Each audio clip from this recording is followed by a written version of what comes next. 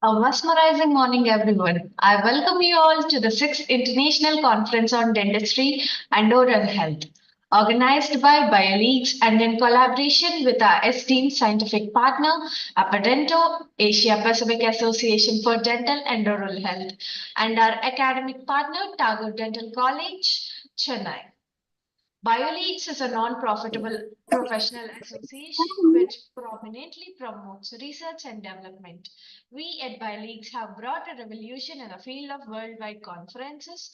BioLeague conferences bring together the professional wizards and the leaders who have explored all the avenues to reinforce the field of life sciences and medicine technology. BioLeague conducts events worldwide which helps in enhancing the skill set of people from diverse industries and also form a common platform for eminent personalities, physicians, researchers, doctors, and academicians, professionals, business figures, and much more. BioLeaks conference encourages better comprehension about improvements and progressions over the world through worldwide conferences with the speed of science and technology. We work with our motto of creating a better tomorrow by organizing conferences and creating a network which helps grow a better tomorrow with the help of advanced technology and achieve. May I request all the participants kindly stay on mute.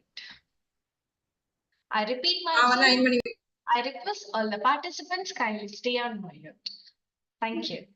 Maintaining good oral health is a crucial as it can reflect our overall well-being. The mouth often serves as an early indicator of various health conditions, making oral hygiene a key aspect of overall health care. Recognizing the significance, BioLeaks is hosting the 6th International Conference on Dentistry and Oral Health on 14th and 15th March 2024 in a virtual platform. The conference theme, Exploring Global Innovations in Dentistry from Research to Practice, underscores the importance of advancing dental science through collaboration and innovation. This conference aims to unite dental experts, research scholars, emerging scientists, professors, and students worldwide to exchange insight on recent trends, techniques, and research findings in dental science. By fostering dialogue and sharing knowledge, the event seeks to drive progress in the field and improve oral health outcomes for individuals globally. I would like to welcome our honorable dignitaries, Organizing Secretary Dr. Flavio Molina, implantologist at Blackrock Dental Central D Care Protondist and Rotato Dental Implant Center, Clinical Supervisor DDUH Trinity College, Dublin, Ireland. Mr. Rudrabanu Satpathy, founder and CEO, BioLeaks India. And our eminent keynote speakers, Dr. Padmanabh MDS, Professor, Department of Conservative Dentistry and Endodontics, Subharti Dental College and Hospital, Meerut, Uttar Pradesh, India. Dr. K. Meena Anand, Professor, Department of Periodontology, Faculty of Dentistry, Coordinator, Master of Science, Dentistry Research Mode, Manipal University College, Malaysia, MUCM, Malaysia. Dr. Eduardo Alvarez Dinesi, Scientific Director, Eduardo Dinesi Institute, Dentistry, Post-Graduation School in Bauru, Brazil. Dr. Mahalakshmi, Associate Professor, Department of Orthodontics and Dentofacial Orthopedics, Tagore Dental College, Chennai, India. And coming to our session chairs, Dr. Enal Bambri, Professor and Head Orthodontics and Dentofacial Orthopedics, Surendra Dental College and Research Institute, Sri Ganganagar, India.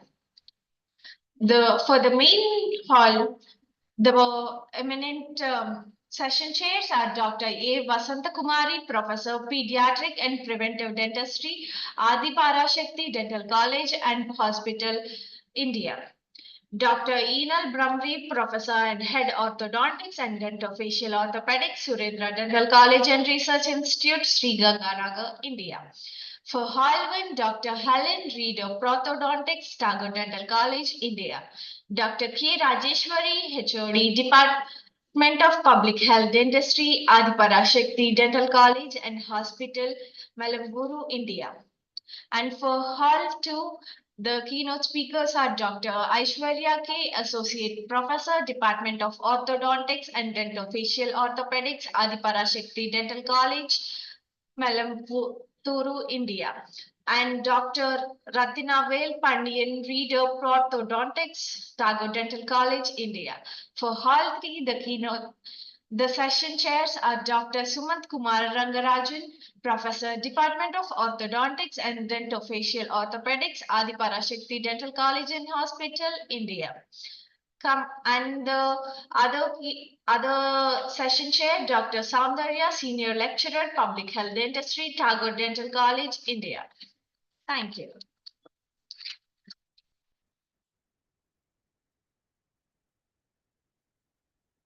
Now I thank everyone for joining us today and imparting their expertise with us. I would also take this opportunity to welcome all the presenters from across the globe who have spared their valuable time in enlightening us with the latest research studies. I would also like to welcome all the attendees in joining us today. Once again, welcome you all to the 6th International Conference on Dentistry and Oral Health. Now, I call upon Mr. Rudrabanu Satpathy, founder and CEO, Technorate Group and Apedento, India, to give the inaugural message. Sir, over to you. Thank you, sir. Thank you, Roshni, for this wonderful introduction. A very good morning, one and all. Hope this bright morning will be a opportunity for all of us to collaborate, learn, network, and create new opportunities. Esteemed dignitaries, revered speakers, delegates from nook and corner of the world, faculties, professors, and students from Tagore Dental College, all our eminent speakers once again, all our session chairs, core committee, organizing committee, entire team of Asia Pacific Association for Dental and Oral Health, APADENTO, and the team of colleagues. I greet everyone a wonderful morning here, and I wish my very all the best for this wonderful event we have planned. Every year, Asia Pacific Association for Dental Oral Health organizes International Conference on Dental and Oral Health, which is a multidisciplinary dental conference that's organized all across the globe. We have left our footprints in different developed and developing countries like Malaysia, Singapore, Indonesia, and this conference was a virtual meeting. But the next conference of ICDOH is announced to be organized at Istanbul, Turkey, which is a very important destination in terms of scientific exploration, Eurasia collaboration, as well as in terms of opportunity of education, learning, networking, as well as tourism as well. So we are creating this type of platform. We are committed towards enhancements of capacity of the institutions and universities of India as well as of Asia. We are keen in providing a platform that promulgates research. We are prominent in the field towards scientific publications, academic supports, research assistance particularly. We are keen towards collaborating research opportunity by organizing this type of meetings, educational programs, and continuous dental educational programs. We have worked closely with renowned organizations like Indian Dental Association, IDA also. In 2018, we organized IDA's, one of the largest conference in Chennai in collaboration with Apadento.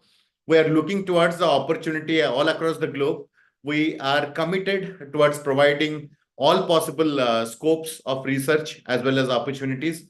We are also responsible towards enhancement of dental colleges all across the globe, exclusively in India and Asia, where global relationship, faculty exchange programs, institutional chapters, and collaborations initiatives could be increased and developed. It's high time for all of us to work together. I urge the faculty community of dental sciences to step forward, use our platform, be a part of Apadento, and dissipate their knowledge by providing opportunities. We are also committed towards enhancements of our dental students, undergraduates, and postgraduates through our programs that would help towards initiating scholarship and award programs as well. And very soon, we are expanding our connections and network across the globe, and we will be a bridge to connect industries of dental sciences that would be diverted towards healthcare development as well as educational development by establishment of these all dental organizations, NGOs, industries particularly, to establish their center of excellences in universities. We are also mobilizing our activities where scopes and research opportunities towards academic grants as well fundings could be initiated, and this thing could be utilized for the development and providing a proper research opportunity to our dental students also. Together we'll bring a smile in among the citizens of our country as well as all the residents of this world. I wish everyone very all the best towards this wonderful conference. I express my hearty gratitude to the organizing committee once again. I express my gratitude to all the speakers, and I express my hearty thanks to Tagore Dental College. I have personally a very good connection with the management of the institution because we have previously worked for the development of other institutions and colleges of Tagore Group. And we will be keen, and we'll be having a promise, a oath of working together towards mutual development. I wish everyone very all the best, and hopefully these 2 days of the conference will be providing us opportunities of extensive learning, networking, and connections as well as opportunities for collaborations. Thank you, everyone. Thank you, sir. Thank you so much for your welcome speech. And I would like to welcome our keynote speakers of today, Dr. Padmanath Jha, NDS, Professor, Department of Conservative Dentistry and Endodontics, Subhadri Dental College and Hospital, Meerut, Uttar Pradesh, India. Sir, over to you, please.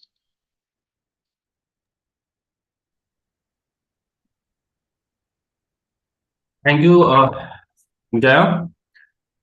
And can I share my screen? Yes, sir, please.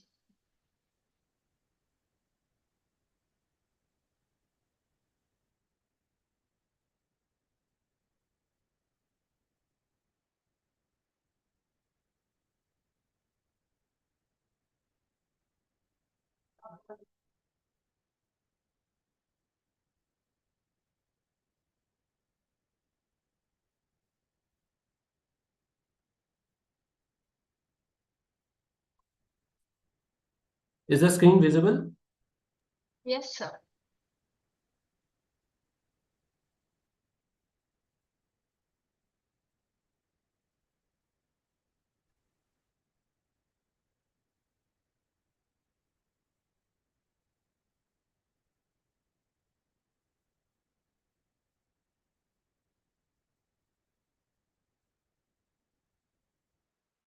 Okay.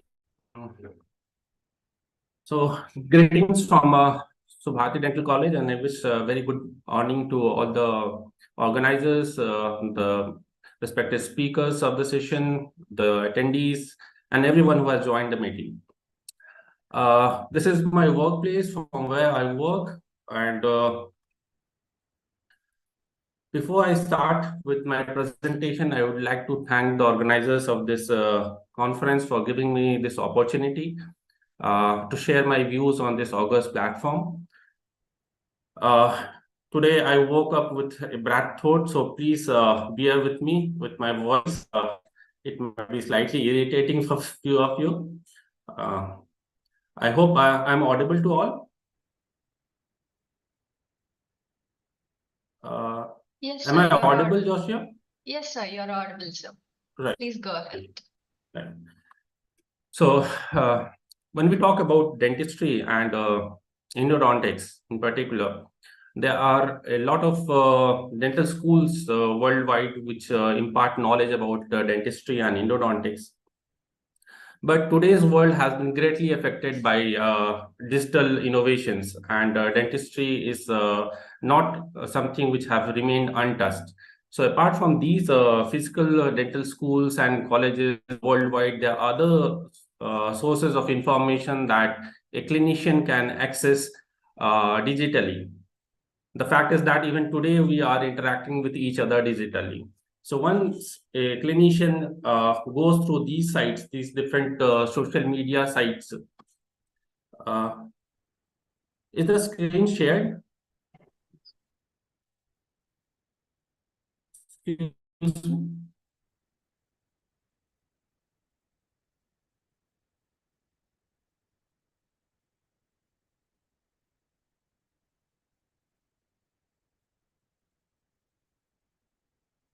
Am I audible, please? Yes, sir, you're pretty audible. Please go ahead, sir. Is the screen visible? Yes, sir, it's visible. Right. Okay, thank you. So once a clinician visits these sources of information from the internet sites and the different social media platforms such as Facebook groups, WhatsApp groups, and try to gain information about endodontic access, they are bombarded with a lot of terms like traditional access, conservative access, ninja access, trust access, and so on. And the result is that the clinician sometimes gets confused as to which is the best endodontic cavity design, or which cavity design should the clinician follow to get the optimal results of endodontic treatment. Now, during my presentation today on the topic current trends in endodontic access cavity preparation, I will try to address this question. Now, since access cavity is the first step of endodontic treatment, and there is a old saying that well begun is half done. So the key to endodontic success is a good access cavity preparation. Before we go into the intricacies of different cavity designs, let's just brush up the basics. So by definition, the access cavity is the opening prepared in a tooth to gain entrance to the root canal system for the purpose of cleaning, shaping, and obturating. And each and every endodontic access should obtain certain objectives, which includes removal of all the carious tooth structure, at the same time conserve as much of the sound tooth structure as possible, to completely unroof the pulp chamber, and to remove all coronal pulp tissue, whether it is vital or necrotic. Locate all the root canals and to achieve a straight line access to the apex of the tooth or to the point of first curvature.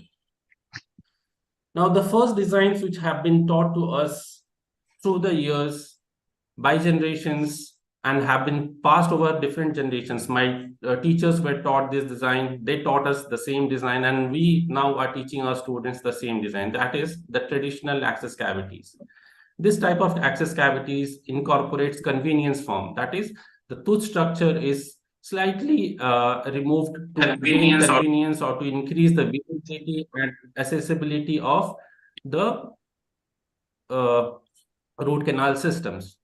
It is based on the principle of extension for prevention. That means we remove sound tooth structure sometimes to gain proper access, and that prevents endodontic mishaps like transportation, ledge formation, instrument separation.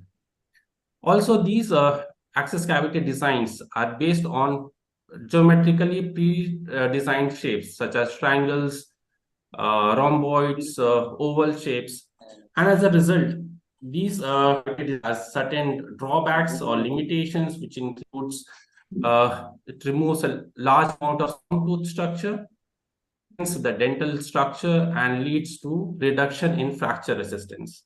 Now, this has been substantiated by different studies, which have concluded that there is a significant reduction in the fracture resistance which occurs after access cavity preparation. And this effect is mainly attributed to the substance loss, mainly due to caries, and also to part because of the removal of sound tooth structure to gain straight line access to different root canals. Also, while preparing the root canals, the geometry of the root canal changes, which further contributes to this effect. Now, when these stresses, the distribution of stresses of these endodontically treated teeth was observed, studied, it was found that the maximum amount of stresses were concentrated in the cervical third of the teeth, whether it is anterior teeth or a posterior teeth. The stress concentration was found to be highest in the cervical third. And the dentine which is present in this part of the tooth is known as the pericervical dentine, which extends around 4 mm above and 4 mm below the level of the alveolar. This pericervical dentine is responsible for the transmission of occlusal forces to the root. Day1 main hall இது இருக்க maybe ஒவ்வொரு இடத்துல ஒவ்வொரு மாதிரி The participants to kindly mute themselves. Can the organizers mute the other participants?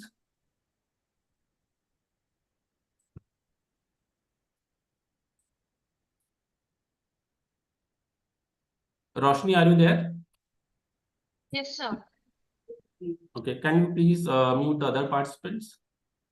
Yeah, sure, sir. Thank you so much. Now, this the way to conserve this pericervical dentine is to preserve a part of the ceiling of the pulp chamber. So instead of removing the entire roof of the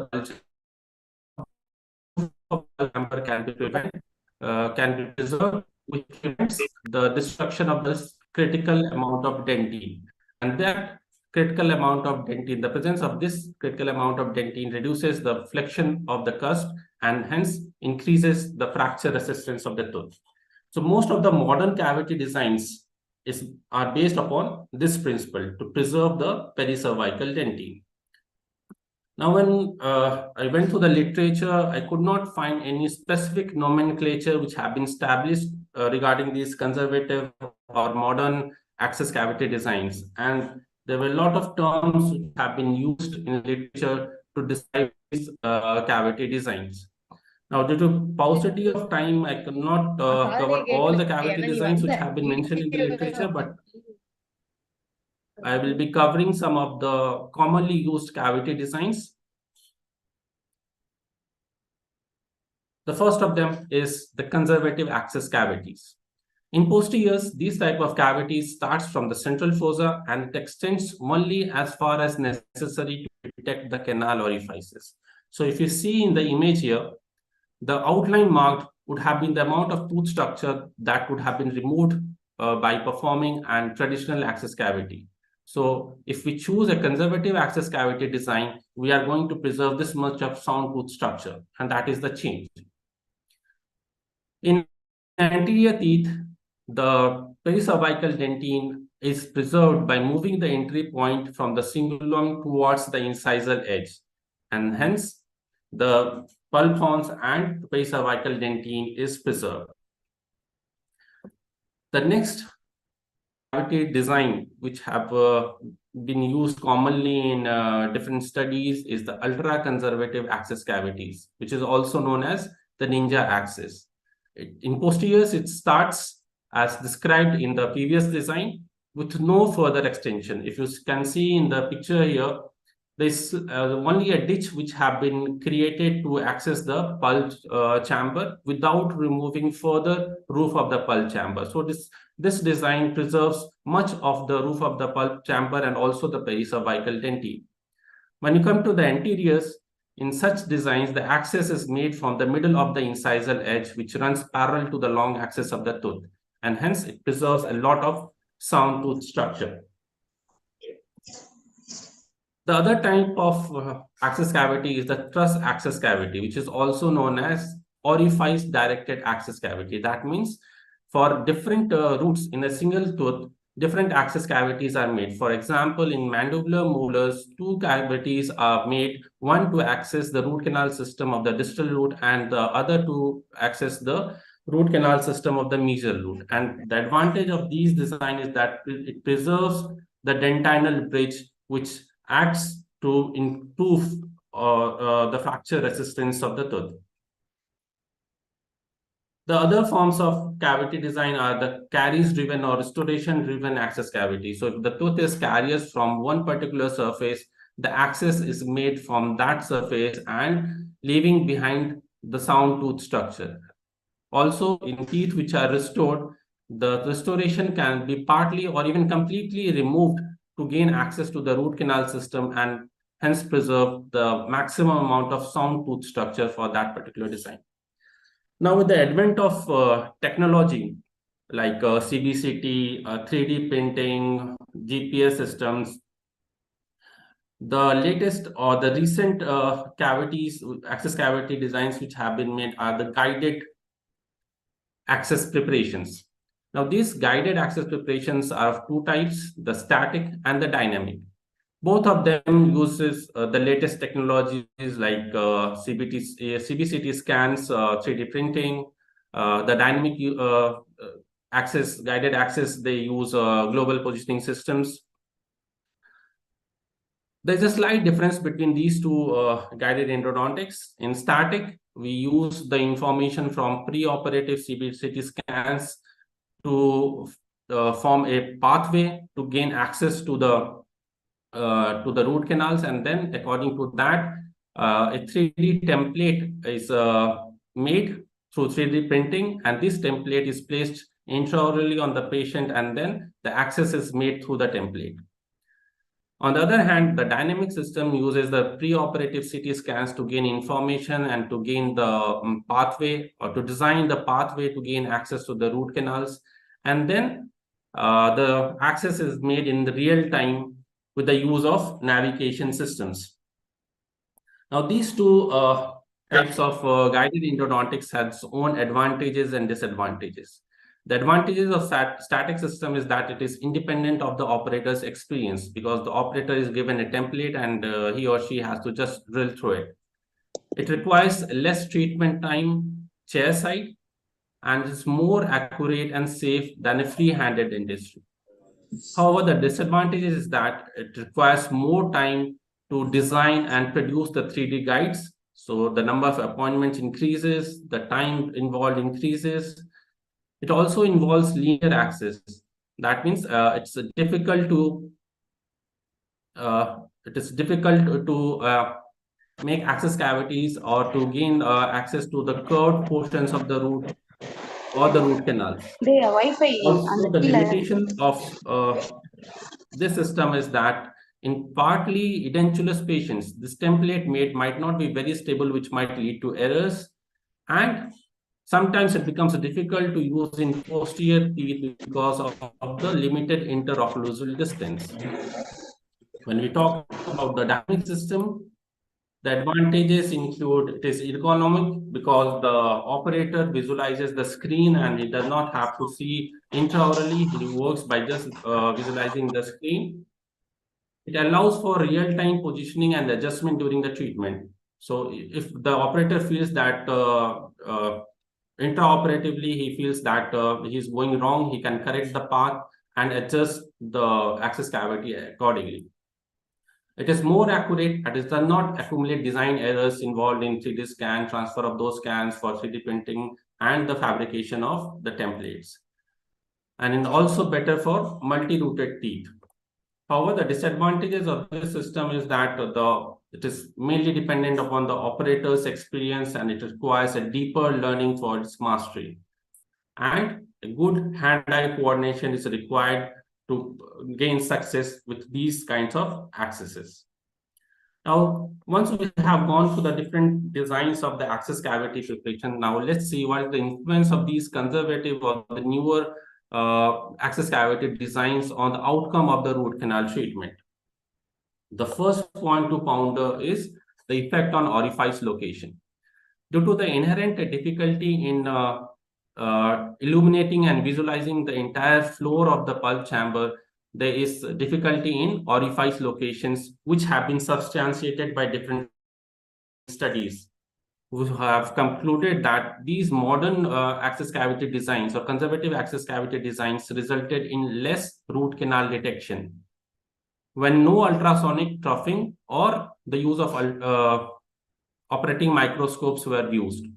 However, when the conservative access cavity preparations were done under good magnification and with the use of ultrasonic tips, the success rate of root canal detection was similar to that of traditional endodontic access. The next point is the effect of chemomechanical preparations.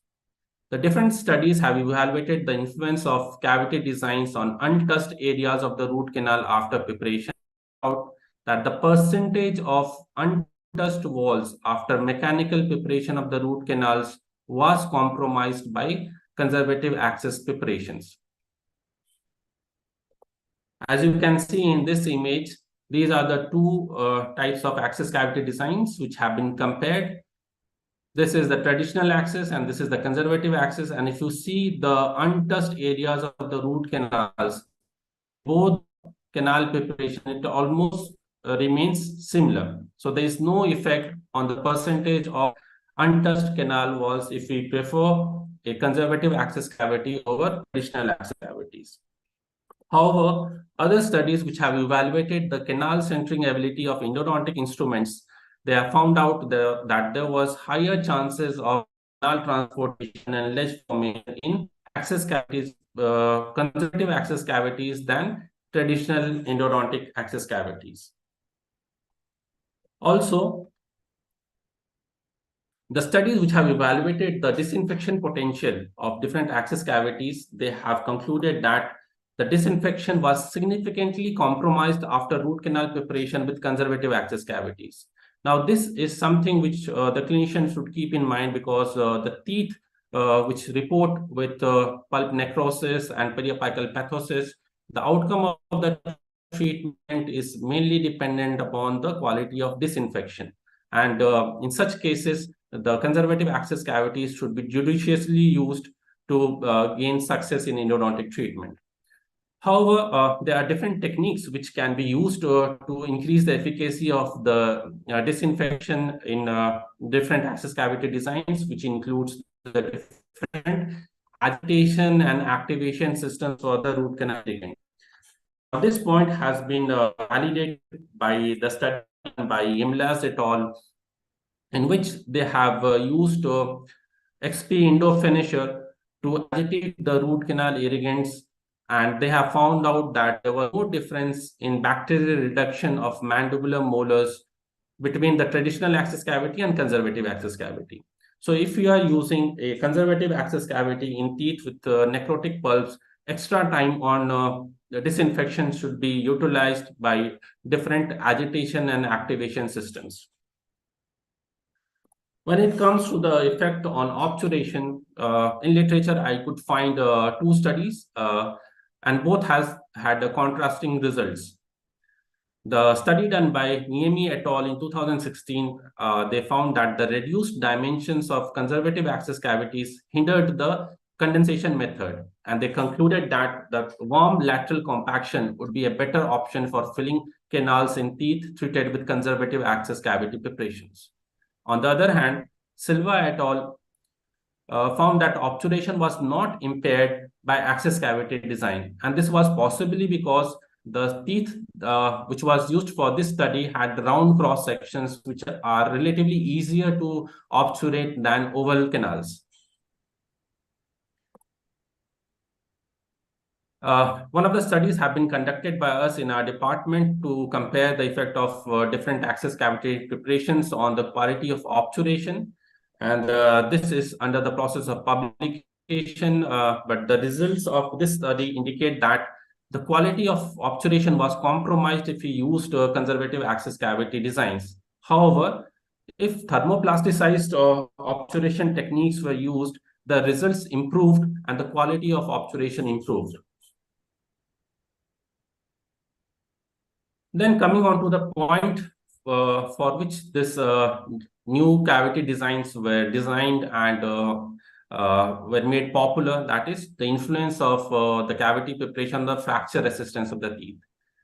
Some studies, they have validated that the resistance of teeth treated with conservative access preparations had greater fracture resistance than traditional access cavities.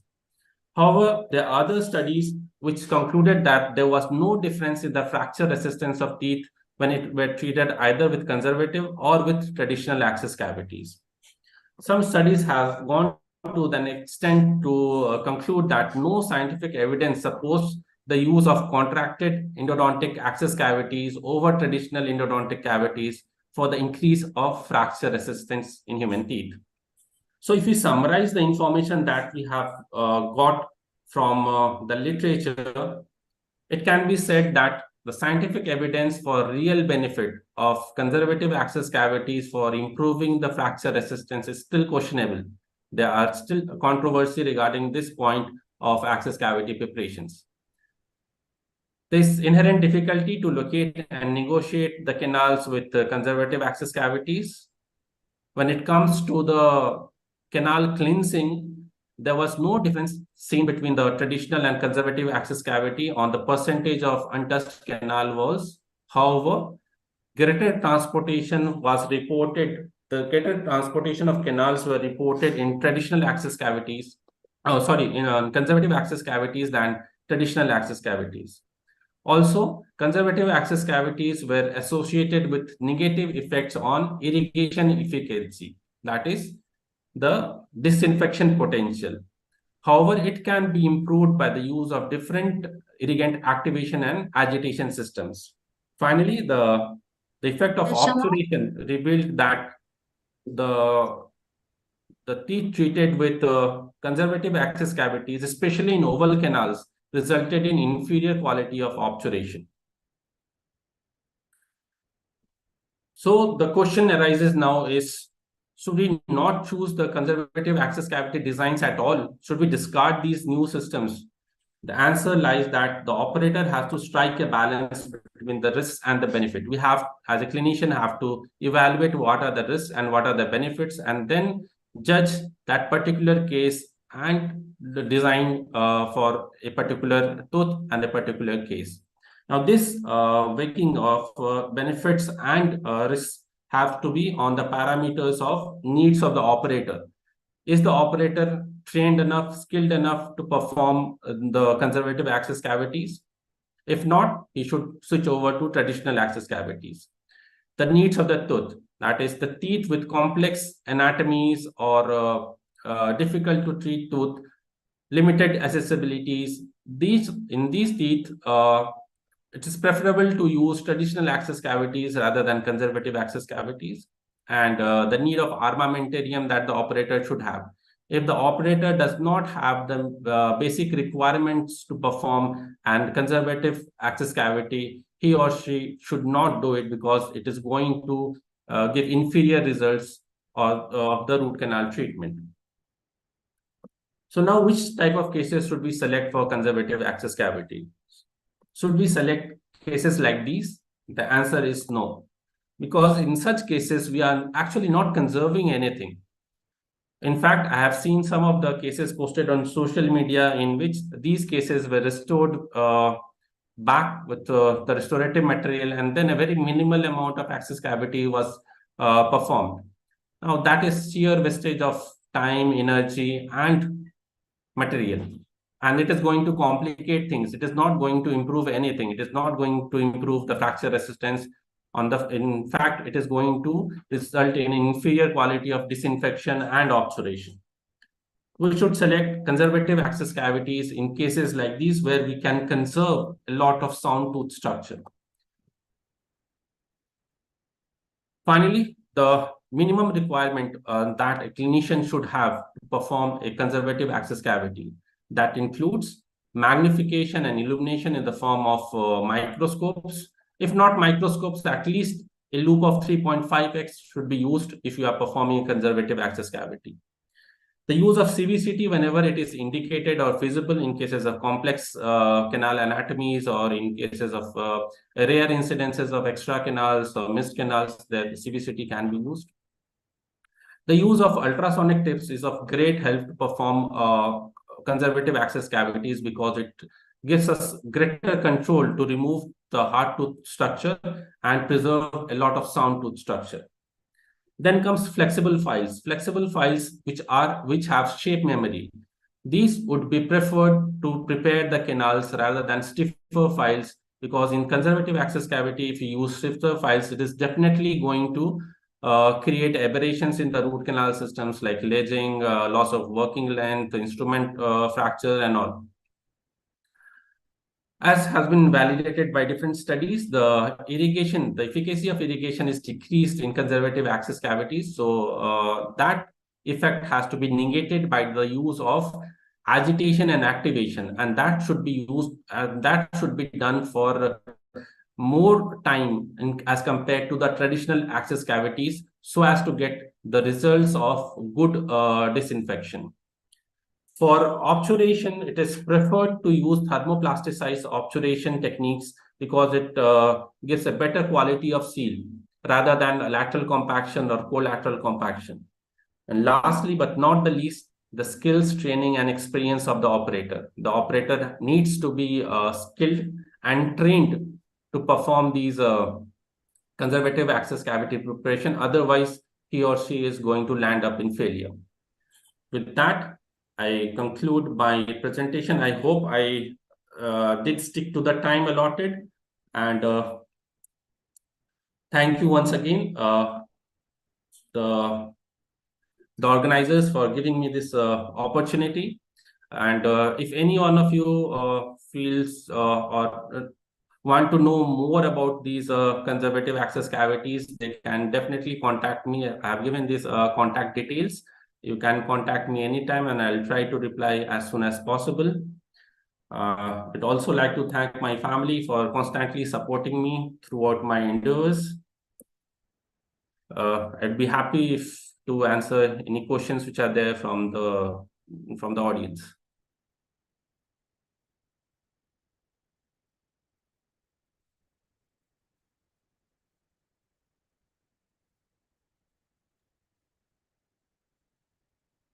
If any of the participant is having any questions, kindly drop your questions in the chat box. So because of the time constraint, we are moving to the next speaker, sir. Like if any questions are there, they will be dropping the questions in the chat box. Is it Right. that okay, sir? Yeah. Thank you so much. Thank you once again, and have a nice day. Thank you, sir. Thank you so much for your informative presentation. So next, I would like to welcome Dr. K. Meena Anand, Professor, Coordinator, Master of Science Dentistry, Research Mode, Manipal University, College, Malaysia, MUCM, Malaysia. Ma'am, over to you. Thank you, Josna. Can I share my screen? Yes, ma'am, please.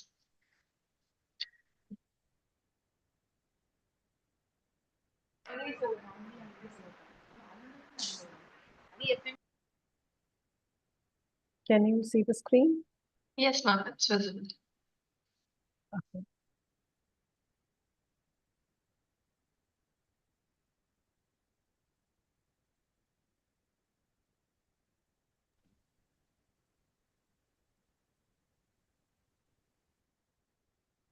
Okay.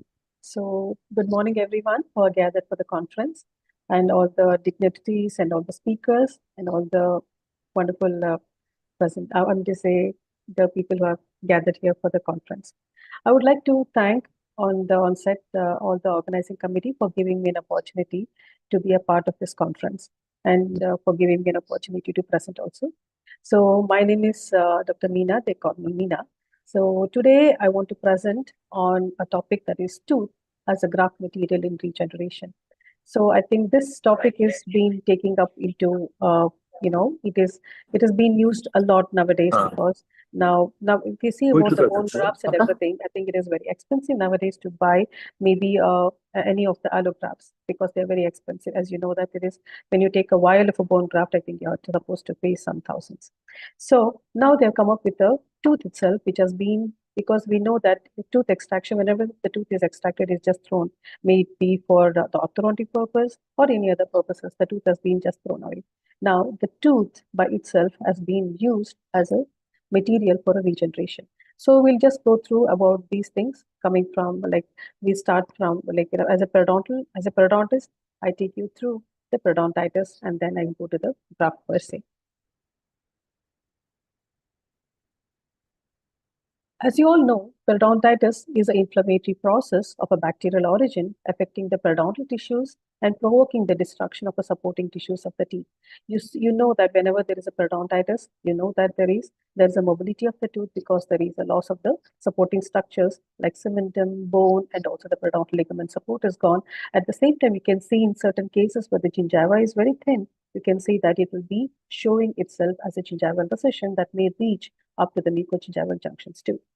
And there will be the patients may come with the foul smell, the food impaction, or also there will be a bleeding on brushing. The patients may come to us.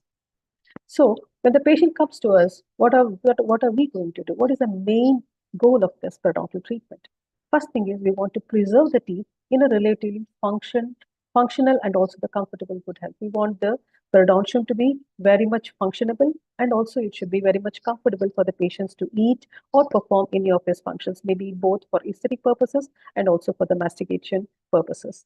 And the second one is maintain the aesthetic expectation of the patient, because whenever there is periodontitis, where we can see that the interdental papilla will be gone and that will be creating with the black triangles. There the aesthetic comes into play, and then we are supposed to do the treatment and make sure that the patient's aesthetic expectations are also met. So we are going to have both the functional and also the aesthetic aspects we are going to touch upon. The periodontal therapeutic strategy is planned in various phases. The first phase, what we see is etiotropic phase, that itself says that etiotropic, that is, you're going to deal with the etiology. So whatever the etiology that is causing the periodontitis, we are going to control those things and we are going to halt the progression of the disease. Because if at all these etiologic aspects are present, for example, like a plaque, food impaction, all those things, if at all is there, so what happens is the disease progression keeps on going ahead. So what we are going to do is we remove the etiologic process and we are going to halt the progression of the disease, so that from that place on, it is not going to go any more further. So the tissue destruction is being halted or it is being stopped there. After all this etiologic factors has been removed, then later we are going to see what corrective actions can be taken by doing any of the surgical procedures. So either you're going to treat the periodontal pocket, or a bone loss that is being occurred because of the disease process. You're going to see into the bone loss aspects and also the mucogingival problems. As I told you, there may be the gingival recession may extend up to the mucogingival junction, creating the mucogingival problems. So those problems also you're going to correct, both the periodontal pocket that is caused by the bone loss is there, and the type of a bone loss. We know that the bone loss can be either 1 wall, 2 wall, 3 wall.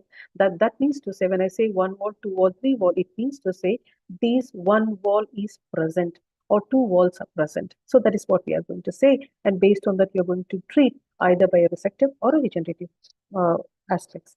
And next also, and the mucogingival problems. Third one is we are going to re-establish a dentogingival relationship. We are going to halt the disease. We are going to correct the problems that is there. At the same time, when you're going to correct it, what happens is we are going to re-establish the dentogingival relationship and make it favorable for the patients to maintain their own oral hygiene, because the patients cannot run to us every time. So what we want to do is we correct the problems and make sure that the patient can do his daily oral hygiene maintenance, so that the disease progression is not going to happen anymore further. As we saw about the osseous defects, there is that is called as a bone loss. What we say, though it can be the osseous defects can be either a suprabony or an infrabony pocket. So suprabony means, what you understand by the suprabony, where the base of the pocket is above the crest of the alveolar bone, that we call it as a suprabony or a supracrestal.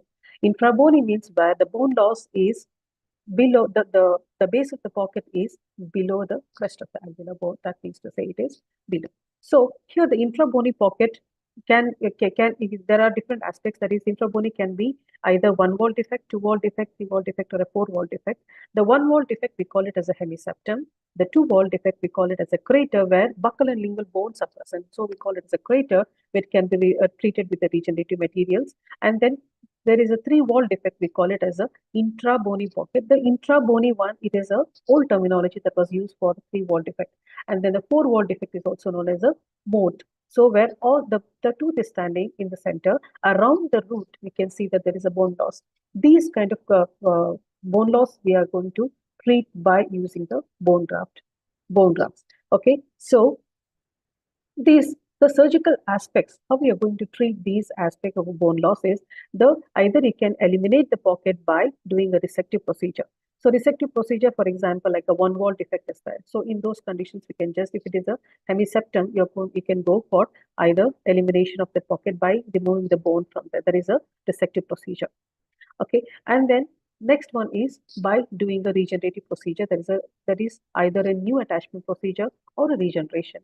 We should know the difference between a new attachment and a regeneration, where new attachment means there is a formation of a new cementum, and also the new periodontal connective tissue fibers are formed, and they're going to join together to form the healing aspect. In case of a regeneration, where all the components like the cementum, bone, and also periodontal ligament are formed, and that is causing a regeneration, where we are going to get back the lost periodontal supports by using a certain reagents. That is a guided tissue reagent. That is what it happens is this works by the cell exclusion criteria, where it doesn't allow for the epithelial tissues or connective tissue or bone tissues to come there. That allows only the periodontal ligament tissues over there to form the all the structures will be formed. Next, by using a bone grafts, and also the bone substitutes, and also the root biomodification can be done, and also some of the other aspects that have been used or the growth factors that can be used to enhance the regeneration there. So as you can see in this diagram, there are various different types of bone is being used, or a synthetic bone is being used, a composite bones are there, growth factors that has been used, and also the bone substitutes that with the infused with the live osteogenic cells like a biosyn old bone, or also by using the dental bone. So allografts and autografts, all these things can be taken from the autografts can be taken from the patient by himself, and because we cannot get more amount of a bone graft, and there is a second site where there's a morbidity is there, so we are going to use the alloplast, which is very much available, and also the xenografts. So as we all know, autografts, we transport the bone graft from one area of the donor site to the other area, but this is having a very high osteoregenerative properties because the graft material itself has the ability to form the bone. And disadvantage is because of the limited availability, and also the donor site morbidity is there, and also sometimes there will be resorption rate will be very high in certain areas. Alternate grafts like allograft, xenografts, and also the alloplastic bone grafts has been introduced to overcome this limitation. However, there are other problems also, or disadvantages also are attached with these alternative grafts, but at the same time they're very pricey. So to overcome the shortcomings of this bone graft material, the tooth, that is the extracted tooth, has come into the existence, which helps us to overcome these problems. Why are we considering this tooth as a bone graft material? Because we know that teeth and the bone, they share the similarities. Many similarities are there between the teeth and the bone. Like, for example, the teeth, cartilage, nerve, and maxillofacial bones are embryologically originated in a neural crest. This we all know because we have studied everything in embryology, or when we are studying about the dental materials, or a DADH, when we are dental anatomy, when we read, we saw about all these things. That is, they share the same identical origin. That means to say most of the components that is there also will be almost similar. The tooth minerals consist of 5 biological calcium phosphates, that is there, hydroxyapatite, tricalcium phosphate, octocalcium phosphate, amorphous calcium phosphate, and also the dicalcium phosphate anhydride. And we know that the calcium phosphates are capable of remodeling the existing bone when they are grafted. When you know this one, calcium phosphates are having this capability, and then our tooth also has so many calcium phosphates in it, definitely when we place it, we are going to get some amount of a regeneration, or it can be used as a bone graft material, because either it can be helpful in having a osteoinduction and also the osteoconduction. So what do you mean by osteoinduction? Osteoinduction means whenever we place a bone graft material, what happens is it induces it says to the adjacent cells that is there in the bone, they says that, come on, bring in some of the osteoblast, and we lay down the bone. So in this way, this is bringing about the osteoinduction. Osteoconduction is, it doesn't have any of the property of telling the adjacent cells to bring in or come up with the osteoblast. Here, they're going to stay there as a scaffold, and then it allows the cells and the blood vessels to pass over them or to go into these areas, and then later it will be dissolved and being replaced by the natural bone. This is called as the osteoconduction. So this this tooth has the property of these two, or these properties are also there for these tooth whenever that is being used as a bone graft. We see about the tooth of each layer, what we have enamel, it has 96% inorganic substances and also the 4% water. And in dentine has 65% inorganic substance, 35% organic substance and water. And also they have a growth factors like insulin, like growth factor 2, transforming growth factor beta, and also the bone morphogenic proteins. And cementum, it is having 45-50% of the inorganic substances, 50 to 55% organic substance, and also water.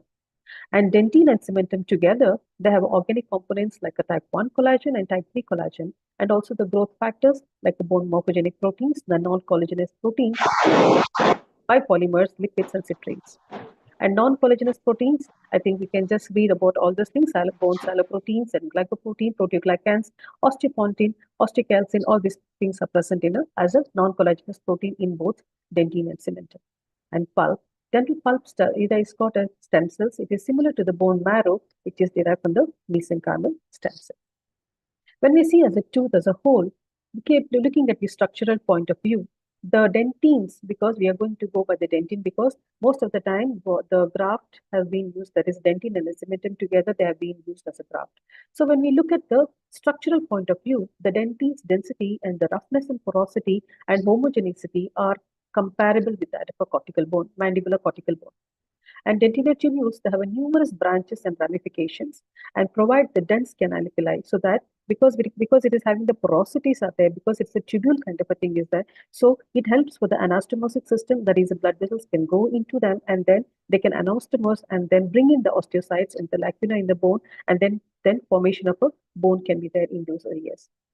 And dentine is having a strong and elastic mineralized tissue. So it is having the elastic modulus of 18 GPa, which is closer to the cortical bone, like the mandibular cortical bone.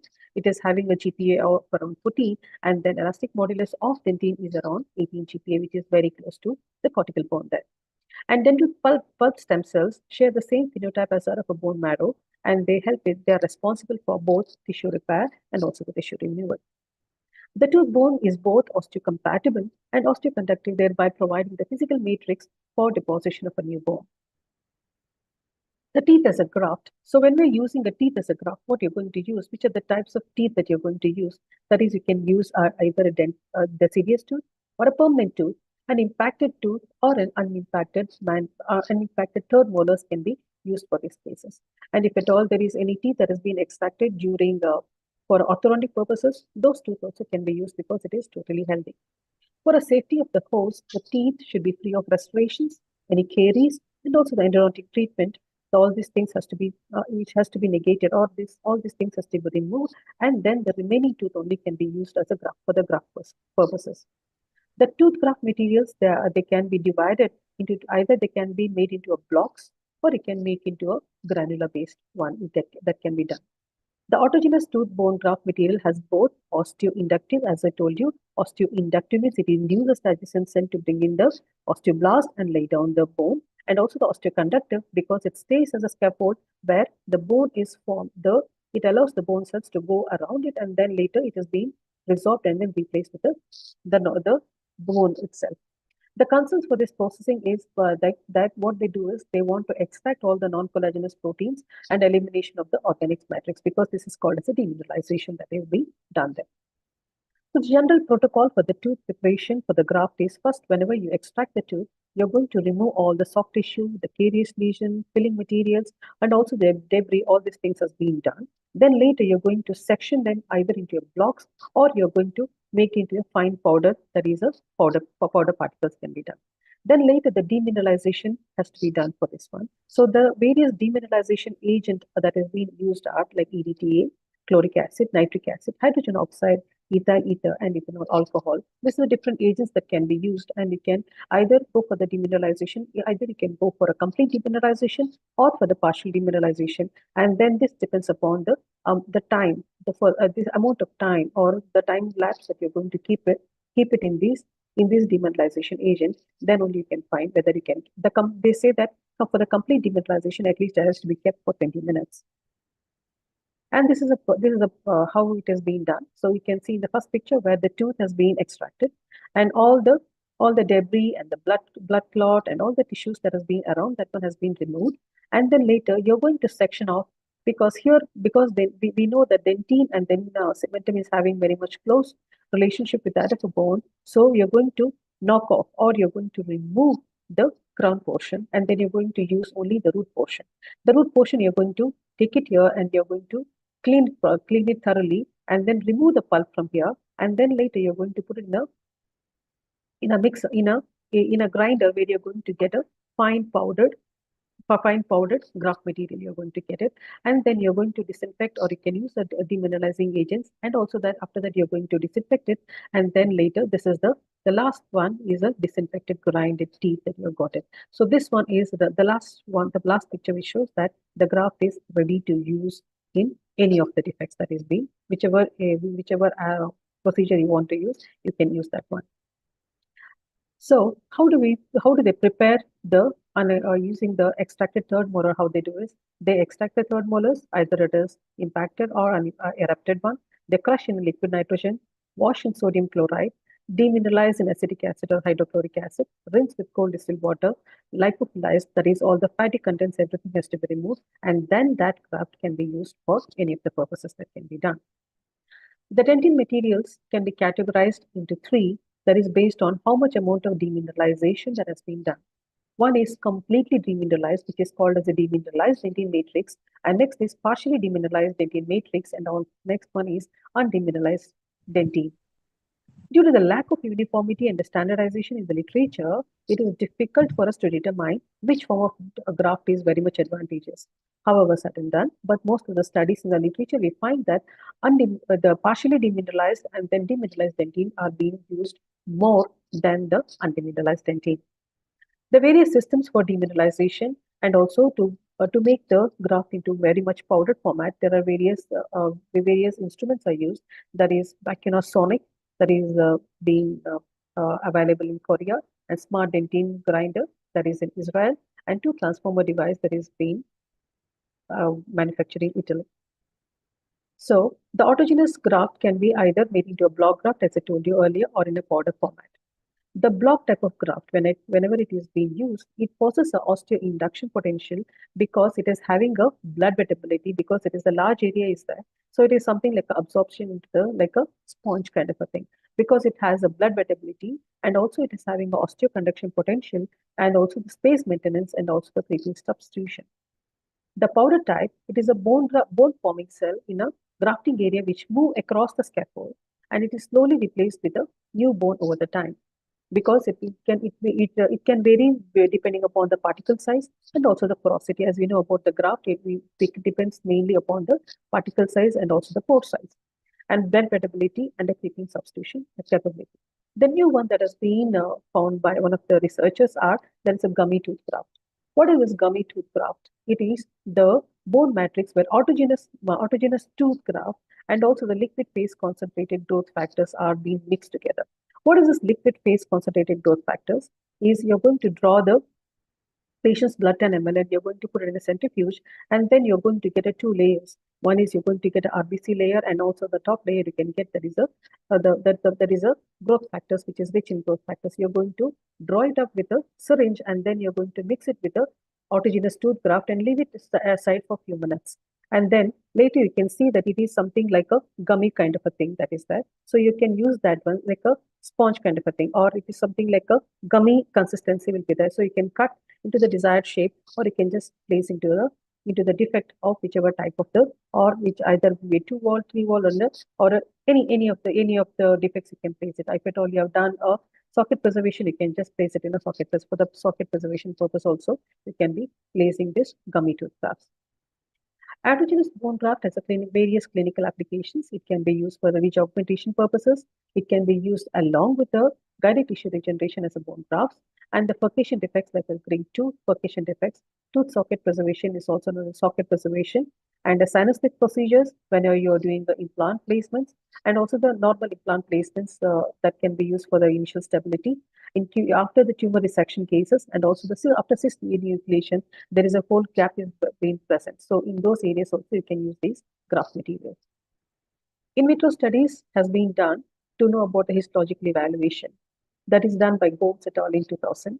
So he said that it has a chemotactic property of for the osteoprogenitor cells and also the osteoblast, and it helps in the acceleration of bone repair process in the bone defects. And the slices of these autogenous graft induce a direct bone formation, and also it is being incorporated by the new bone whenever there is a remodeling that is happening. The osteogenesis was influenced by the sizes because they have found that the sizes vary from one author to the other. It varies from 70 micrometer to 500 micrometer.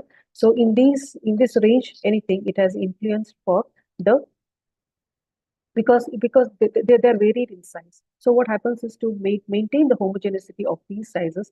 So what has been done is beta tricalcium phosphate was added so that you get a uniformity, and then the healing also, whatever we see, is being a good one. Jong et al. In 2009, they suggested that autogenous tooth bone graft is an excellent alternative to autogenous bone graft. It consists of a low crystalline hydroxyapatite and other calcium phosphate minerals, so which are components like those for a human bone. Miyati Oi et al. In 2011, they found that early healing in the bone formation was seen in the extraction socket when these things were being used. The result indicated that the osteoinductive healing may be come forth from the growth factors or a dentine that is there in the pulp. Roos S.Y. et al. In 1996, they said that application of this graft on the implant site, it helps in the osseointegration, and also the bone remodeling capacity was increased.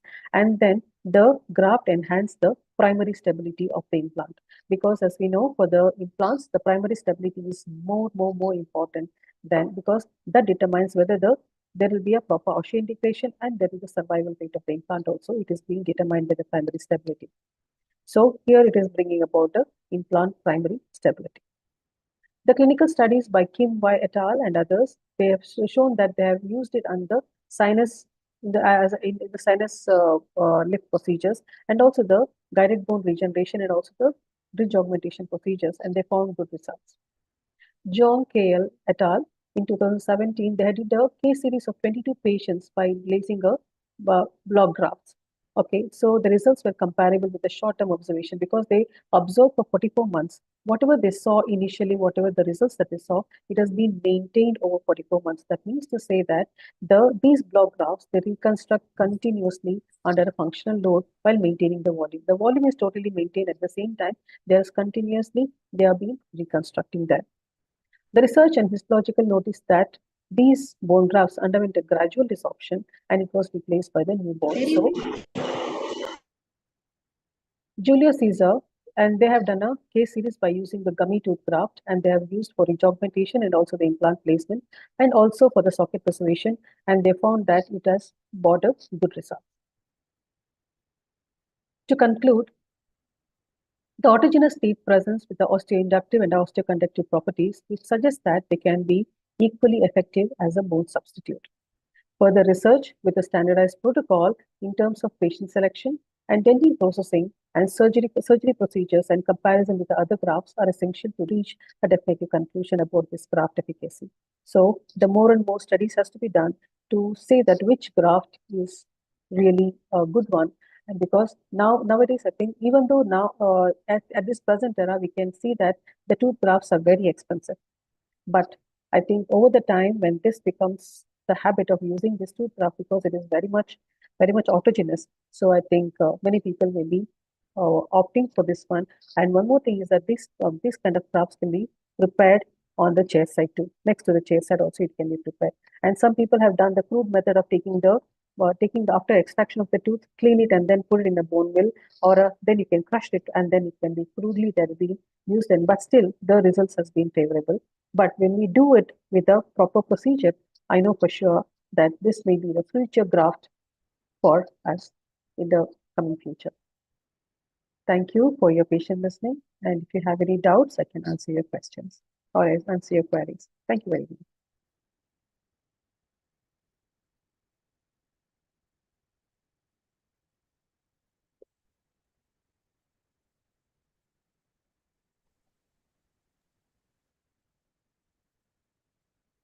If any of the participant is having any queries regarding the presentation, they could kindly drop the queries in the chat box.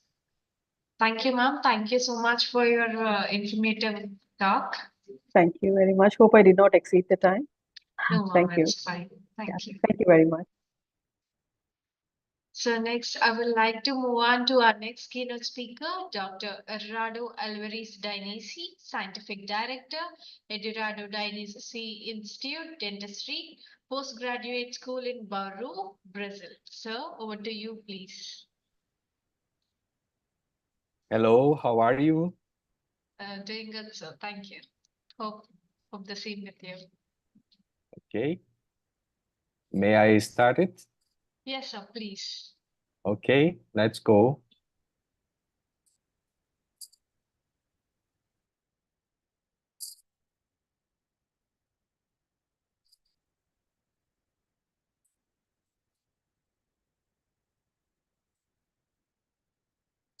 Okay, everybody, are you listening? Yes, sir, you're audible. Please Yes? go ahead. Okay, thank you. Hello. I would like to thank the entire organization committee of this great event for the invitation. Okay, I received it with great joy, and it's an honor to be here today. Thank you very much. Thank you for the invitation. Today, you will know a protocol I have been used for many years, practically since 1993, when I started working with self-ligating practice. And year by year, because the technological evolution, we improve it so that it becomes better and better. Okay?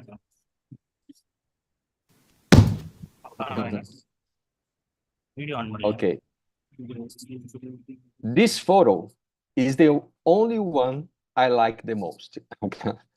I include it in my lectures whenever I can, and because it's the only one I like it. And I show here a summary of my qualifications and my professional activities.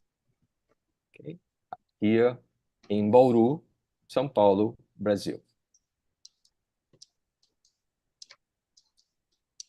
Yeah.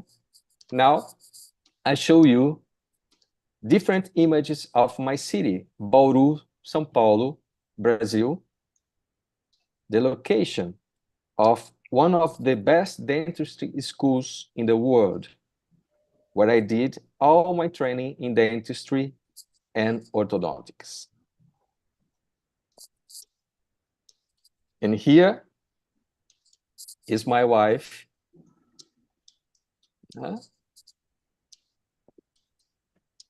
And next to me here, who is also a postgraduate professor in orthodontics. And here, some of my patients always showing a beautiful smile. Okay? Now you see images of my institute with the presence of some students who did her postgraduate studies with us. Some images of my participation as a speaker at different conferences. Okay? A little introducing of myself. And now I want to pay tribute to the great exponents of global orthodontics, and that I have the opportunity and happiness to receive his teachings. We see Dr. Ravindrananda, Dr. Robert Vanasdal, Dr. Will Jansen, and Dr. Will Andrews. Okay? Very nice, very good. And now, several friends from different parts of the world that orthodontics allowed me to meet.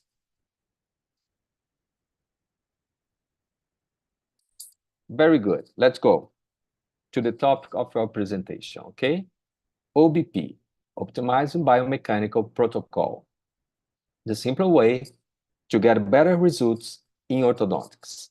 Clinical tips, essential clinical tips. ते दिसतं त्याचं काहीतरी असतंय हा Biotechnological evolution. बघा Let's go. Technological evolution in different areas improves quality of life, of course, and constant evolution is a basic need for every human being, isn't it? Speaking of evolution, we will briefly present the evolution of orthodontic brackets. In the past,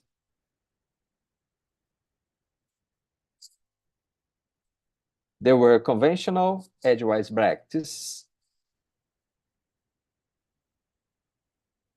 like this, conventional edgewise brackets. Terrible, awful, of course. Nowadays,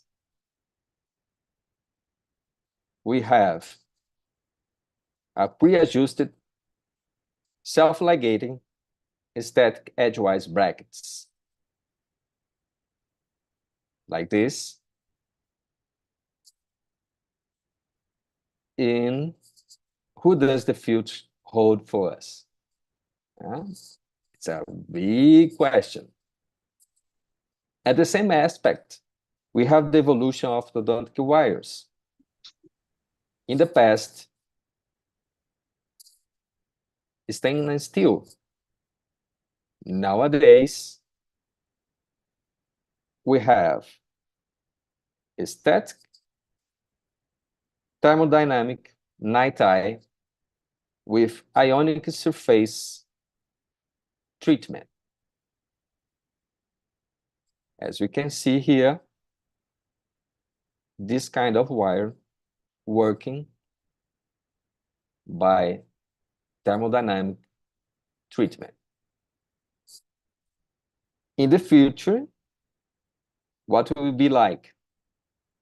We don't know. A big question again.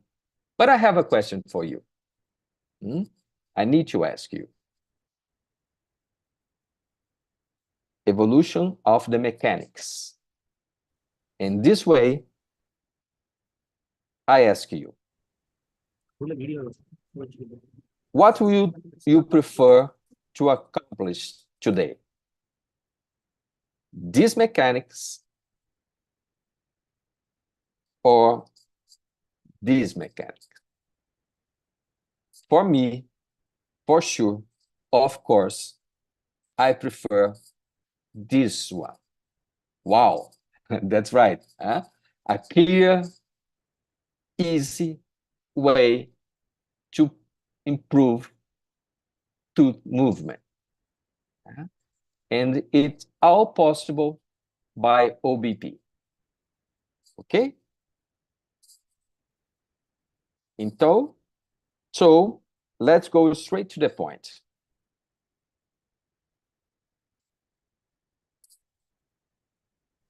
OBP, it's a modern clinical approach based on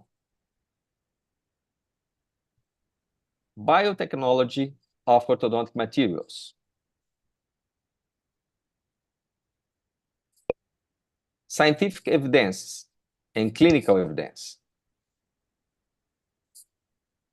The purposes of OBP are reduction in orthodontic biological cost. Is very important to observe this point.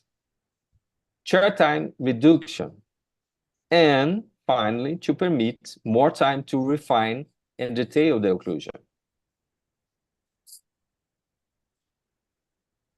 Philosophical basis of OBP are 3 philosophical bases. We have self-ligating brackets, thermodynamic wires with ionic sulfate treatment, and strategically place the crampable stops. As you can see in this image, 3 different positions of the stops. Has a principle, has a philosophy basis to put the stops over these points. Okay? Let's go. Talk about the stops in orthodontics. Yeah. What do you have to talk? It is worth highlighting two use of stops.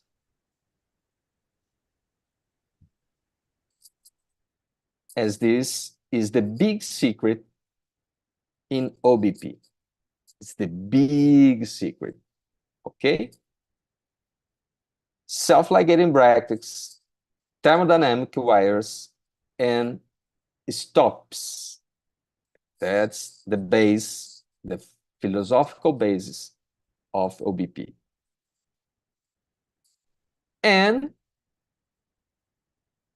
working with OBP, optimizing biomechanical protocol, the more crowding there is in the occlusion, the better efficiency of the OBP.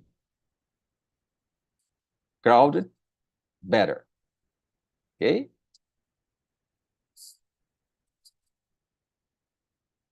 To know the principles, light force system, low friction system, and tooth movement optimization.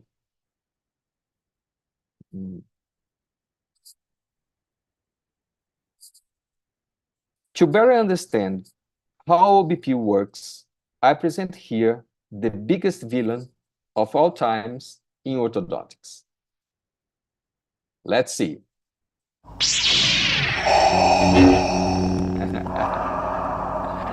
The biggest villain is friction. Okay, guys? Friction. Friction is the biggest villain we have in orthodontics.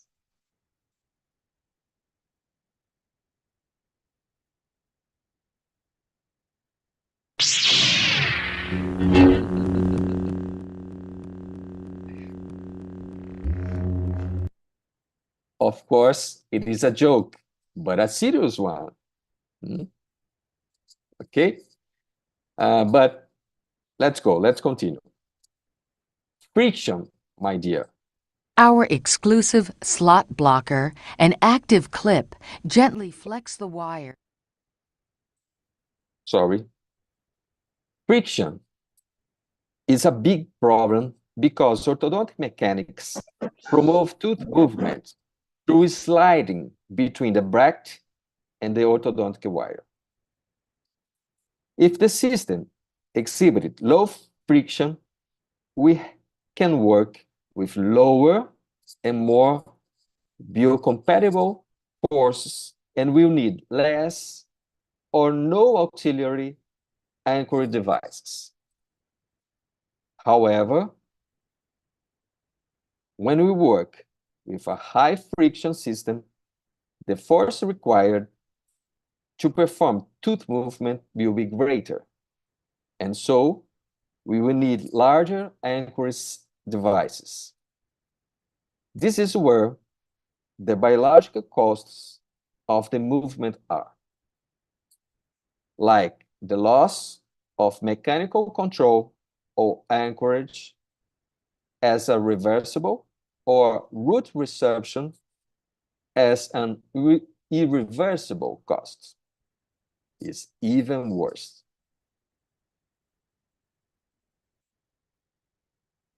I want to show you this case so that you know what OBP is like in practice.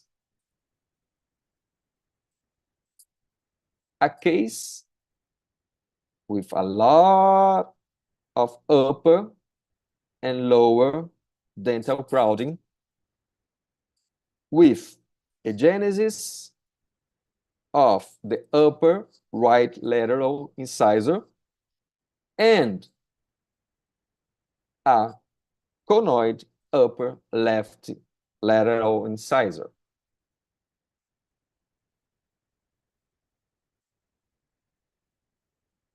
In addition, the X-rays show a presence, we can see here, and especially in here, we can see a presence of a supernumerary teeth in the apical area between the left lower lateral and canine. The lateral ceph shows a good sagittal basal and dental relationship.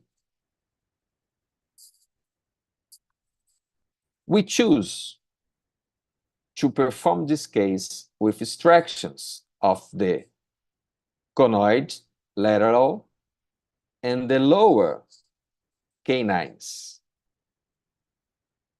We have already started the first session with the arches and the build-up, as you can see here. Note that the yellow arrows indicate where the stops was on the arch. In session 3, we increase the number of stops seen by the green arrows to improve anchorage on the anterior teeth and allow better distal sliding of the wire. Okay? In session 5, we carry out the evolution of the orthodontic wire, maintaining the position of the stops. In session 7, we switch the stainless steel wires to finalize the case, and I don't know if you notice, but in this case, we conduct with conventional brackets, edgewise brackets. We did not use self-ligating brackets, precisely to prove that it is possible, even with a conventional system, to perform OBP simply by using metallic and not elastic ligatures, which generate a lot of friction. Okay? Interest case.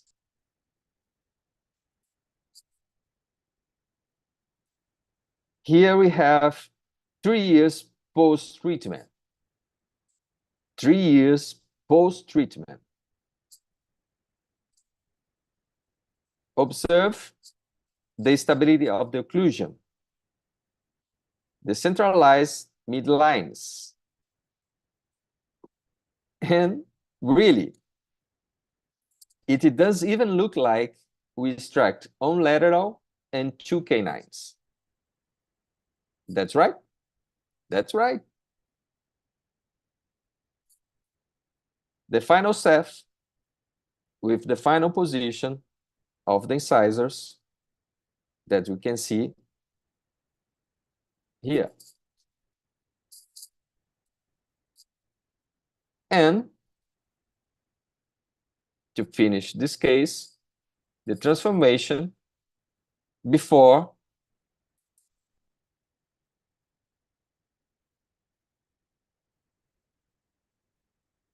and after. Wow, that's right. Wow, wow, wow, wow. So nice. Okay. Now I bring you another case. A young girl with a good profile, as you can see here, a good profile, but with a class 3 malocclusion ready to explode. Just ready to explode. And to express itself. Huh? You can see upper arch, lower arch. Section 1. In session 1, we start with a very light arch, already positioning the stops shown by the blue arrows, like this. stops here and here. Okay? And the green arrows shows the direction of the application of the force generated by the strategic position of the stops. Just by the position of the stops. I must say for you that session occurs in which 2 months, okay? One session each 2 months. Okay. Okay. In section 2, session 2,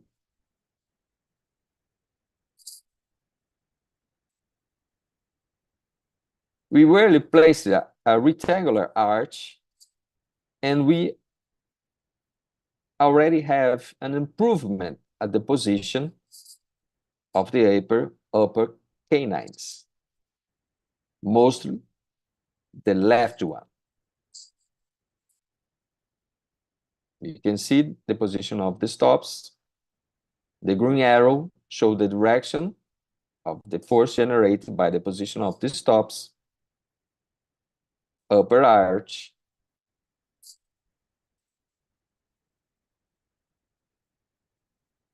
the position and the direction. In session 3, we went 19 by 25, but without brackets on the lower arch yet. 19 by 25 upper arch and lower arch without braces yet. In session 4, we started the lower arch with the placement of several stops. Let's see. Okay. Shown by the blue arrows. Once again, the green arrows show the direction of the force generation by the system.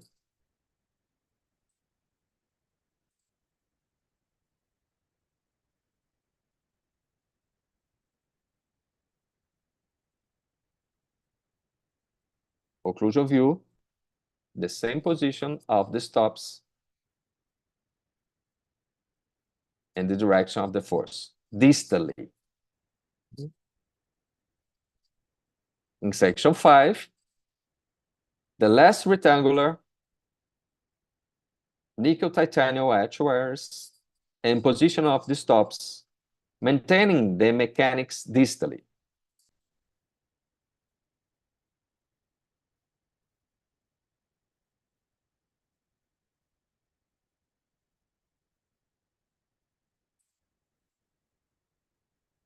(19 by 25), upper and lower. As you can see, you have a build-up. Always, build-up is important. Always. Every and each treatment, I put build-up over the first lower molars. Okay. Blue arrows show the position of the stops, and the green arrow show the direction of the application of the force. Session 8. In session 8, entering the finalization process with the rectangular stainless steel arch wires. 19 by 25 SS upper and 19 by 25 SS lower. Upper arch, lower arch, as we can see.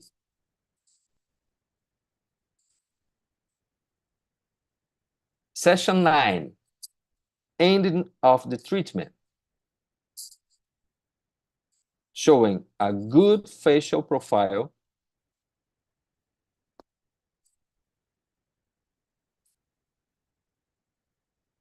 and the final results of the occlusion with the OBP. Upper arch, lower arch, instead retainers, removal, upper, fixed one by one, and fixed in lower arch, 4 by 4. Okay?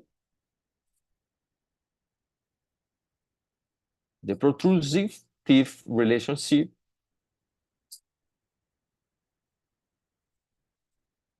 Here we show the laterality function with left working side and right no working side.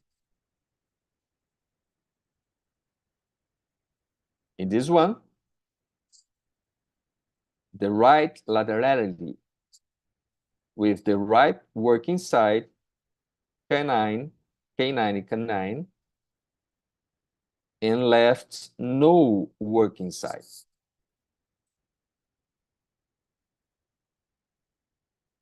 Four years post-treatment, we can see her face, her smile, her profile. Once again, observe the integrity of the incisors, the stability of the excellent occlusion relationship,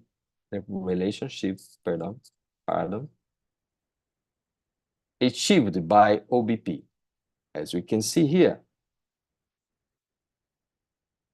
Upper arch, lower arch, X-rays control. Once again, observe the integrity of the incisors, upper and lower, and the preserved sagittal position.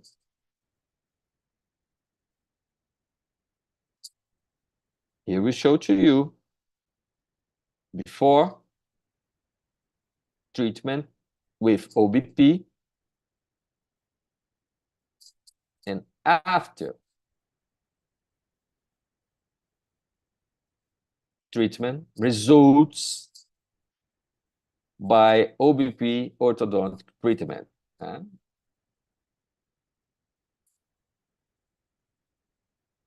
Treated with the OBP philosophy. We can see the difference between before and after, with biological movement, biocompatible movement, and forces application.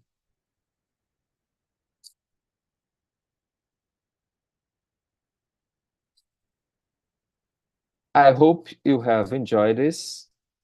Once again, I appreciate you very much for being here with me today. Those are my social media. If you want to talk with me, chat with me, I'll be glad. Thank you very much once again.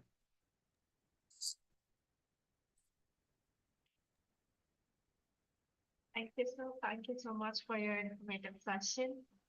The visuals are great, actually. Thank you. It's a pleasure for me. Thank you. Thank you so much. Thank you, sir. So if any of the participants is having any queries regarding the presentation, you could kindly drop your queries in the chat box. Now I would like to move on to our next keynote presentation. I would like to invite Dr. Mahalakshmi, Associate Professor, Department of Orthodontics and Dentofacial Orthopedics, Tagore Dental College, Chennai. Ma'am, over to you, please.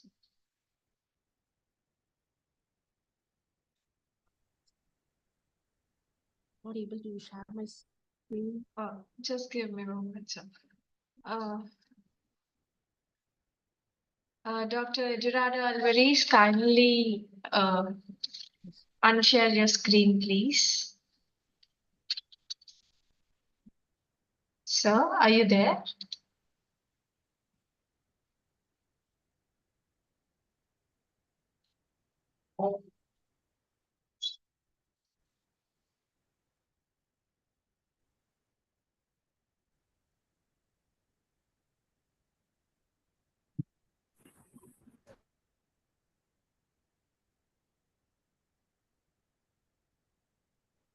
Ma'am, you can share the screen now.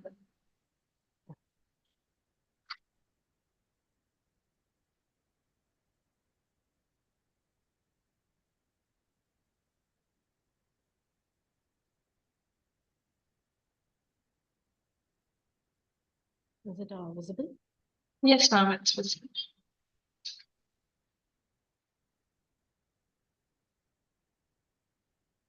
So, good. Happy morning to one and all, and I am myself Dr. Mahalakshmi, and I'm here to give a printing in orthodontics.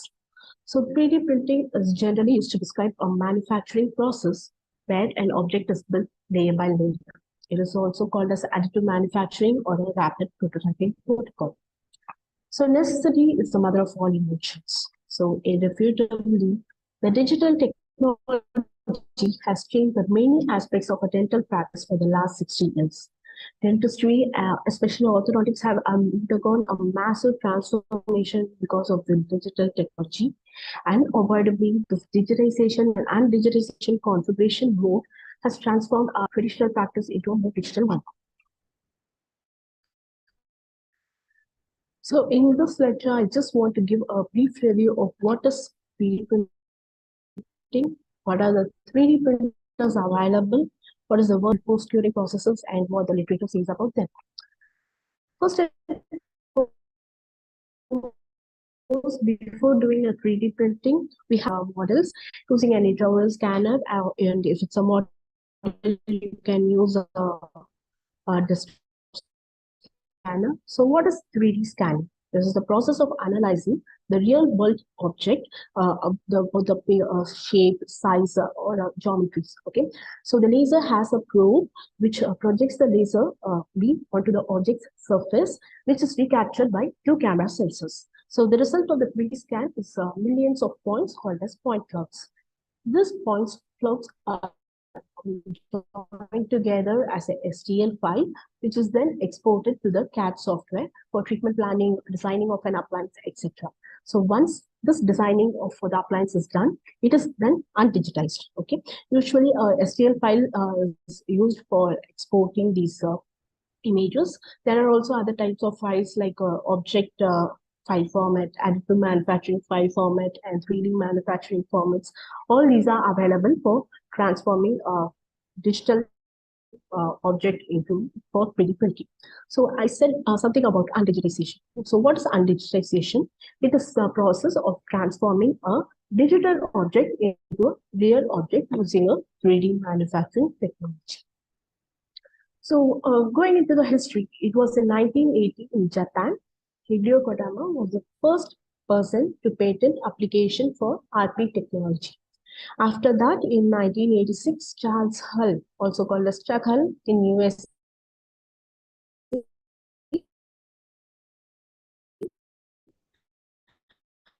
filed a patent for photopolymerization ATM, and in 2000, the SLM Technologies obtained patent for MCP technologies, and they introduced them in the market.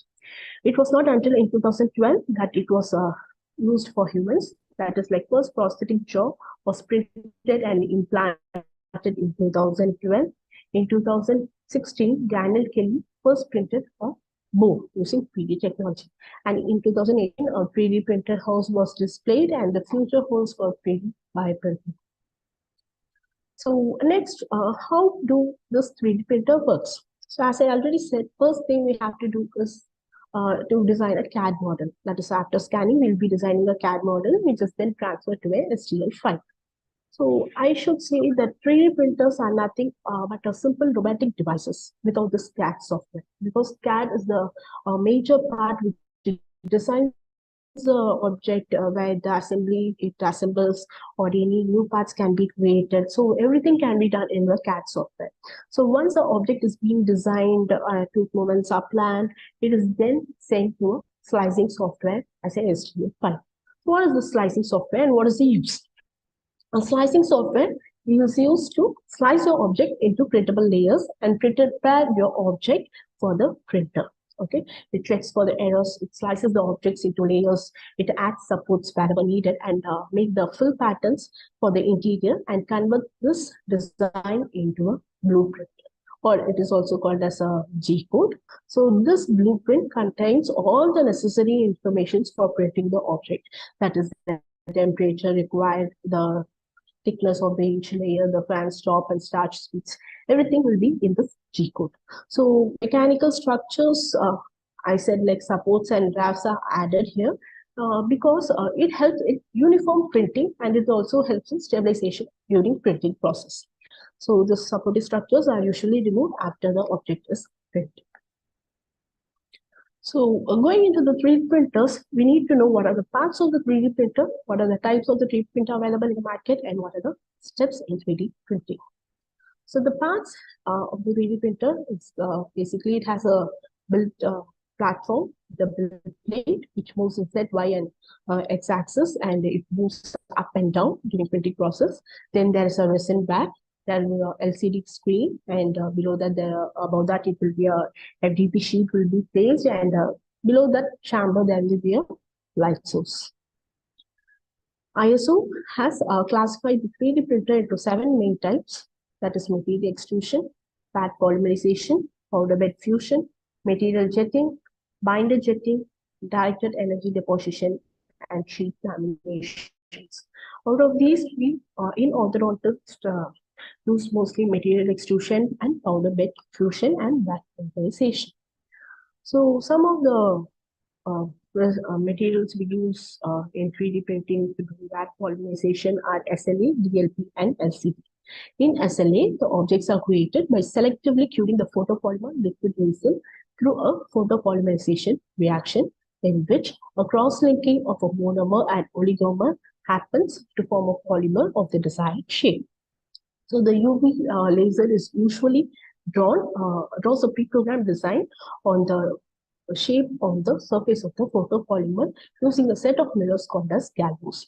So once a layer is being formed, the build plate lowers one layer and the blade recoats the top of the tank with resin. Okay, the process is repeated till the object is completely formed. In DLP technology, it consists of a rectangular arrangement of mirrors called micro-deflector devices.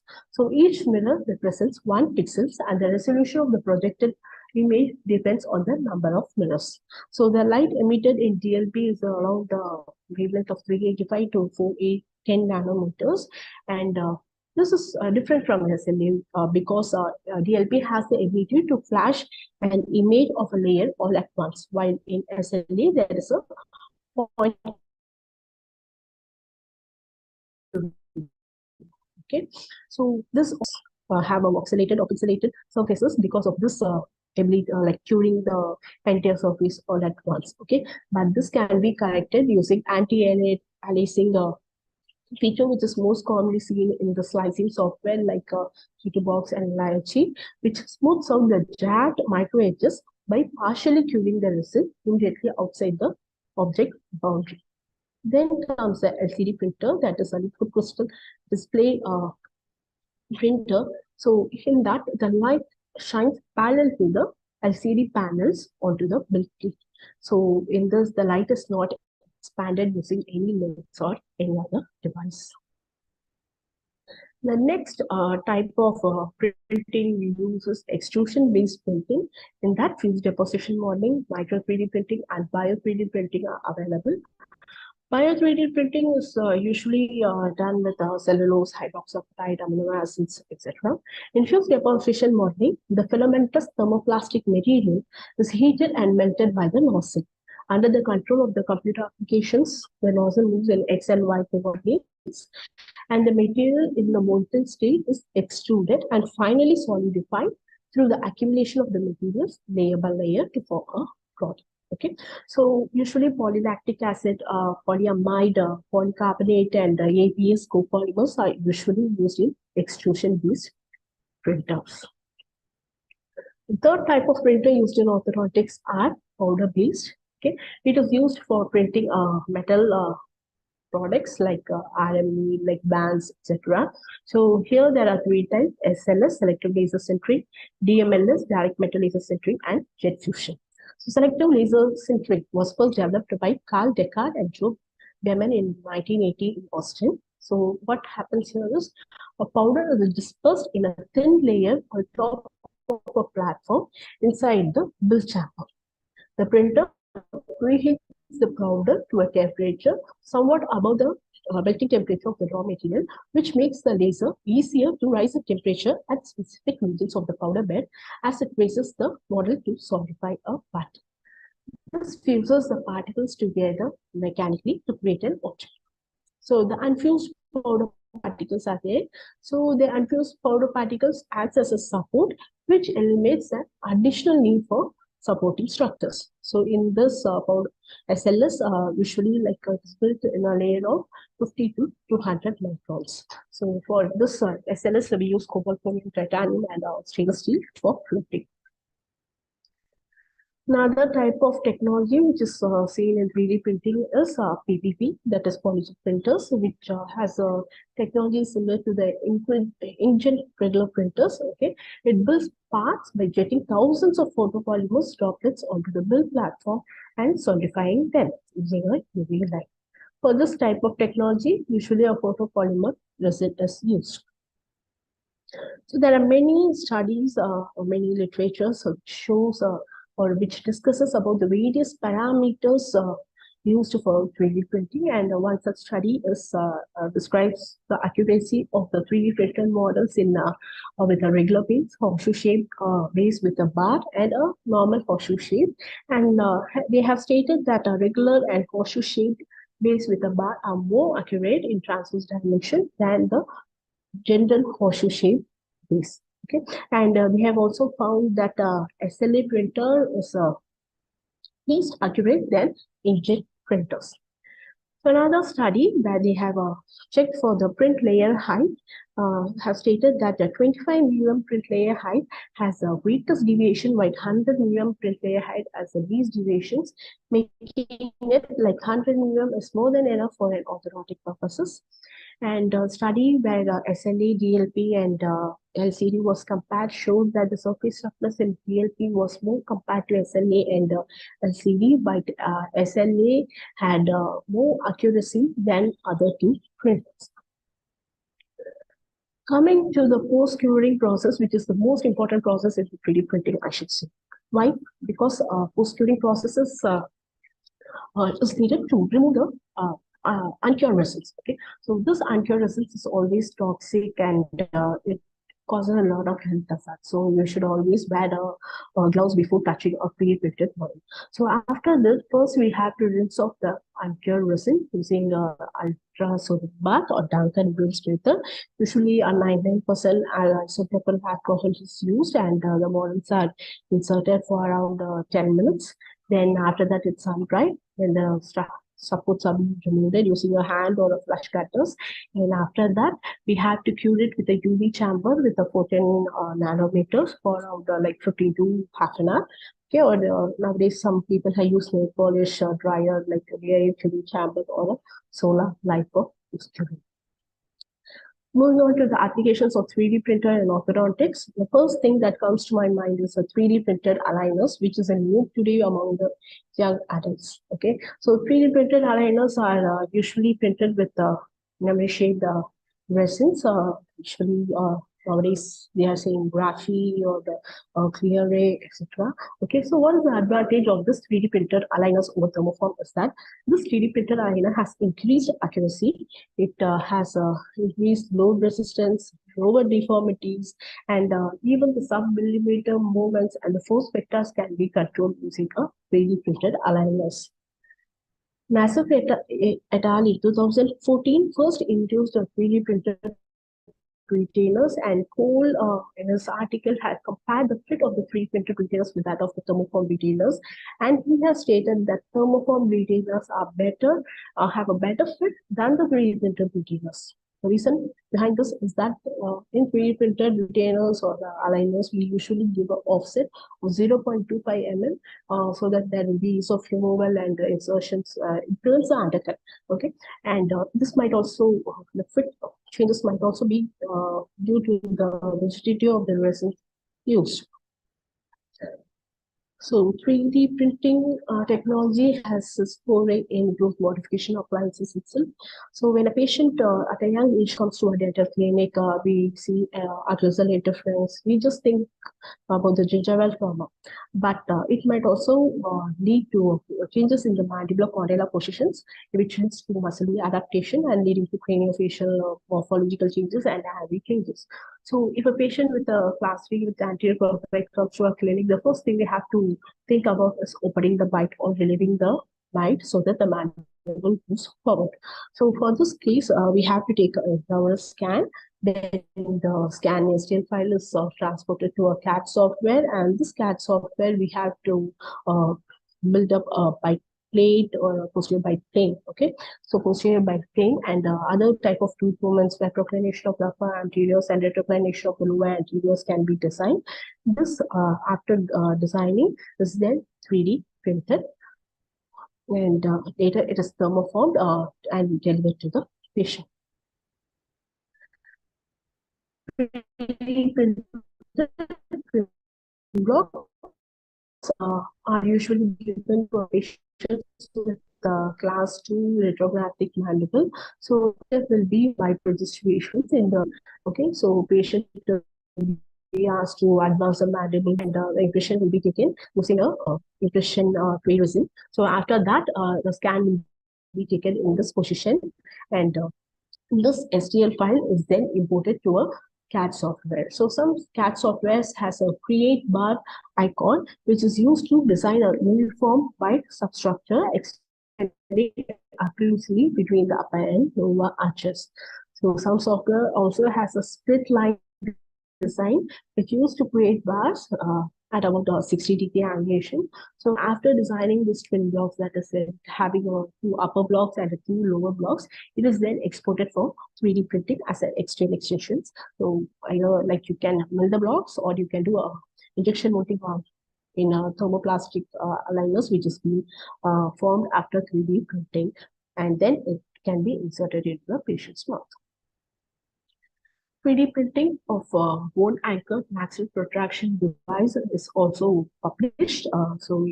For this case, cone beam computed tomography is a must to avoid germ injury, to avoid irritation of the soft tissues, and say to check for the bone density. Okay, so cone beam computed tomography, it has to be obtained. Then the intraoral scanning has to be done, and both should be merged together as a DICOM plus STL file. In a 3D board model can be printed out, okay, using a mesh mixer. So after that, the CAD software also helps to virtually designing the jig as well as the plates, mini plates. So according to the contour of the bone, position of the bone, etc. Okay, so this 3D mini plate is usually printed using a titanium material, and the resins are usually designed using a resin, clear resins, okay, so that it helps in transferring the mini plates to the patient.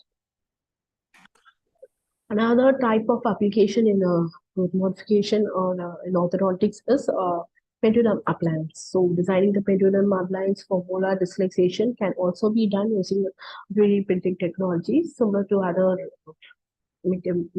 materials. So we can see that 3D printing like first starts with the intraoral scanner, which is exported as an STL file to the CAD software. So CAD software has a ability like to allow us to customize our appliances. So the pendulum appliance can be customized. So you can insert tubes, you can insert the mini screw attachments, anything can be done with CAD software. Okay, so this pendulum appliance was designed and it was printed using a SLM technology using a cobalt chromium alloy. The most important application of a 3D printing in orthodontics is occlusal splint for surgery. So when a patient with a class 3 malocclusions, adult patient comes to a clinic, the first thing we have to do is expansion of the arch, followed by mandibular or maxillary advancement surgeries, which was needed for the patient. Okay. So first thing will be, as I said, like there will be expansion of the arch, which Hyrax appliance will be laser sintered.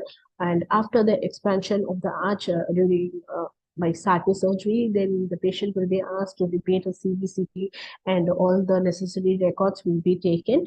And this CBCT and STL file from intraoral scanning will be encoded to the 3D Dolphin surgical module for planning virtual surgical job movements. So the Dolphin software has a splint tool function. Okay, so this splint tool function is used to design a intermediate splint as well as a final splint for intermaxillary fixation. So the splits are prototyped in this case in a Formlab 3D printer, which is an SLA type of printer using a transparent biocompatible vessels at a thickness of 50 units. So as I said, piezo session guide can also be used done using a 3D printed software. So in this clear resin will be used so that the piezo session can be done properly at the position without damaging any tooth structures, devitalization of teeth, or possibility of post-operative discomfort. Application of 3D printing will be in the auto transplantation of a surgically removed canine. So as you can see, the patient had a tooth impacted tooth 3 and 1-3 with resorption seen in 2-1 and 1-1. So the doctors planned for auto transplantation of 2-3 in the region of 2-1. So as I already said, any surgery needs a COVID so much therapy. So the IGOV file will be superimposed and the model of maxilla was, and using this STL file, the tooth guide was also printed. That too, with the exact tooth dimensions and the length was printed using a dental SD resin material. So this was prepared to assist the intraoperative removal of the bone in the dual socket, also to reduce the extra of Q3 below 9. As I already said, 3D printing can also be used for metal printing, like for highlights, for the appliances, etc. So we have two things for printing highlights. One is 3D printing, another one is milling.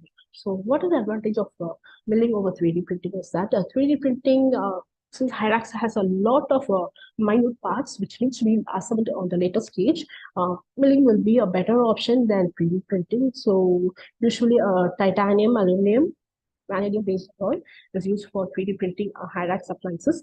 And of course, the jigsaw is 3D printed. So for this jigs, we used a polyamide resin for guide fabrication. There's another case report where the Hyrax appliance with all the extensions on the pants was 3D printed. So customization of brackets can be done easily using 3D printing.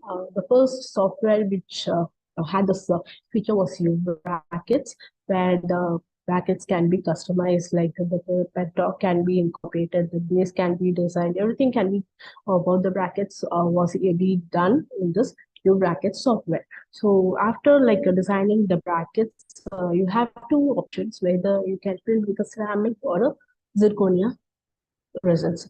So usually ceramic resin will be chosen than the zirconia resins because zirconia brackets printing is a little cumbersome and it almost takes 30 hours to print a zirconia brackets because of debinding and sintering process. And in that few brackets, you can also like print help design a positioner, that is the entire body piece can also be printed, which can be removed later during bonding process. So 3D printing of many implant guides or triangular implant guides can also be done. So usually the mini implant guides, there are two types of guides which has a limit ring, and the second one has a semicircular structure so that that implantation angle can be changed during the insertion process. So ExoCAD is one of the CAD CAM software where you can do anything and everything. So the 3D printing into a congenital anomaly is booming nowadays because the development of the digital technology has affected the treatment protocol of all these congenital anomalies, especially the flip and palate. It is aimed at reducing the risk of aspiration. Usually that happens during taking impression in the using alginate, okay, or using a scanner, and it also decreases the labor time. That is like a prosthetic lab time can also be reduced using the 3D digital technology.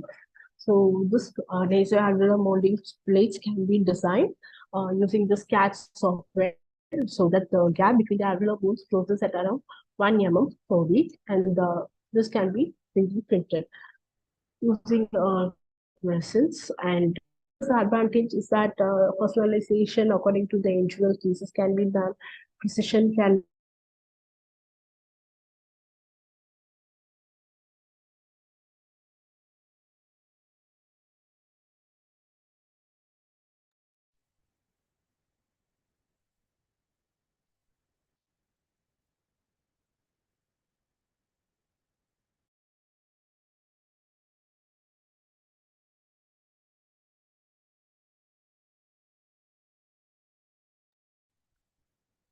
I guess there is a connectivity issue.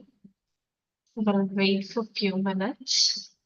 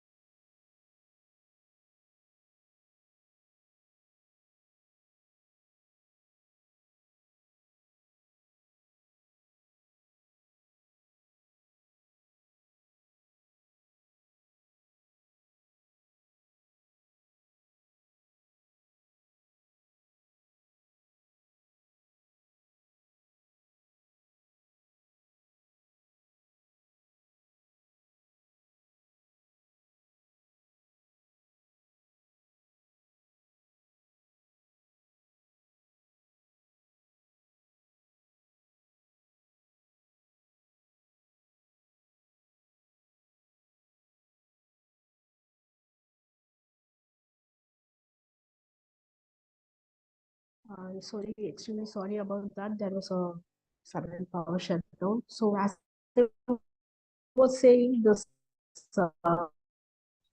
um, 3D printing.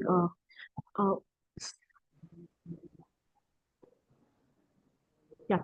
So this 3D printing was helped in a lot of flip and palette cases and other type of congenital anomalies because it has a lot of precision, personalization, and simplicity of the appliance. And this does not produce any harm to the babies, and it won't traumatize the baby as often like taking an impression as often we are doing it. Okay, so but FDA hasn't approved placement of 3D printed plates directly in the patient's mouth. So usually in those cases, states like United States, they usually 3D print that RAM appliance and thermoformed clear aligners can be given to the babies. So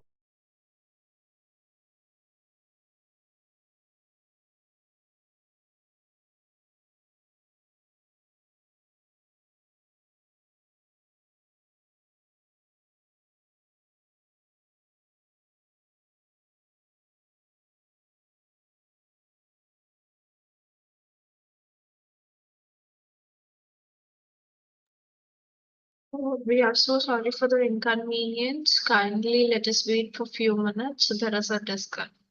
Ma'am got disconnected.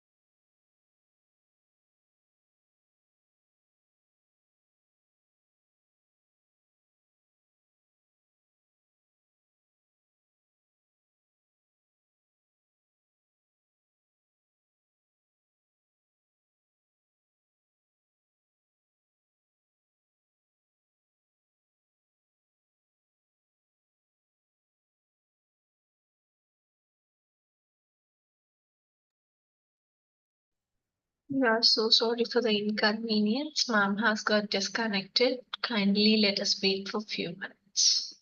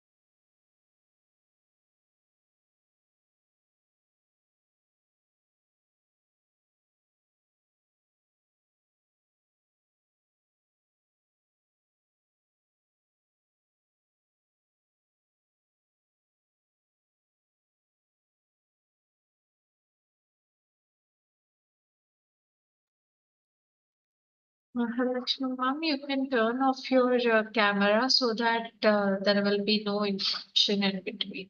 yes. Okay.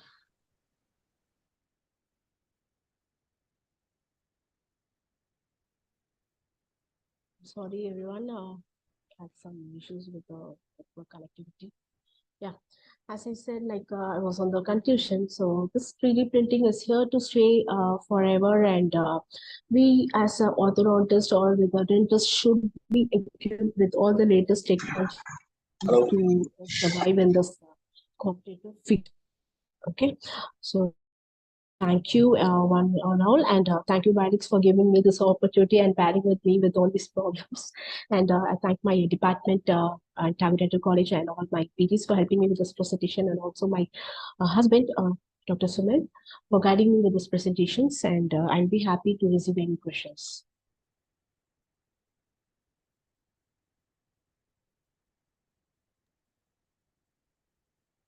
If any of the participant is having any queries regarding the presentation, kindly drop your queries in the chat box.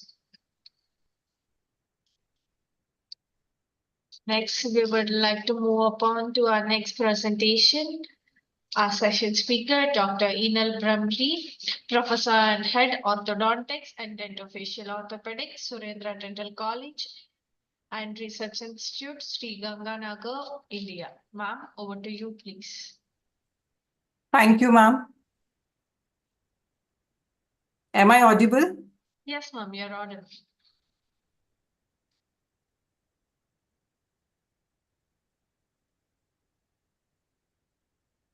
So how many of you have seen this? This one and this one.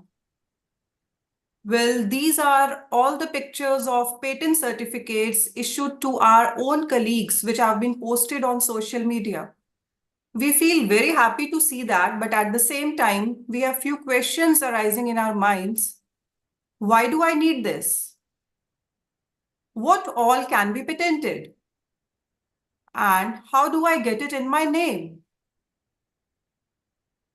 A very good morning to everyone. I, Dr. Enal Bhamri, Professor and Head, Department of Orthodontics and Dentofacial Orthopedics, Surendra Dental College and Research Institute, Sri Ganganagar. To give answers to all these questions, I'm here to talk on the topic, Framework for Patent Conception. So first of all, we'll understand what is the difference between tangible and intangible. Property is actually of two types, tangible and intangible. The tangible property includes all the movable and immovable properties or the things like the gold, jewelry, ornaments, the lands, the houses we own. So all these, they come under tangible property. And intangible property includes the intellectual property, which is further inclusive of our knowledge, our patents, goodwill, brands, etc. So to elaborate further, intellectual property is actually a type of intangible property, which is the creation of mind, such as inventions, literary and artistic works, and symbols, names, images, and designs which are all used in commerce. For example, the books, movies, machines, etc., they all come under our intellectual property. Now, there are few similarities between the property we own and this kind of intellectual property. So just like a property owner has all the rights of the controlled use, he can benefit from it by selling it or renting it out. Similarly, we as the owners of intellectual property have the similar rights. We can also exclude others from using our property. We can sell it out or rent it out and earn values with it. To understand it in a better way, we can just see the importance of intellectual property by appreciating the trademark values of few big companies. Like Google, it has a worth of trademark of $44.3 billion, Walmart $36.2 billion, Vodafone $30.7 billion, and Apple worth $29.5 billion. So we can very well imagine the importance of intellectual property that one can earn lots of money from this intellectual property creation. So this was about for the big companies. If I talk at an individual level, we can also earn value. For example, the ring pull cans, the inventor, he licensed the system to Coca-Cola at 1/10 of a penny per can. And during the whole period of validity of the patent, the inventor obtained or he could earn 1,48,000 UK pounds per day on royalty basis. So just imagine the amount of money he would have earned during the period of 20 years, which is actually the life of the patent. Also, there is one more reason why do we need it, because just now the DCI also has included the owner of patent in category 1. So just like they give the points for category 1 journals, they would be giving us the same number of points as the owner of patent. So these are all the reasons why should we own it.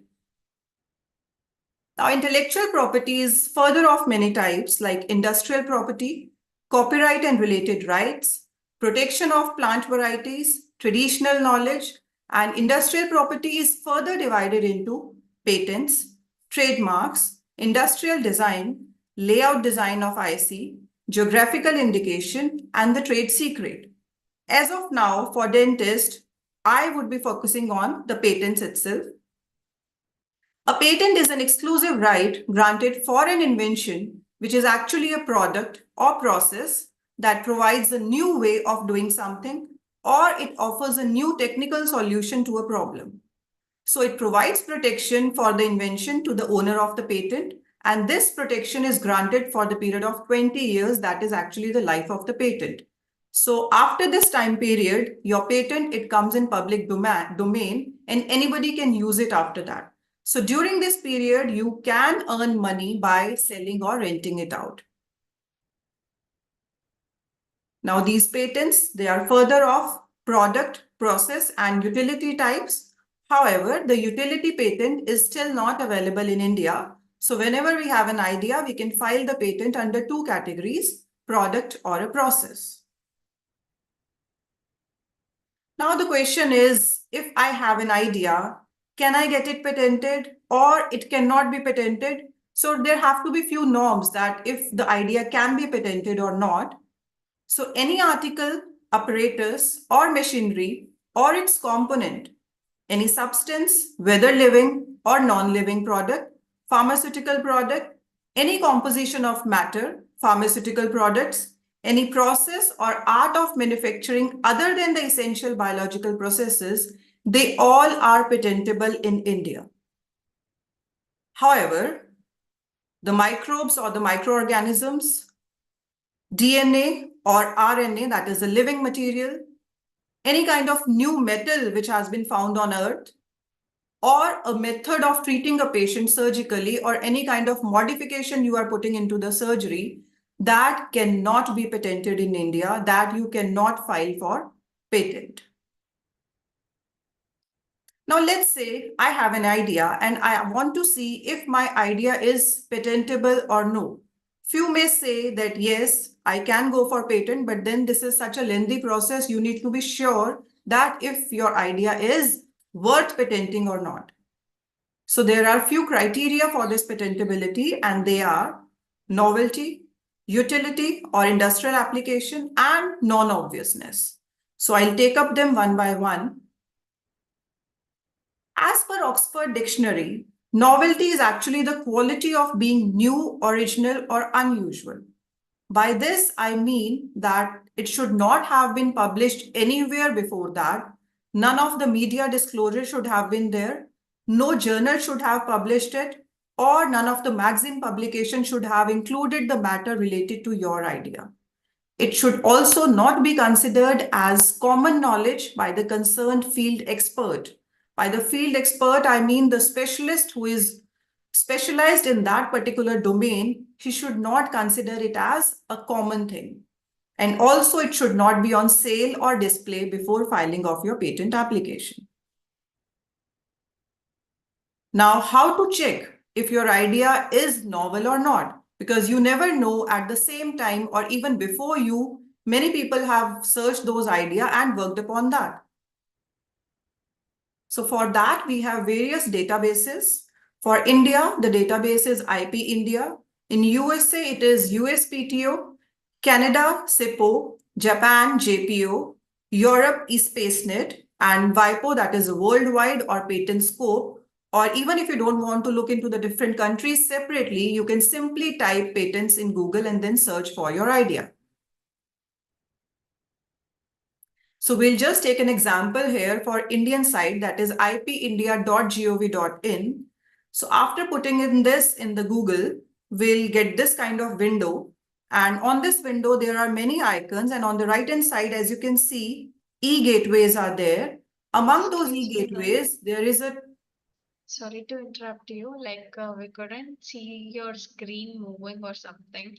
It was stuck to the patent slide itself. First slide. It is stuck to the first one. Yes, ma'am. Okay, I'll just see to it.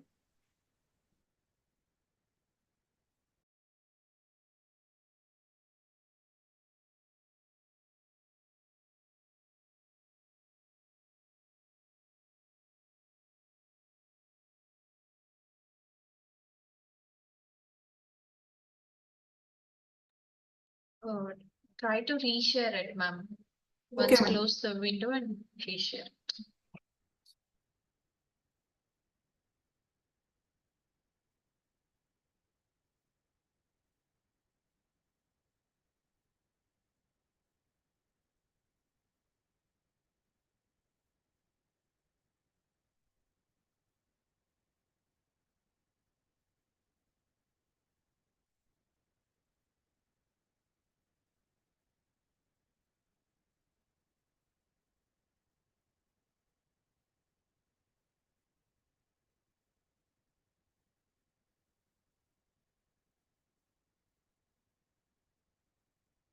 Is it moving, ma'am?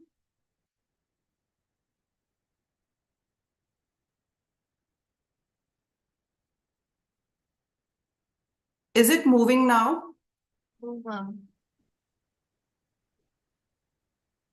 Okay, I'll just change my display.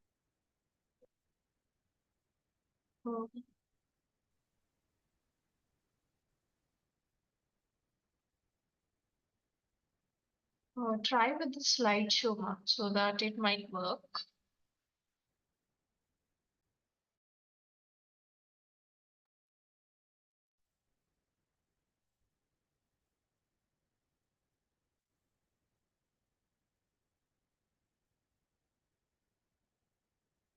Is it moving now? Yes, ma'am. So shall I present it this way? Yeah, it's fine.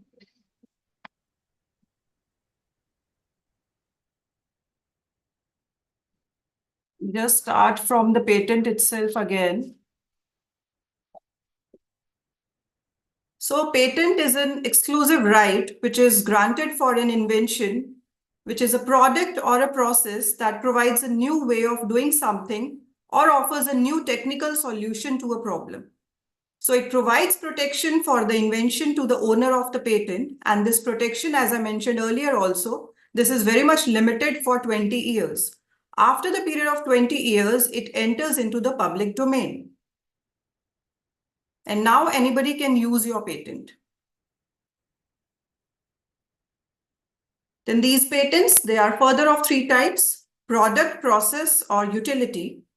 This utility patent is still not available in India. And if we are filing a patent, we can file the patent under any of the category as product or process. Now to check if your idea is patentable or not, we have few criterias, the subjects or the things what can be patented or cannot be. So the patentable subject matters, they include any article, apparatus or machinery or its component, any substance, whether living or non-living product, pharmaceutical product, any composition of matter, pharmaceutical products, any process, manner or art of manufacturing other than the essential biological processes, they all can be patented in India. However, the microorganisms, DNA or RNA or the living material, the metals which have been found on Earth, or the method of treating a patient, the surgical method in which you have put any kind of modification, it cannot be patented in India. Now, once I have an idea and I want to see if my idea is patentable or not, there are few criteria. The criteria, they include novelty, non-obviousness, and utility. What is novelty? As per Oxford Dictionary, novelty is the quality of being new, original, or unusual. That means none of the media, no journals or webs, they should have disclosed it earlier, or none of the magazine publication should also have been not there. Even the newspapers cannot disclose your idea earlier. And this should also not be considered as common knowledge by the concerned field experts. And no sale or display should be there before filing of patent application. Now the thing is, how do I know if my idea is novel or not? So for that, we have various databases like India, USA, Canada, Japan, Europe, WIPO. This is for the worldwide, the patent scope, or simply we can also type patents in Google and then look for our idea. So I'll just take an example of Indian site ipindia.gov.in, and this kind of window will appear. And in this window, as you can see on the right hand side, we have written e-gateways. Among those e-gateways, we have an icon public search. So when I click on this public search, this is the kind of window which is going to appear. And here we will be getting the related patents to our idea as either published or granted, whatever we want to look for. We'll click on either published or granted, and we will be putting few keywords or the title of the patents which have already been published, or the abstract, or the related field wherever we want to see the idea. So from here, in case even if we get one patent entered here, either as granted or published, we cannot work upon that idea because it has been already granted. Then the next criteria is non-obviousness. So what is non-obviousness? That the person who is an expert in that particular field should not feel that this idea was very much obvious. It was very clear. There is nothing new in it. So a patent application, it involves an inventive step. If the proposed invention is not obvious to a person in the art who is skilled in the subject matter of that patent application. The prior art should not point towards the invention, implying that the practitioner of the subject matter could not have thought about the invention prior to filing of the patent application. That means it should not be mixing of two things. There should be something or the other thing. There should be new in your idea. Now I'll take these two examples. So as you can see in the first picture, if I am just replacing the wooden handle with an iron handle or vice versa, there is nothing new in it. Or a cap, it was already available as a winter accessory and a muffler was too available, and someone merges the two things and make up a new thing. This cannot be patented because the two are already available. Then the third criteria is industrial application. So this is like the invention should have some practical utility in order to be patentable. If you are going to the market, it should include something related to industrial application. Then only your patent comes, it fills this criteria of utility or industrial application. Now, once we are sure that our idea is patentable, it has fulfilled all these three criteria, novelty, non-obviousness, and utility, we are ready to file the patent. So how to file this patent application in India? First of all, look for the patent office jurisdiction, prepare the patent specification or the application form, prepare the necessary documents and the forms, and then comes the submission of those documents followed by the patent prosecution process. So the first thing is looking for patent office jurisdiction. So these all are the IPR offices in India. So as you can see, the head office is in Kolkata, and we have 3 more patent offices, Delhi, Chennai, and Mumbai. So people from Haryana, Himachal Pradesh, J&K, Punjab, Rajasthan, etc., they all can file the patent application in Delhi. People from Gujarat, Maharashtra, Goa, Madhya Pradesh, Chhattisgarh, and UT of Daman and Diu and Nagar and Haveli, they can file the patent application in Mumbai. The population from Andhra Pradesh, Telangana, Karnataka, Kerala, Tamil Nadu, Lakshadweep, Pondicherry, they all will be filing the application in Chennai, and rest all the states can go for the patent filing from Kolkata head office. So after looking for the office, now the thing is how to file it, online or offline. So we have both the modalities available, and nowadays we go for more for electronic filing because this helps us in securing the priority date. So how do we prepare this patent document? So these all are the parts of a patent document. This is in general an example of a patent document. So as you can see, this is the title of the patent document. This includes the general description of your idea or the invention. These are the inventor's name.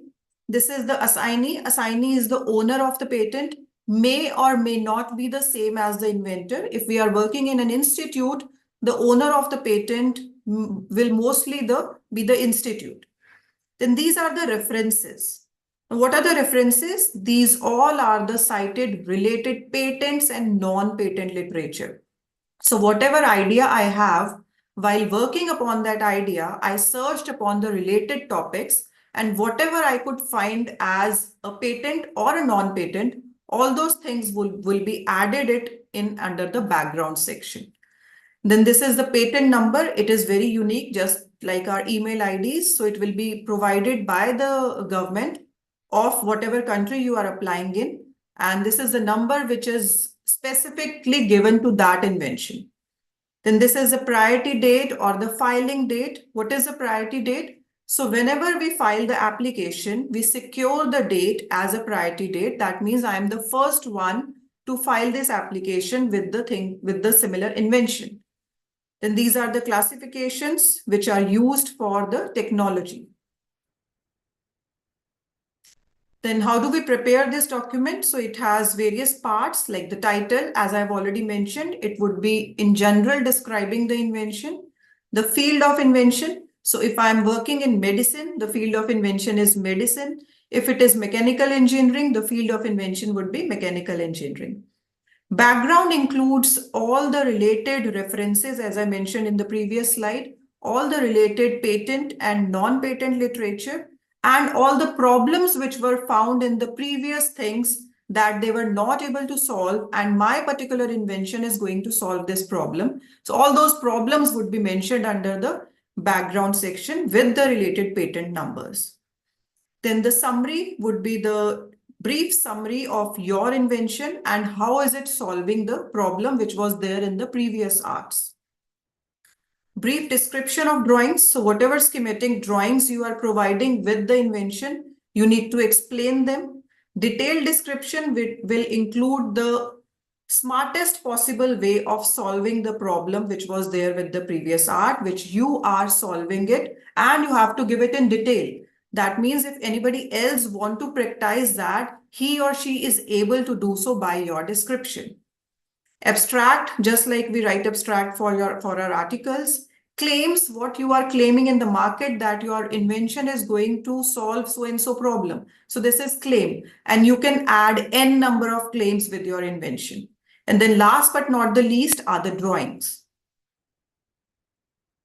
Now my patent document is ready and we are ready to file the application. So again, we'll move on to the Indian site ipindia.nic.in and we'll click on the icon comprehensive e-filing. So after clicking this, this kind of window will appear where we need to register, and this window will have a new application icon. So we'll click on the new application, and this is we'll be filling up all the forms. So we need to enter the type of applicant.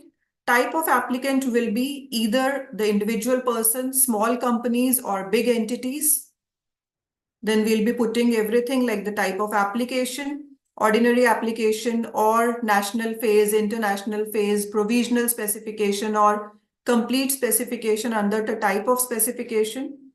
Provisional and complete, they vary just in the number of things what need to be entered. Provisional will be having only the background and the drawings, and complete specification will have everything, all the parts what we discussed in the earlier slides. So the number of pages, claims, drawings, title of invention, everything just like we submit our journals online. So this is where we need to add the applicants or inventors. As I mentioned, they may or may not be the same. So if they are same, just click here, inventors, same as applicant. And if we want to add more inventors, we can add here. So the drawings and claims will be uploaded. And now the file is ready to be saved. And for filing this procedure, we need to fee a limited minimal amount of fees, which will be submitted to the GOI. So for the natural persons, this is 1600 Indian rupee. For the smaller entities, it is 4,000. And for the bigger entities, it is 8,000. So we'll be depositing this fee along with our forms so that the process is started. Now, after I have filed the patent, how does the procedure run? We'll just go through it quickly. So once I have filed the application, the Indian government will publish it in the Indian Gazette, which is released every Friday. And this process, it takes at least 18 months. So anytime it can happen within 18 months. So after the publication, we need to submit a request for examination, which would be open for 48 months. So during whole this period, anytime we can file a request for examination. And if we do not file a request for examination, the patent will appear in public domain after this, after 4 years. So now you do not have the ownership property. So after you have filed for examination, the examiner, he would be the specialist in your technical field, and he will issue the FER, that is the first examination report. So after the issuance of first examination report, he may or may not be satisfied with your invention, and he might ask few queries. Those queries, they can be handled online. That is, you can fill the response to them. Or in case he is still not satisfied, then a hearing may be planned. This hearing may be again offline or online. And upon hearing also, it is not necessary that you will be granted. Refusal can also be there. So again, this process will take another 1 year. If the examiner is satisfied with your responses, he will grant it and the grant will be notified on the site.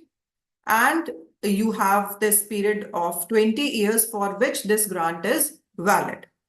So this whole process will nearly take 4 to 5 years. But during this whole process, at 2 times, there can be opposition. Pre-grant opposition and post-grant opposition.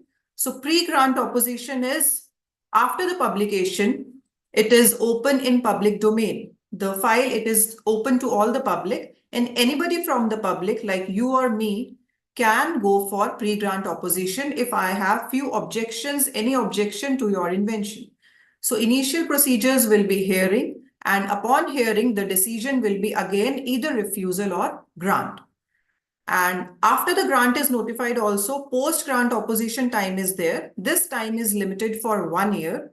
And during this 1 year, nobody from the public, but only the specialist can file the post-grant opposition. And again, it would be followed as refusal or grant. Now, we'll just take it as the patent has been granted. And this is kind of a certificate which will be issued to us. So coming on to the conclusion, so in this era of artificial intelligence and intellectual properties where everyone is filing the IPs globally, we should gear up and start working on our ideas. As Nightingale has said, everything begins with an idea. But at the same time, Kennedy has mentioned things do not happen, things they are made to happen. So we need to work upon our ideas so that we can get the patents into our names. Thank you very much. Thank you, ma'am. Thank you so much for your informative session.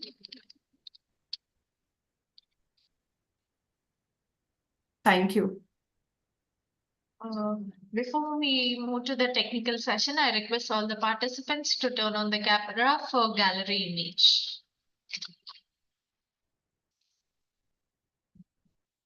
I repeat myself. Before we move on to our technical sessions, I request all the participants to turn on the cameras for gallery image.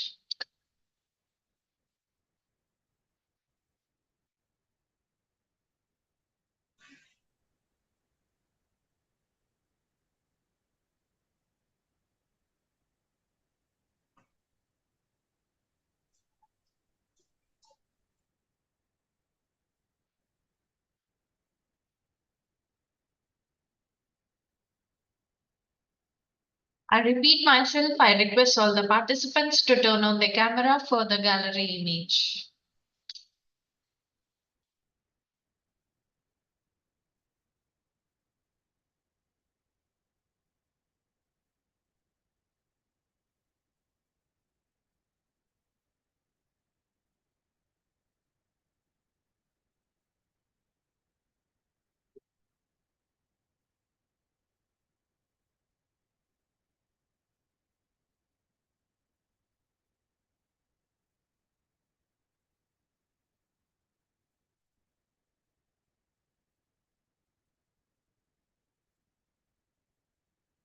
Thank you, everyone. I request all the participants to join their respective halls. The participants who belongs to the main hall stay in this big breakout room, and the rest of the students kindly join the breakout rooms as per the agenda. If everyone are joining by a PC or laptops or some computers, you could see at your bottom breakout rooms will be mentioned. You could join the breakout rooms from that. If you are using a mobile, on the top left corner, you could see a breakout room. Kindly tap on your respective halls and join the respective breakout rooms. I request every participant kindly join the respective breakout rooms as per the agenda. If you are facing any issues regarding that, kindly drop a message in the chat box so that we will help you to rectify that. Thank you.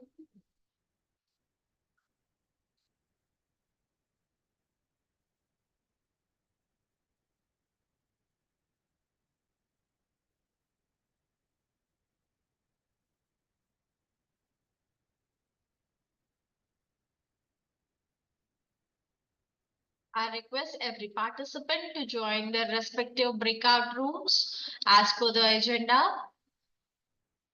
At the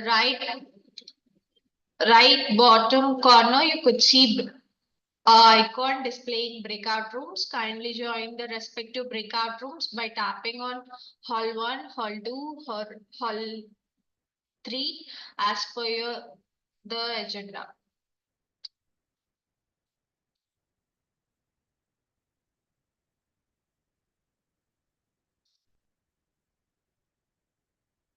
I welcome all the participants for the technical session. Now I would like to call upon our session chairs of our main hall, Dr. A. Vasantakumari, Professor Pediatric and Preventive Dentistry, Adiparashakti Dental College, India, and Dr. Inal Brahmri, Professor and Head, Orthodontics and Dentofacial Orthopedics, Surendra Dental College and Research Institute, Sri Ganganagar, India.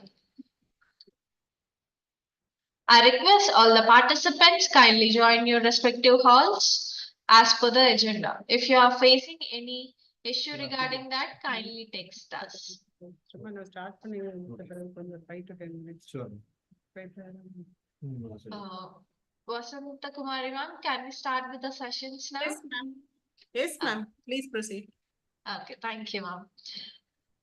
Now I would like to call upon our first oral presenter, Dr. Poonam Nagar Jose, on the topic of artificial intelligence, a look to the future. Hi. Hello. Yes, ma'am. Kindly share your screen and continue with your presentation, please. Am I audible? Yes, ma'am. Yes, yes, please proceed.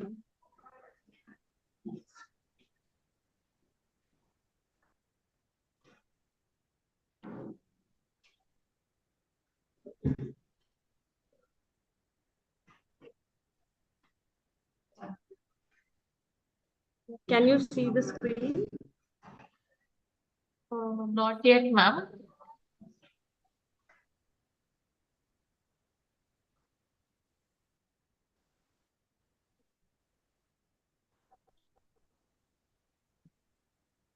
Yes, ma'am, it's visible. I guess there is a low connectivity. You can turn off your camera, ma'am, so that there will be no interruption in between your presentation.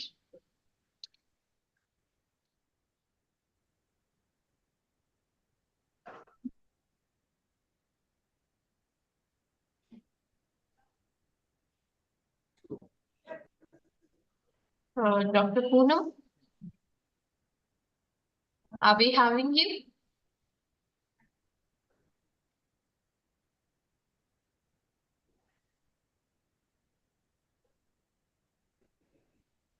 Dr. Poonam? So, okay. So I'll only do an oral presentation. Right?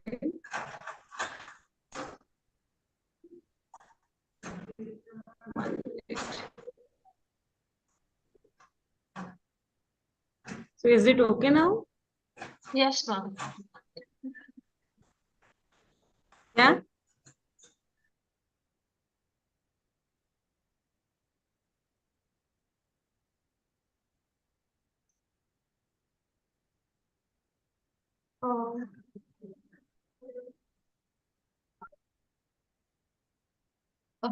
Vasant Kumar ma'am, I guess there is a connectivity issue with her. Can we move on to our next presentation so that We've just finished up. We're already running short of time. We'll go to the second person. okay. Next presentation is by Asmi S and Ashlita Molla Tellis on a topic of investigating the effects of EDTA, citric acid, phosphoric acid, and polyacrylic acid on enamel, dentin, and cementum.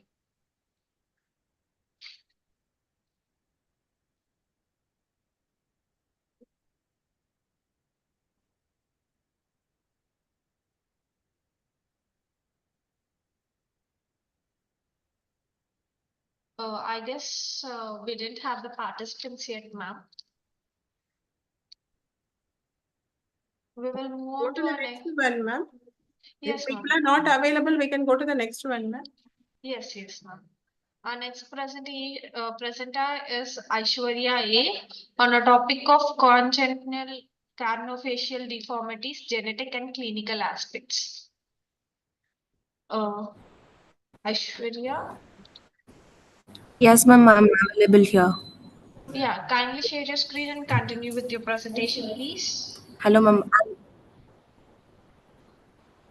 Yeah, ma'am. Dr. Poonam, we will go to your presentation after this presentation, please.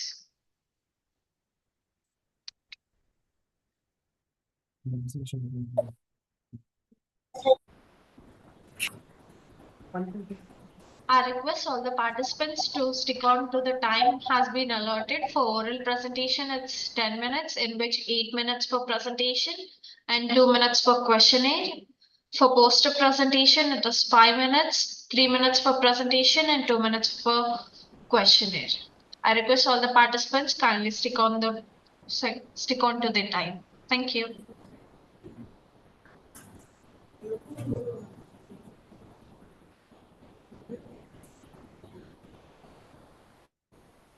Ms. Ashwarya, is there an issue? Yeah, ma'am. Shall Okay. is it available, ma'am? Hello. Yeah. Yes, it's visible. Please go ahead with the presentation. Yes, ma'am. So, good morning to one and all present here. So, I'm going with the topic of congenital craniofacial deformities, a genetic and a clinical aspects. So, as we are introducing to the genetical disorders, we have been going through the a major of the genetic disorders which have been affected with the children. So, the genetic disorders are far more common than is widely appreciated, and the genetic diseases encountered in medical practice represent only the tip of the iceberg. So humans have merged. We have a ring of 30,000 genes, and in recent years, the explosion of knowledge in this field resulted in the evolution of genetics into genomics. So progress in genetics and molecular biology has resulted in the emergence of new concepts to explain the etiology and pathogenesis of many human disease processes, including oral dental diseases. So the blotting technique, PCR, in situ hybridization, DNA microarrays, technical advancement in molecular biology. So we have a diagnostic testing to detect the genetical disorders. So these are the lists of the diagnostic testing. That is newborn screening, diagnostic testing, carrier testing, prenatal testing, pre-implantation genetic diagnosis, predictive and pre-symptomatic testing, forensic testing, parental testing, research testing, and pharmacogenomics. So we have a prenatal diagnostics testings on compulsion. We have a 5 types of prenatal genetic tests, which is used for screening and which is also used for diagnosing. So for screening, we have a 3 prenatal diagnostic testing, and for diagnosing, we have a 2. So prenatal diagnostic testing for screening involves 3, that is carrier testing, cell-free DNA testing, and quad testing. So carrier testing, which is involved to detect either the parent, mother or a father is a carrier, we can find out that. And cell-free DNA testing involves the DNA which is involved with the genetical deformities, and squad screening involves the blood cells which is involved in the genetical deformities, and diagnostic test involves the chorionic villus sampling and amniocentesis. So chorionic villus sampling will be taken from the mother, and which is used to detect the Down syndrome, trisomy 13 and 18 inherited disorders, so which is used for the requested testing. So amniocentesis, which involves the in fluid which is present in the mother's fetus, so that is taken for the testing. For genetic testing, it involves the taking of the gene from the child, and it is used for and is converted into karyogram for the testing.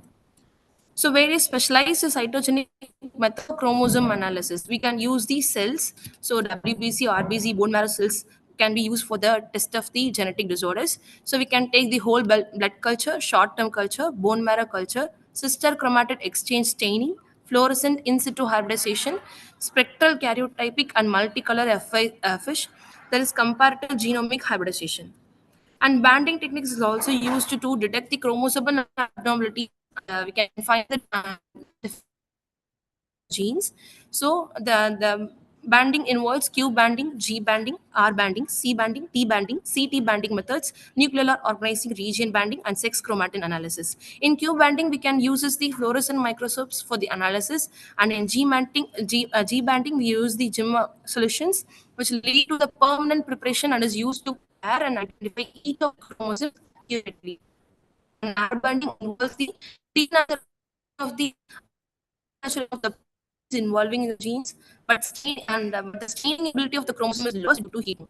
And C banding will localize the heterochromatic regions of the chromosomes with multiple centromeres. So it is helped to distinguish between the donor and the recipient cells during the bone marrow transplantations. And T banding involves the staining the telomeric and regions of the chromosomes. CT banding method helps to stain both the centromeric heterochromatin as well as the telomere of the chromosomes. The choice of banding technique for routine analysis and the banding technique used trypsin and GIMSA became the most accepted worldwide. So nuclear organizing region banding, it stains the nuclear organizing region of the chromosomes which are located in the satellite stalks of the acrocentric chromosomes and house genes for the ribosomal RNA. So sex chromatin analysis, the number of sex chromatin bodies is one less than the number of X chromosomes in the chromosome complement. The presence of the chromatin mass known as the Bohr body indicate a chromatin positive cell. So these are the advanced diagnostics used for the genetical deformities, that is cytogenetics, nutrigenomics, and pharmacogenomics. So these are the genes associated with the facial features in a normal population, which is not present, which will be defected in the craniofacial deformed childrens. So these are the genes which is involved in the formation of eyes, nose, and length of the nose, width of the nose, tip, mental angle, gonial angle, that etc. So the common craniofacial deformities are craniofacial microstomia, that is a branchial arch 1 and 2 syndrome. So oral mandibular auricular syndrome. So this will be involving in the ramus, that is hypoplasia or agenesis of the ramus. So that and the jaw will be deformed in the affected site, and condylar anomalies are seen. So the next one is the orofacial cleft. This is most common in India. That is cleft lip and palate, or cleft lip with or without the cleft palate only, median clefts, alveolar clefts, and facial cleft. The equivalent of the clefts will be involved genetic, environmental, teratogenic factors. And cleft lip or palate, syndromic related, sex-linked, and congenital cleft lip. So gene muted in the cleft lips are the homeobox genes M1, box, and DIX2, endothelin 1, TGF alpha, beta, the other genes. So next is the syndrome or Peutz-Jeghers syndrome, autosomal dominant disease, a germline mutation in a STK11, a tumor suppressor gene localized to the chromosome 19p13.2 to 13.3. So the clinic, they have the various oral manifestations involving the perioral freckling with a diameter of 1 to 4 mm, brown to blue-gray macules, and mucocutaneous melanin pigmentation, which appears as a brown-black macule present at birth and infancy and in childhood or later in life. So next we'll be commonly, nowadays the Down syndrome is most commonly present, that is single transverse palmar crease, so epicanthic fold, and upslanting palpebral fissure, short limbs, hypotonic muscles, learning disabilities, and physical growth retardations. So these are the genetic defects that is present in the trisomy, that is 21 to 95% of them are mostly trisomy. Next defect is the orofacial digital syndrome. These are there are features that is involving the cleft lip and palate, and bands of the extra tissues, hypotelorism, syndactyly, brachydactyly, and polycystic kidney diseases and neurological problems. So I conclude the speech by the genetics and hereditary play an important role for transmission of the various diseases or malformed dental tissues. An application of principles of genetic medicine to the diagnosis and treatment of human diseases will fundamentally change the delivery of healthcare. As a role of oral care providers, steps should be taken for education and training. The control of the genetic diseases should be based on an integrated and comprehensive strategies combining best possible treatment and prevention through community educations, population screening, genetic counseling, and the availability of the early diagnosis. So genetic counseling involves the parents before they are planning for the pregnancy, and they should take the counseling whether they are having a hereditary background of any genetic disorders, they should know about that, and they should take prior counseling from the consultations, and they can be taken a medical means mental preparation for the genetic disorders that are upcoming to the child. Early diagnosis will surely lead to prevention of the diseases in healthy individuals and better prognosis in affected individuals. So these are my references. Thank you. Actually, there's so many genetic problems, and how do you feel that? I think once this thing is identified for all the cases, what precaution we can take, whether they're simply cured or we have to do some preventive measures. No, ma'am, we can take about some preventive measures by taking the genetic counseling prior to the planning of any pregnancy, ma'am. The parents should take about any genetic counseling, whether they are aware or not. They should take about the genetic counseling, ma'am. Okay, thank you. Thank you, ma'am.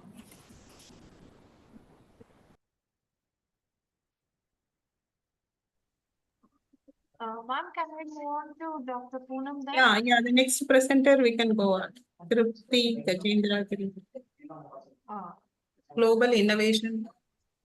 Our first presenter is waiting, ma'am. Shall we go with the first presenter, Poonam, Dr. Poonam?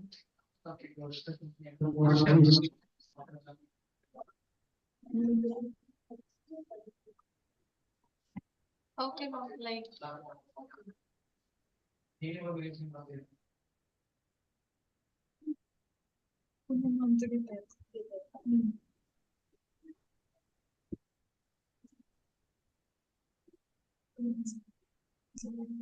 Ma'am, kindly request to start with your presentation, please. Ma'am, hello. Is it audible? Actually, she is not presenting, ma'am.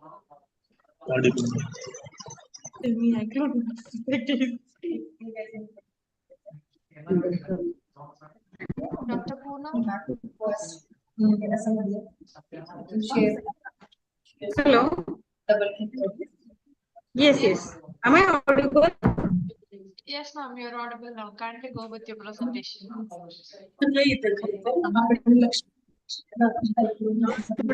Start the presentation. I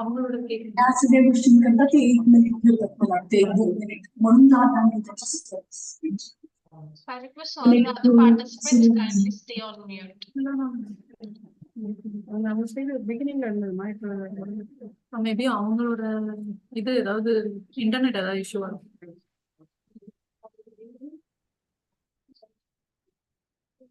Dr. Poonam, are we having you now? Okay, ma'am, we will move to our next presentation then. Yes, ma'am. The left out we'll see it later, ma'am. Maybe the next presenter we can keep moving. Yes.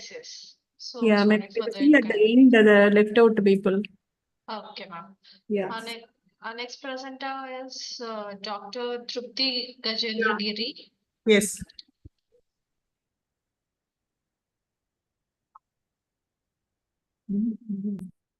Dr. Trupti, kindly start presenting.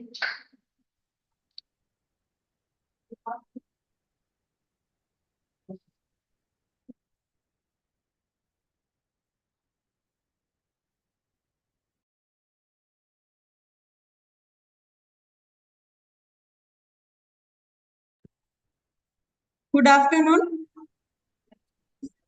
Hello. You can proceed, ma'am. Please. Good afternoon, ma'am. My today's presentation topic is global innovations in dentistry from research to practice. The contents of my presentation were artificial intelligence, smart toothbrush, augmented reality, teledentistry, intraoral camera, regenerative dentistry, Sorry to CRISPR, interrupt computer. you. Dr. Trupti, sorry to interrupt you. Your screen is not visible, like your presentation is not started yet. Okay.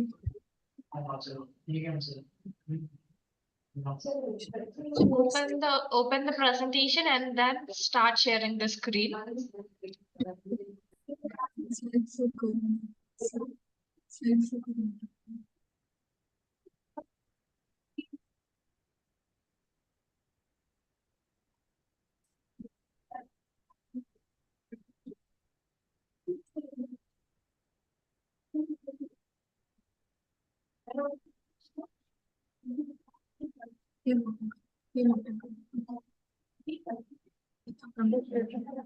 Dr. Trupti.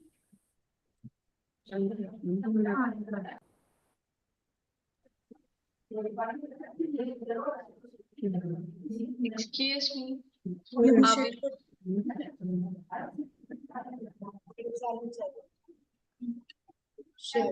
You're not able to share this, no, Dr. Tripti?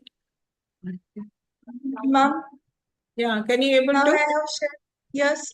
Yeah, proceed, no? Present it, no? Global innovations in dentistry from research to practice.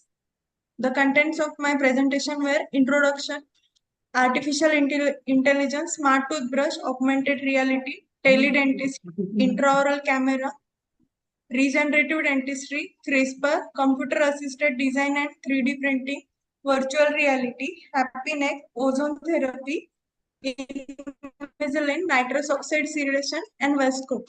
The field of dentistry has made significant strides in recent years due to advancement in technology.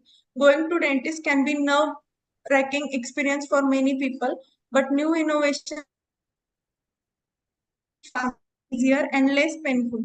Dentistry has come a long way from old-fashioned techniques that involve drills, needles, and pain. With new approaches like digital imaging, laser, dentistry, and nanotechnology, dentists are able to provide better and more comfortable care for their patients.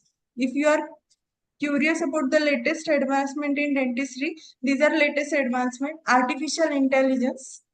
Artificial intelligence has made its way into the field of dentistry and is revolutionizing the way dental care is being delivered. AI-powered tools and applications are helping dentists to identify potential dental issues early on and provide more personalized treatment plans. AI technology can also help dentists to improve their diagnostic accuracy and reduce risk of human error. AI-powered robots are being developed to assist dentists during surgical procedures, increasing efficacy and improving patient outcomes. Then smart toothbrush. Smart toothbrush are equipped with sensor, timers, and apps that can track your brushing habits and offer personalized tips for better oral hygiene. Some can even connect to your smartphone via Bluetooth and provide real-time feedback on your brushing technique. These innovations not only make brushing more interactive and enjoyable, but also help prevent dental problems in long run. With the introduction of the smart toothbrush, dentistry is entering a new age that prioritizes preventive care and personalized solutions. Augmented reality, this technology that blends the physical and digital worlds by overlaying computer-generated content onto our view of reality. In dentistry, AR has been used to enhance patient experience and make dental procedures more efficient. AR can be used to stimulate different treatment options and show patients what their teeth would like after each option. It can also be used to guide dentists during procedures by projecting a magnified image on the tooth onto a screen for precise operations. Then teledentistry, this is innovative approach for to dental care that allows patient to receive consultations, recommendations, and problem solving from dental professional remotely via technology. With teledentistry, patient can receive expert advice on dental problems, schedule appointments, and get prescription without having to visit a dental office physically. The use of technology in dentistry also helps to make dental care more accessible while improving patient outcomes. Then intraoral scanners. The intraoral scanner is revolutionizing dentistry with its ability to capture accurate 3D models of the mouth's interior in real time. This innovative tool allows for precise diagnosis and treatment plans while also improving the patient's experience with painless, fast procedure. Then regenerative dentistry. Regenerative dentistry is cutting-edge field that utilizes biologically active molecules and biomaterials to stimulate body's natural healing process and regenerate damaged or lost tissue in the oral cavity. This approach has many advantages over traditional restorative procedures, such as stronger and more natural looking teeth with reduced decay and sensitivity, with the potential of revolutionizing the treatment of common dental issues like gum disease, and tooth loss. Regenerative dentistry is an exciting area of research and development of dental professionals in patients' life. Then CRISPR. CRISPR is clustered regularly interspaced short palindromic repeats. This revolutionary tool has recently been introduced in dentistry. With this tool, we can precisely gene edit. This is gene editing technique. We modify the human genome to eliminate, repair, or introduce specific traits in the genetic material. This has the potential to revolutionize by offering permanent solution to a range of dental disorders such as enamel hypoplasia, dentinogenesis imperfecta, and amelogenesis imperfecta. Then 3D printers. 3D printer is the technique allowing for greater precision and speed in creating dentures. With this technology, dentists can take digital scans of patient mouths and use specialized software to design dentures that fit perfectly. The 3D printer that creates the denture from resin or other materials, cutting down production time and cost. This also allows for easier customization and adjustment to ensure optimal comfort functioning. Then virtual reality. This has been associated, the dentistry has been associated, but with the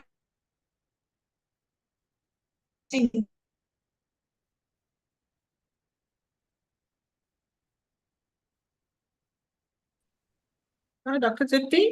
Lifelike stimulation. Yes, ma'am.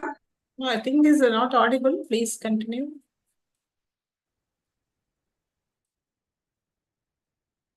Lifelike stimulation of dental procedures. VR allows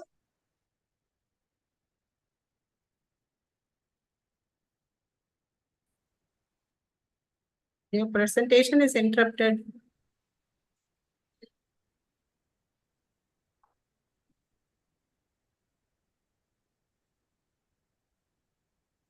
Am I audible?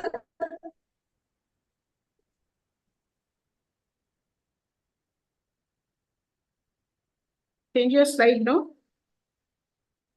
Change your slide, please, Dr. Chitti. Happy Necks. This is an innovative dental cushion designed to provide maximum comfort and support to patients and dentists. Ergonomics during dental procedure. A Happy Neck harness provides maximum support from the entire neck to upper back for optimal comfort and relaxation during treatment. Then ozone therapy. Ozone therapy is a natural and non-invasive treatment that can help prevent and treat dental issues such as cavities and gum diseases. Then nitrous oxide sedation, IV sedation.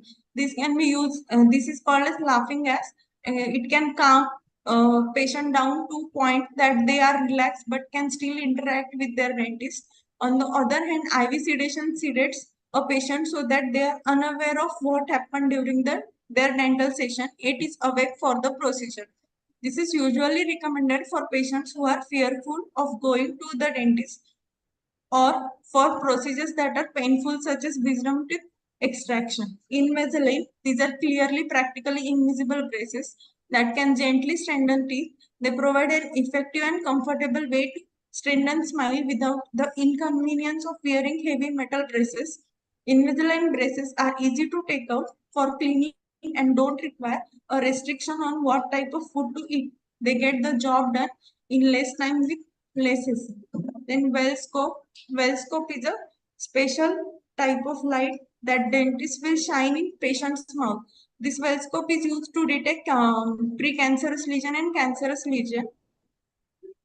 The conclusion, the field of dentistry is evolving rapidly with the introduction of new technologies and innovations that offer more accurate, efficient, and personalized care. From AI-powered tools to teledentistry, these advancements are improving the patient experience and making dental care more accessible. These are my references. Thank you.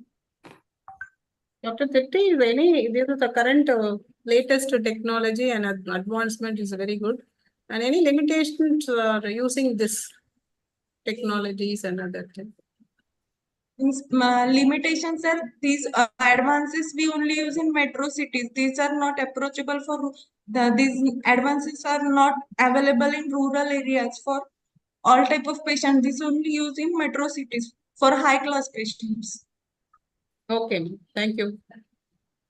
Thank you. Our next oral presenter is Dr. Amrita Varshini N. On a Yes, topic. ma'am. Yes, please continue. Shall I present, ma'am? Yes, Yes. please.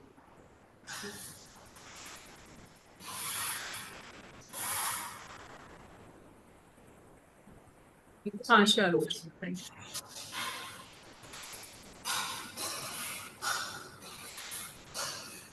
Ms. Is Amrita, it you visible, can ma'am? Yes, ma'am. Please proceed. Amrita Varshini. Yes, ma'am. Good morning to the respected staffs and my co-presenters. My topic is on assessment of knowledge, attitude, and awareness of emergency management of trauma among parents and teachers. It is a questionnaire-based study, and Sorry to interrupt the you. Your I think screen your is not topic is visible. changed. So given microneedle and nano drug delivery for oral mix patient. Ma'am, there's a change in the confusion, ma'am. Actually, we gave the wrong topic, ma'am, and I called yesterday and we informed, ma'am. And they said it's okay, you Moderator present can on this help topic. us.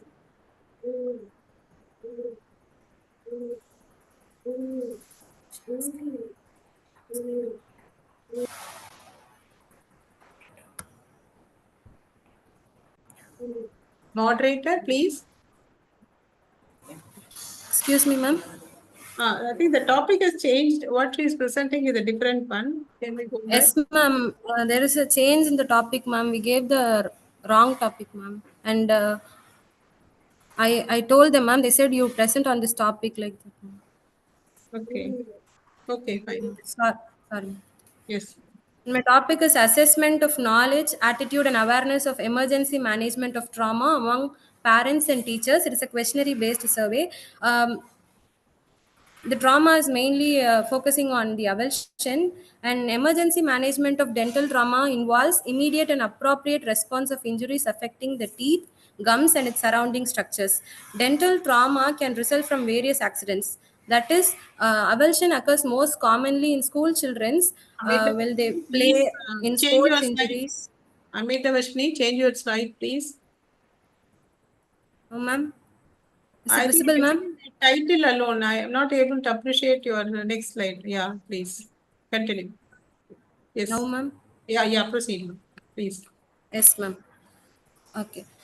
It is mainly focusing on avulsion, which occurs most commonly in school children's, where they meet with more falls in sports injuries, and proper management of dental trauma is very important because of the aesthetics and function of the teeth is very important, and we should minimize the pain and prevent further damage and preserve the dental function.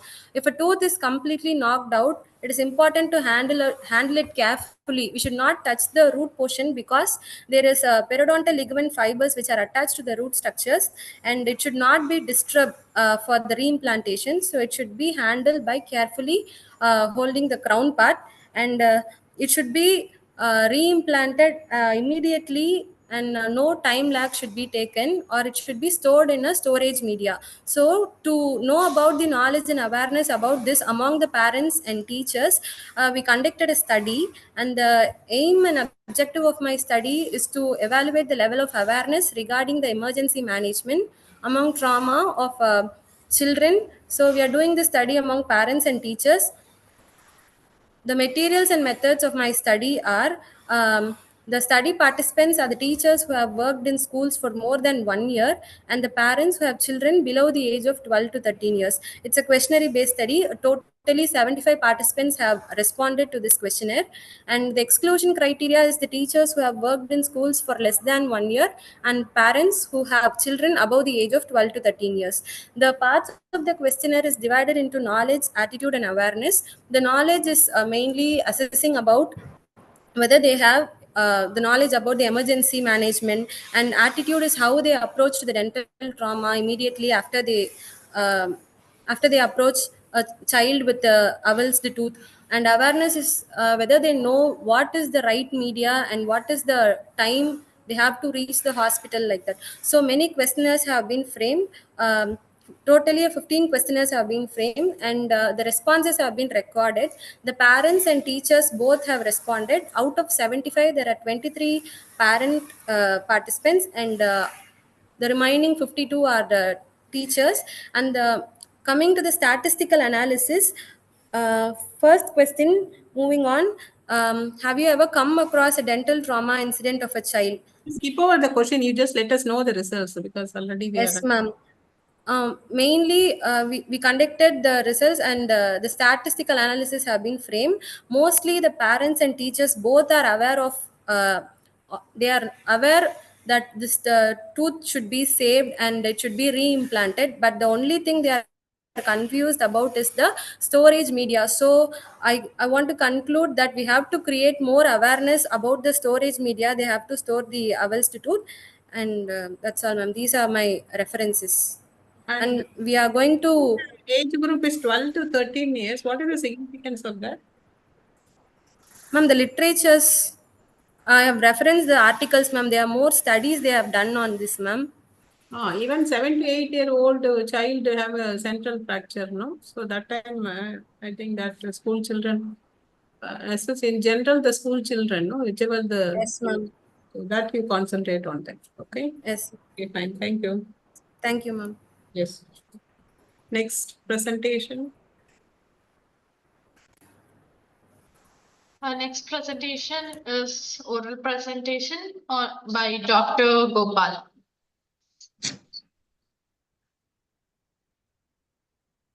Hello. Hello.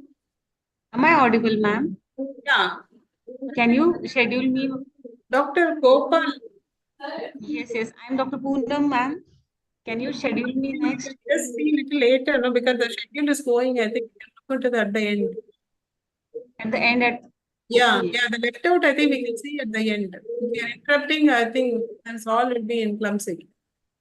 If he is not available, then can I give? Please. It's not available, we'll go to the next presenter because other people are waiting, no? Yes. Okay, ma'am. We are not having Dr. Gopal, ma'am. Ma'am, he's there. He's there. Dr. Bhumika? Ma'am. Am I audible, ma'am? Gopal. At the end, madam. At the end. People, he is available. Oh. यार काय लोक आहेत यार असं थोडीच असते जे available त्याचं पटपट घेऊन टाकायचं तर nonsense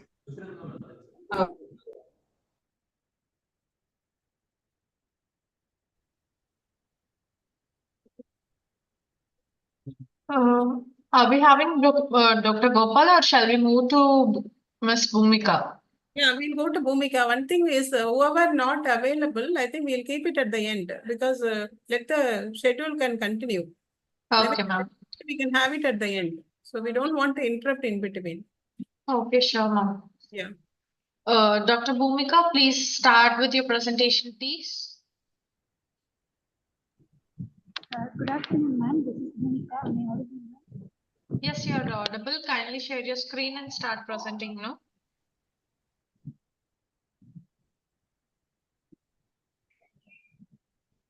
Dr. Bhumika, are you available? Yes, ma'am.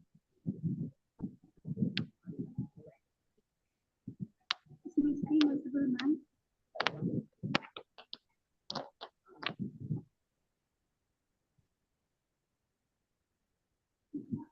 No, your screen is not visible yet. Kindly try to share it.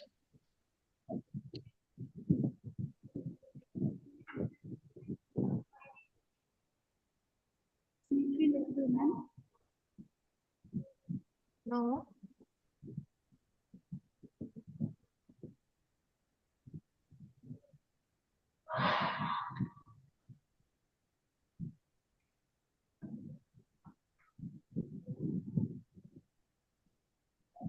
Is it visible now, ma'am? Yes, it's visible. Please go ahead. Okay. Later, help us along. Okay.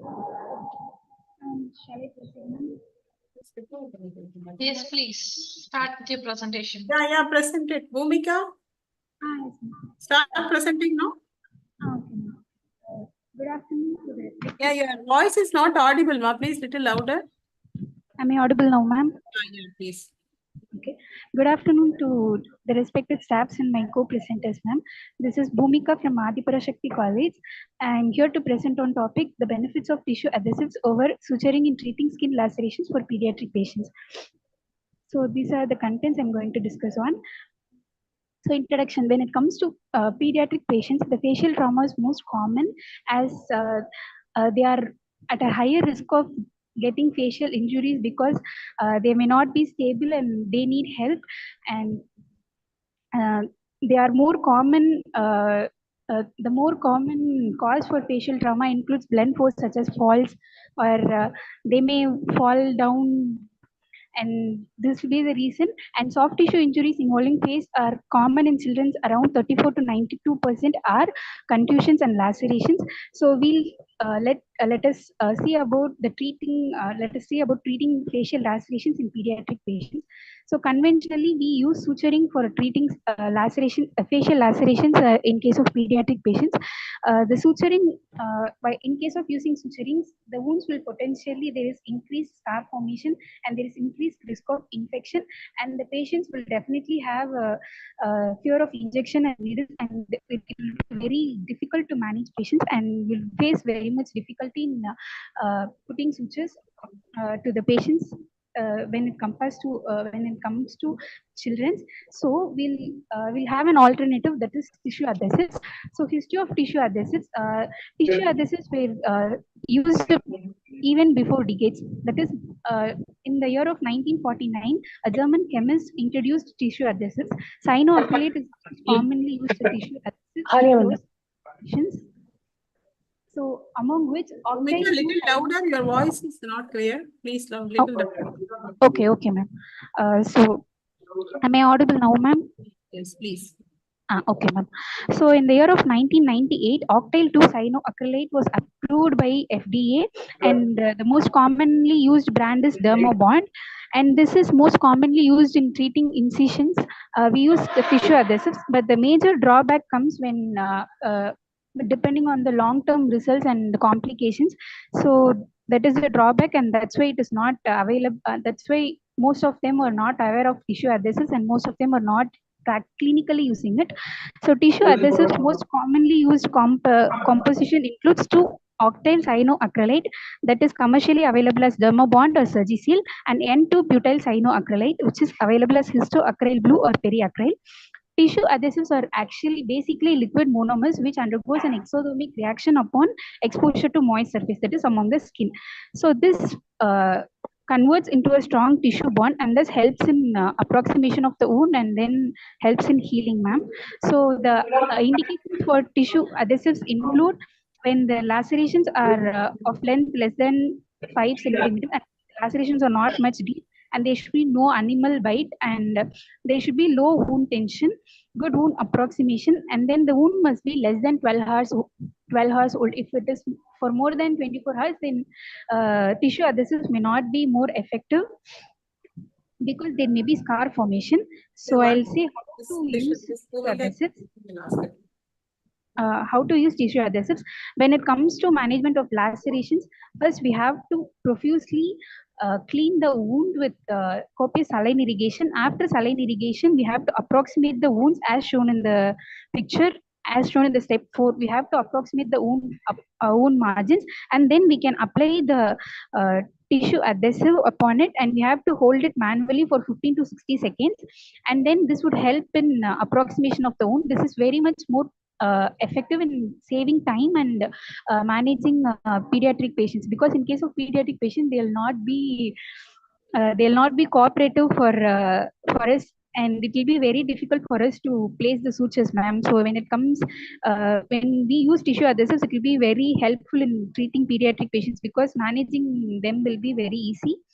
And the advantages of cyanoacrylates, that is tissue adhesives over suturing, is that we can avoid anxiety in patients. That will be very much helpful, so that the patient will be cooperative and he'll be happy to come. He'll be cooperative when he comes on next appointment, and there is no need for removal of suture or removal of suture. and there is no need for local anesthesia is not very much important when we use tissue adhesive, but whereas when we use suturing, we have to use local anesthetic. And this cyanoacrylate specially have some properties which may kill even gram-positive bacteria, including Staphylococcus pseudomonas and gram-negative bacteria, which enables in inhibiting infection in the site, and these are more economic and provide better cosmetic outcomes when it comes to suturing, and it will be more biocompatible and hemostatic, and hemostasis takes place so fast and it will help us in making the surgical procedure much easier, ma'am. So I like to conclude that there were a prospective study conducted which conducted on 367 patients, out of which 230 were included based on the criteria, and based on the results, 96 wounds were closed using tissue adhesives in group 1 patients, and 134 wounds were sutured using and based on the results, they both yield favorable results. Wound closure is favorable, aesthetic results are favorable, complications are rare, and when compared to both using tissue adhesives and suturing, adhesives are most cost effective and its application is less time consuming than suturing, and the patient would be more cooperative in case of tissue adhesives, ma'am. So I conclude that it will be tissue adhesives are more important, and it will be very easy to treat pediatric patients than compared to suturing in case of lacerations. And these are some references I have referred. Thank you, ma'am.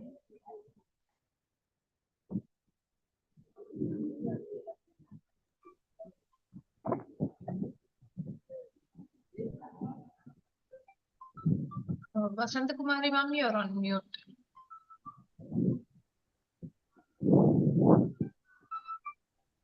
Hello, Bhumika? Yes, ma'am. Yes, ma'am. I think what is the cost of that? Ma'am, it ranges between 2,000, ma'am. Okay. So you mean it's a very less content, or after extraction you can start using it? Ma'am? I'm not. Type of wound you can use this adhesive to avoid Yes, we can avoid formation and sometime after extraction also we'll try to do the suturing, no? So in that case, we have to do a study, ma'am. I'm not very much sure about it, ma'am. I'll work on it.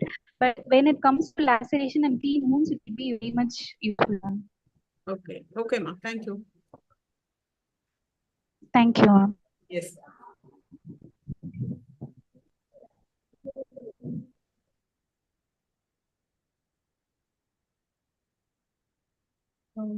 Ms. Bhumika, kindly stop sharing your screen, please.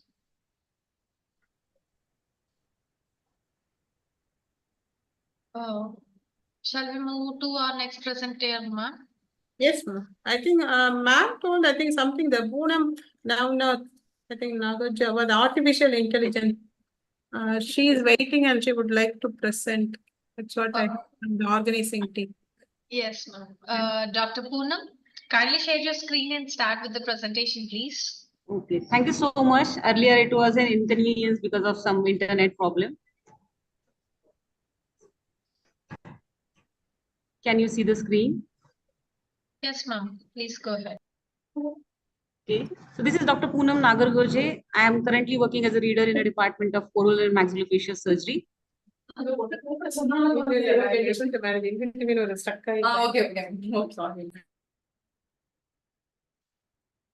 Should I continue? Yes, please. So I'm giving you a brief review about an artificial intelligence, a look to the future, in which I would like to talk about artificial intelligence. It is nothing but a field of computer science which involves the software-driven mechanisms which is capable of providing benefits through its utilization towards the healthcare. So these are the machines that are able to mimic cognitive functions of humans to perform tasks of problem solving and learning. Synthesis of artificial intelligence in dental practices introduces a dynamic paradigm shift which fosters the synergy between technology and the human expertise. The purpose and the scope of AI, that is artificial intelligence, These are the computer system that can replicate and imitate human reasoning and thinking, learn from the acquired knowledge or the fed data to the computer software, which will help to make the judgments.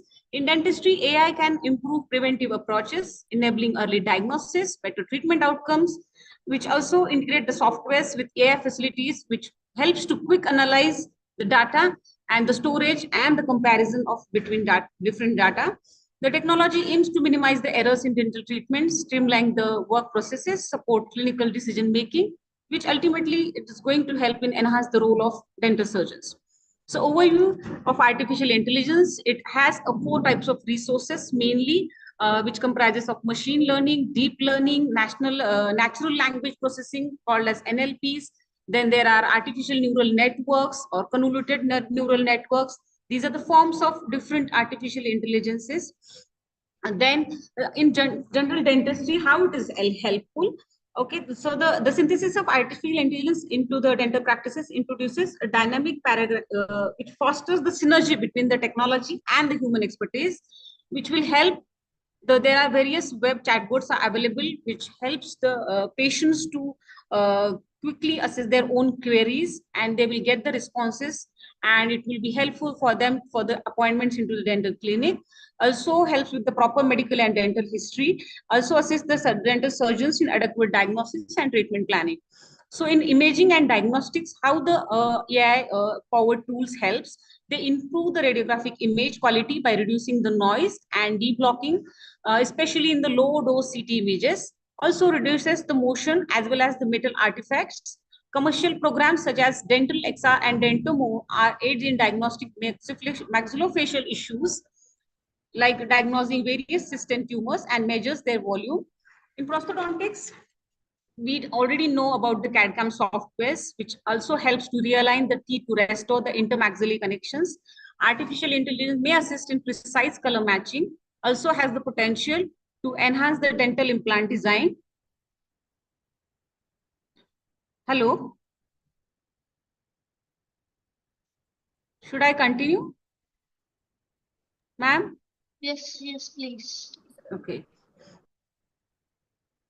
Periodontics. Now, there have been various studies carried out by different scientists in which the artificial intelligence has been used in a deep convolutional neural network algorithms, which helps in the diagnosis and predicting the compromised teeth with the periodontal health issues. It also suggests which tooth to be extracted, which teeth to be preserved. Then also the Yone et al. Utilized an AI-based system employing the CNNs to correlate the poor periodontal health with systemic health outcomes. Also serves as a screening tool for the other diseases. Also, some other hybrid framework has been used. That means 2 of the softwares were used together, which supports the vector machine and have exhibited high diagnostic accuracy, significantly reducing the time required for the periodontal examination. Now, for the dental implants, these models have been developed to detect the periimplantitis, identify the fractures in the dental implant. Also, these applications also predict the prognosis of dental implant based on their mesodistal position, analyzing the crown adaptations and all those. Then in oral medicine, like I have already explained, that it reduces the radiographic noise, also metal artifacts and metal artifacts. Then interpretation of radiographic lesions, automated analysis of dental radiographs, and caries detection. Orthodontics, as you know, the orthodontics have a longer cephalometric analysis for their cases, but there are some tools like Plamacar Roommates, which do the cephalometric analysis in a very short period of a time, which also gives, which helps in a planning of the orthodontic treatment, and also it helps you to the monitoring of the complete orthodontic treatment. AI tools have targeted the analysis of digital dental models. Initially, there was a plaster cast, then the digital scan cast. Afterwards, now it has been there intraoral scanners. With the help of that, they form these digital dental models, which have been proposed to enhance the orthodontic diagnosis, planning, and research. In pedo, the artificial intelligence has proven valuable in diagnosing mesiodonts and other supernumerary teeth. Using single nucleotide polymorphisms to predict the risk of dental caries through the artificial neural networks, which again could be a valuable tool for children and parents. Neural modeling utilizing artificial intelligence could offer a more accurate and reliable means of assessing chronological age in children and adolescents, providing valuable insights for dental professionals. In oral surgery, CAD/CAM employs the digital imaging, 3D photography, 3D printing to design, fabricate, and custom implants, prostheses, guides, and plates tailored for the reconstructing maxillofacial defects. Then machine learning and deep learning algorithms are also used to analyze the complex data sets and patterns, which enables more accurate decision making in various aspects of oral surgery. AI facilitates the use of bioprinters to fabricate the scaffold that can receive the grafts and tissue engineering products in a reconstruction of maxillofacial defects. This is a summary in which you can see AI use. We do use the smartphones with embedded biosensors, which can help to the continuous monitoring of physiological metrics for health prognostications. Advanced AI algorithms, which are used to analyze the complex data like CT scans and 3D models for preoperative assessment, which will help ultimately into the surgical simulations and personalized, individualized treatment plans for the particular patients. Deep learning methods, identification of tumors, especially in oncology-oriented image analysis, AI-assisted diagnostic making. Again, it is a very much individualized, also helps in a medical diagnosis, prognosis, drug discovery, language translations, and organizing the medical records. Then deep convolutional neural networks, diagnostic of skin conditions such as malignant melanoma and other skin lesions. And also AI assistance provides around the clock clinical support, bridging the gap between patients and the healthcare providers, assist in a clinical decision making. So what are the challenges and future perspective? Challenges are we don't have that much of knowledge and awareness about the different AI and artificial intelligence tools to be used.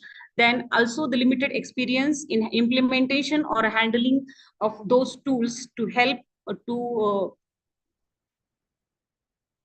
provide an expertise in this. So how to address these challenges? We need to take some educational initiatives like webinars, seminars to know more about the AI, artificial intelligence, and its associated resources. Training programs, we can conduct hands-on programs and collaboration networking. We should conduct, we should have those collaborations with the persons who are more expertise in these softwares and the tools, with the dental surgeons, and continuing education through the help of various platforms. Conclusion, it provides an accuracy equivalent to trained specialists, overcome the human errors, improved outcomes in dental treatments, time efficiency, and enhanced comfort for the patients and professionals. I conclude, as technology progresses, widespread integration of artificial intelligence in dental practices, it anticipated benefiting both professions and patients. Continued research and validation are crucial to ensure the responsible and effective use of AI in dentistry. These are my references. Thank you.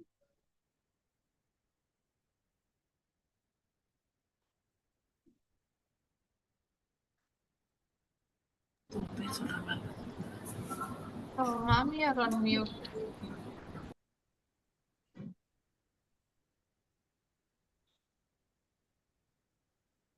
Vasanta Kumari, ma'am, you're on mute.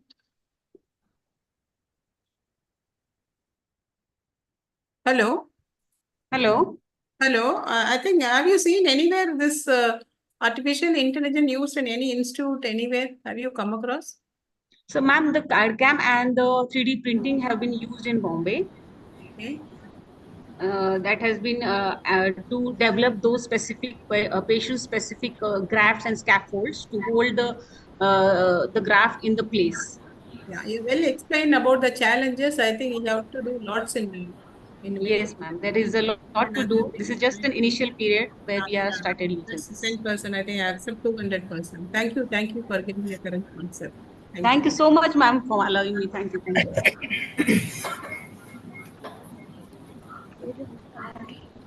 Next Okay. presentation.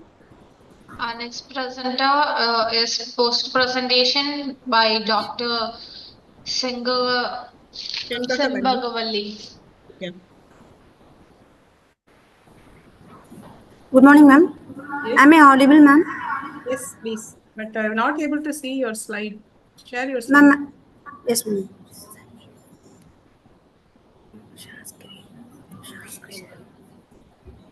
Hello. Give access. Ma'am, can you give access to Aishwarya Anandan? Yeah, you can share now. I couldn't Try. log in from my profile, ma'am. Yes, yes, you can share now. Try to share it right now.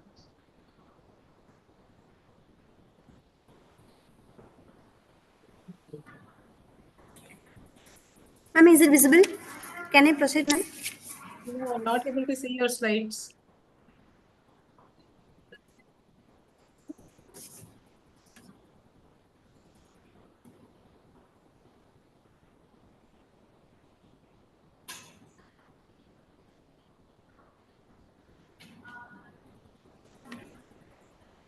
Now? No. Yes. Yes. Yes. Ma'am, Yes. can I proceed? Yeah, please proceed. Well, good morning to everyone present here. Today I'm going to present a paper titled in See Beyond the Unveiling the Bionic Eye. As we all know, retina is the innermost membrane of the eye that contains photoreceptors, that is rods and cones. Retina transforms the light energy into an electrical stimulus and transmits them to the brain through optic nerve. Bionic eye is a neurovisual prosthesis which helps to restore the lost vision due to degeneration of photoreceptors like age-related muscular degeneration and retinitis pigmentosa and other eye diseases. So now let us discuss about how the implant works. So first we'll see the parts of the bionic eye. The first one is image sensors and the second one is radio transmitter. The third one is microprocessor and fourth one is receiver and the fifth one is retinal chips. So the bionic eyes have computer chip located at the back eye and linked to the small video camera built into glasses which they wear. So camera when camera captures the images focused on the implanted chip and convert into the electric signal, those electrodes on the implanted chip stimulate the retina that connect to the optic nerve to the brain's visual cortex. So where they are interpreted as an image. So now we can see the project till date. The first one is Argus 2 retinal prosthesis. The second one is artificial silicon retinal prosthesis. And third one is Harvard retinal implant. The first one is epi-retinal implant, which is approved by US in 2013. In this, we'll be having video camera, transmitters, and video processing unit. The second one is artificial silicon retinal prosthesis, and this is subretinal silicon implant. In this, silicon microchip will be having 2 mm diameter, which contains 5,000 electrodes powered by incident light. The third one is Harvard retinal implant. In this, image acquisition will be using charge coupled device. So coming to the recent advances, Generis bionic vision system is the most commonly used, and in this will be having headgear with a camera and vision processor unit and software and wire transmitter and series of 9 into 9 mm tiles for implants. So in this, how it will work, I'll just explain. Headgear with camera will be capturing the video that sends to the in this, the images will be sent to the vision processor and the data transmitted to the implanted tiles that will be having 9 into 9 mm tile and the data converted into electric impulses which will stimulate the brain.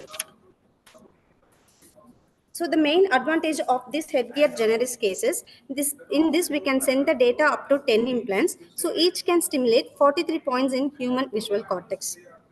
So next, moving on to the limitation, it is very expensive and we cannot, it is not compatible with all the patient who will be having eye diseases. It can be used only the patient who will be having photoreceptors problems and patient who are born with blindness, we cannot give this bionic eye because of the defective optic nerve. And the percentage of the restoration of the vision is not high enough compared to the natural vision. To conclude, the major focus into increase the number of electrodes in implants to get high resolution. An Argus 2 retinal stimulus under the design with 60 controlled electrodes. Let us hope that future research on the bionic eye will bring out more accurate devices than current ones. Thank you. Okay, as you told, it's a high cost. What could be the approximate cost of this? Ma'am, approximately $30,000, ma'am. So it has been tried in India. Have you? Ma'am, actually, it is in the under process, ma'am. as the It is vision. invented by an Indian only, ma'am. Indian and USA, they have collaborated and they have invented. The main inventor is from India, ma'am. So, how about the allergic reaction or what any other side effects of when you just had? Ma'am, side effects not yet reported, ma'am. Especially in that project, Argus 2 retinal processes and artificial silicon retinal processes. In that artificial silicon retinal processes, is no one reported allergic reaction to that artificial silicon retinal processes, ma'am. So it's a one-time option, no? Or it should be keep changing. No, ma'am, one-time option. Okay. Thank you, ma'am. Thank you. Thank you, ma'am.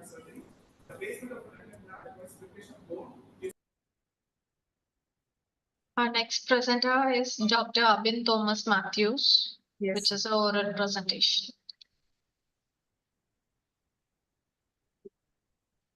Dr. Abin, are we having you now?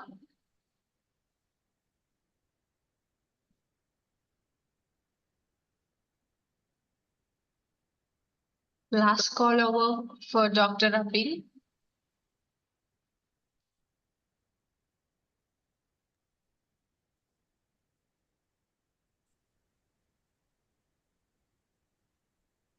Good morning, ma'am.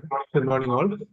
Today we are discussing about the topic on the basis of assessment of awareness and importance regarding intellectual property rights. Let's we will continue the topic.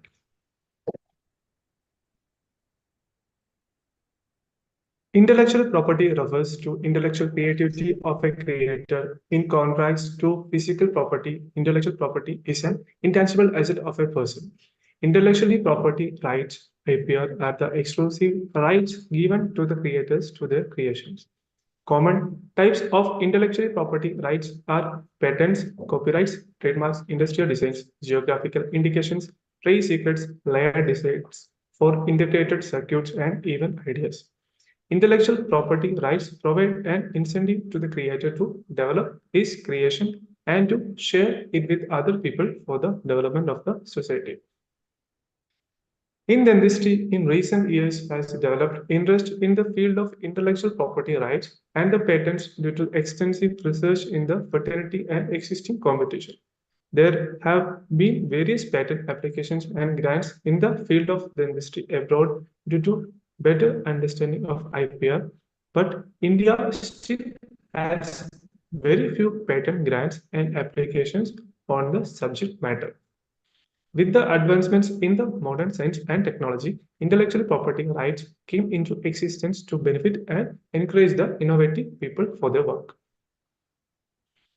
The term intellectual property rights gained its strength from a long time and much expanded since then.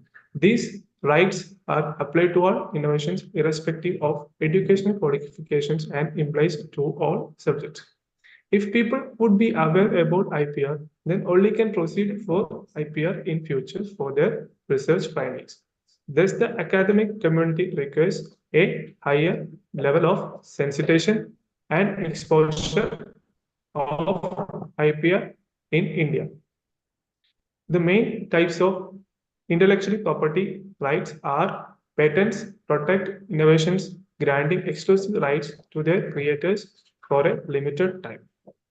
Trademarks protect symbols, names, and slogans used to identify goods or services. Copyrights protect original works of authorship such as literary, artistic, or musical creations. Create trade secrets. Protect confidential information that provides a competitive advantages such as formulas, process, or customer lists. Industrial designs. Protect the visual design of objects that are not purely ulterior. The geographical indications are protect goods originating from a specific geographical area, indicating their quality, reputation, or other characteristics. Each type of intellectual property rights serves to protect different aspects of creativity and innovations in various fields. And the conclusion. In conclusion, intellectual property rights play a crucial role in the field of dentistry, safeguarding innovations and advancement in dental technologies, materials, and procedures. By protecting innovations, designs, and Proprietary information in intellectual property rights encourage investment in the research and development, driving progress and ensuring the quality pattern patient care. It is essential for dental professionals and stakeholders to understand and respect these rights to foster innovation, uphold ethical standards, and ultimately improve oral health outcomes for patients worldwide. Thank you, ma'am. Thank you all. Have you done any survey among the orthodontic postgraduate students regarding awareness? Have you done any survey among the orthodontic? Yeah, ma'am. We conducted one survey and we taken how many was know the intellectually proper among in North India orthodontic postgraduate students. That was our study we have conducted, and the result that the less people have aware about this thing. Your title is that, but And we are just plan to reflected in your publish an article on the basis also. okay. So that is not reflected your statistical whatever you have done in your present. What's your Yeah, ma'am. opinion Sir, ma'am. regarding the survey? What is In the survey, it was conducted in among that August to September. In that, we get a clear idea about that, and we will later publish in that journal. You people can refer in that. orthodontic PG students? You're the orthodontist, yeah? You're the Yeah. orthodontist? I think it's common to all, no? You could have just made the survey of all the postgraduates so that anyway. Ma'am, actually, in our field, we need to encourage more of that. That's why we are just planned. We will encourage the Plan all to along the dentistry also. Okay, thank you. Thank you. The next presenter, please. Our next presentation is oral presentation by Dr. Priyanka. Yeah.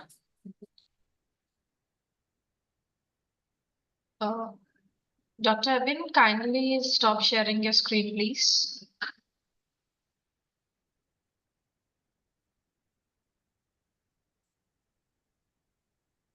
Thank you. Good morning, everyone.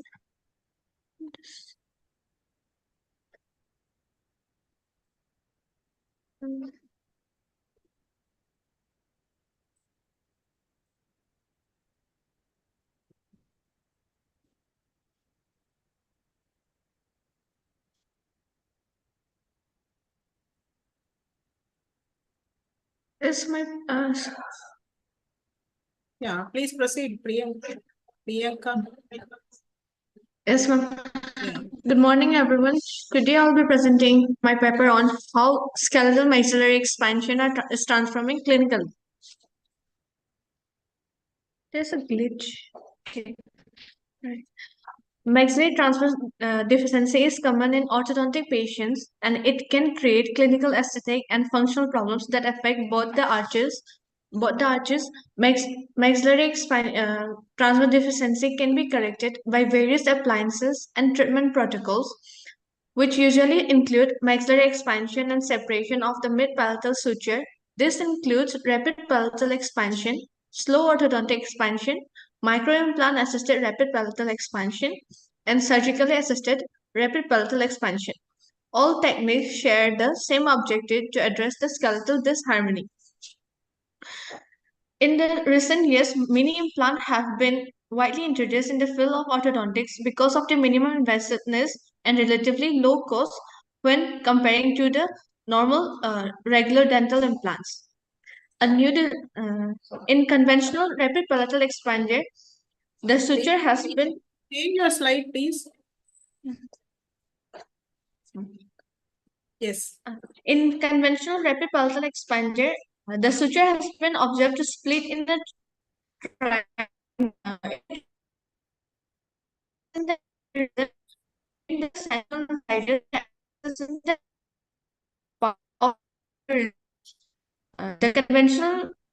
the conventional rapid palatal expander transmit the expansion forces throughout the teeth. Alveolar bone bending and alveolar dental tipping are inevitable. Here in this picture, in figure number 1, It is an expansion which is done by mid-pulsar suture opening is done by Harris conventional rapid pulsar expansion, and in figure number 2 is the mid-pulsar suture opening by a skeletal expander. So in figure 1 we can see it's a V shape, and in the figure number 2 it's a parallel shape. Parallel shape because which is due to the implant which is incorporated in the parallel. The expanding force are directly in the skeletal forces. This minimizes the dental effects in, when we are using skeletal expander. The skeletal expander provide more parallel opening of the suture and induces less bone bending and less estimated molar tipping as compared to conventional expander. Conventional palatal expander, the suture diverges from the posterior portion of the suture, which gives the V or triangular shape pattern of suture opening with a wider opening in the anterior region. And the suture is less divergent from the posterior region to the anterior region in a maxillary skeletal expander, and which gives the uniform and equal opening along the length of the suture.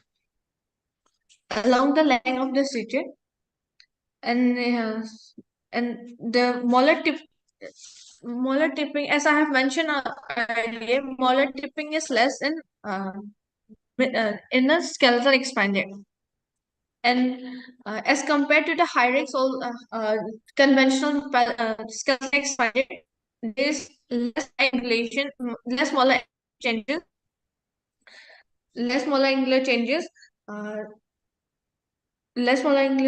and skeletal expansion directed the mid-palatal suture or the maxillary bone themselves to achieve greater separation and widening of the maxilla. Skeletal expansion procedures induces lateral expansion of the entire maxilla, including the basal bones.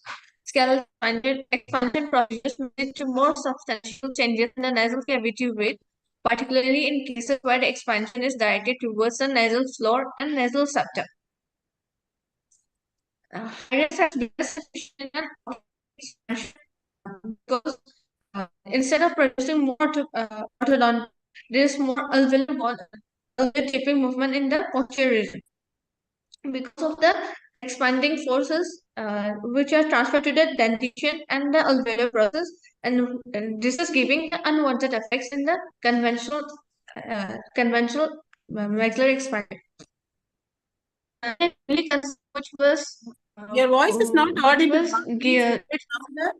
Priyanka, Your voice is not audible. Please, little louder. Louder, please. Yes, ma'am. In new concept of the MARPE, the mini implant assisted rapid pulsar expander, which was in 2023 in Boston, they have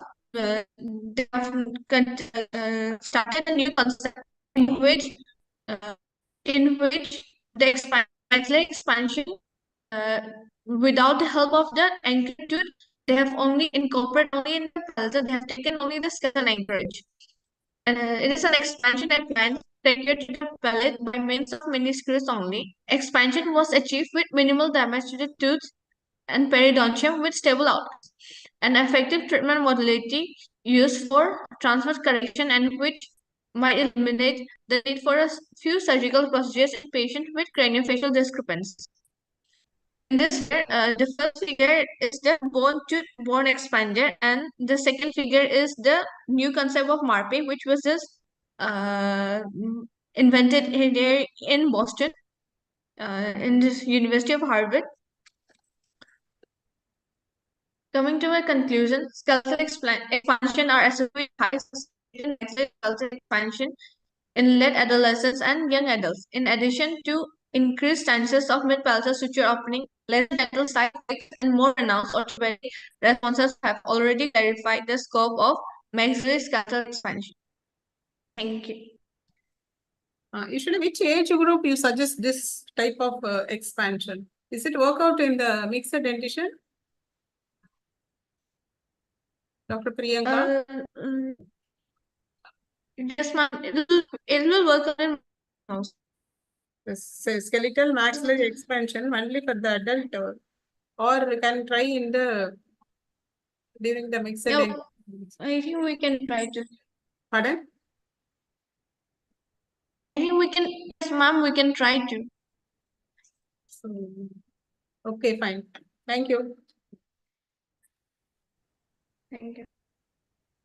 Our next presentation is oral presentation by Dr. Varsha Ajit Sanghi. Yeah. Good afternoon, ma'am. Yes.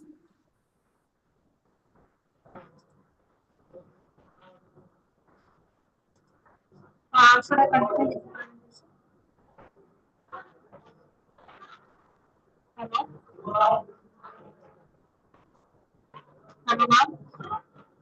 Yeah, please share your slides. Yeah, please proceed, Dr. Krishna. I'm Dr. Varsha Sangre, professor at the MITS Dental College, Latur. I'm presenting the plastic measures of the oral cavity or retrospective survey, study, and literature review.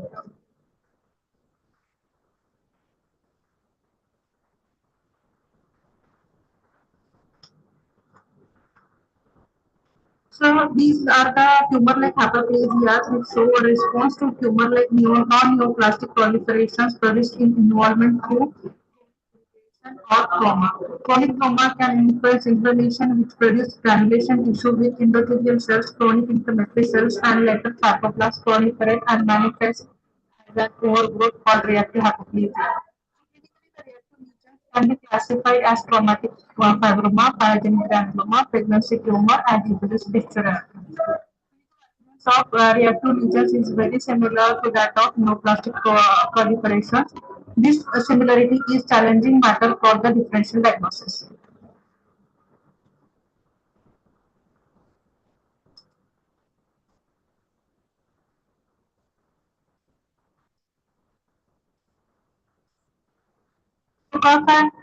Propose the histological classification of reactive hypoplastic lesions, angiomatous hypoplasia, focal fibrous hypoplasia, peripheral ossifying fibroma, and peripheral giant cell granuloma.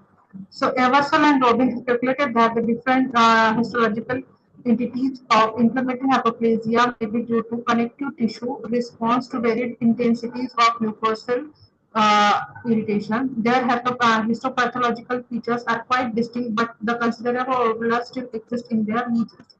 Hence, the aim of the survey is to evaluate the frequency and distribution of oral cavity reactive lesions.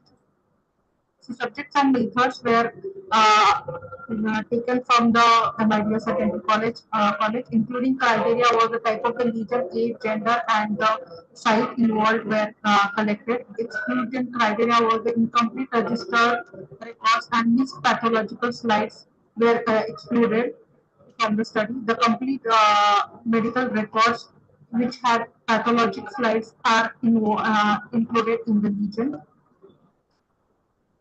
The lesions were classified into 7 groups: PG, PG, cemento-ossifying fibroma, EF, then the irritational fibroma, then inflammatory fibrous hypoplasia, inflammatory papillary hypoplasia. The lesions involved were in the different sites were included. Results were total 155 cases were diagnosed as reactive hypoplastic lesions with a prevalence of 11.7%. The data consisted of 56 males and 96 females. The predominant site of distribution of lesion was Hutchinson 57.4%, followed by the buccal mucosa 28.4%. The age range from first to 7 decades of life, and occurrence most commonly the second to third decade of life. Most common lesion clinically was traumatic fibroma, 37.4%, followed by epilis, 1.6%, PG, pyogenic granuloma, 22.6%. The histological diagnosis of the above mentioned lesion includes the fibrous hypoplasia 58%, pyogenic granuloma 39%, inflammatory gingival hypoplasia 25%, peripheral giant cell granuloma 20%,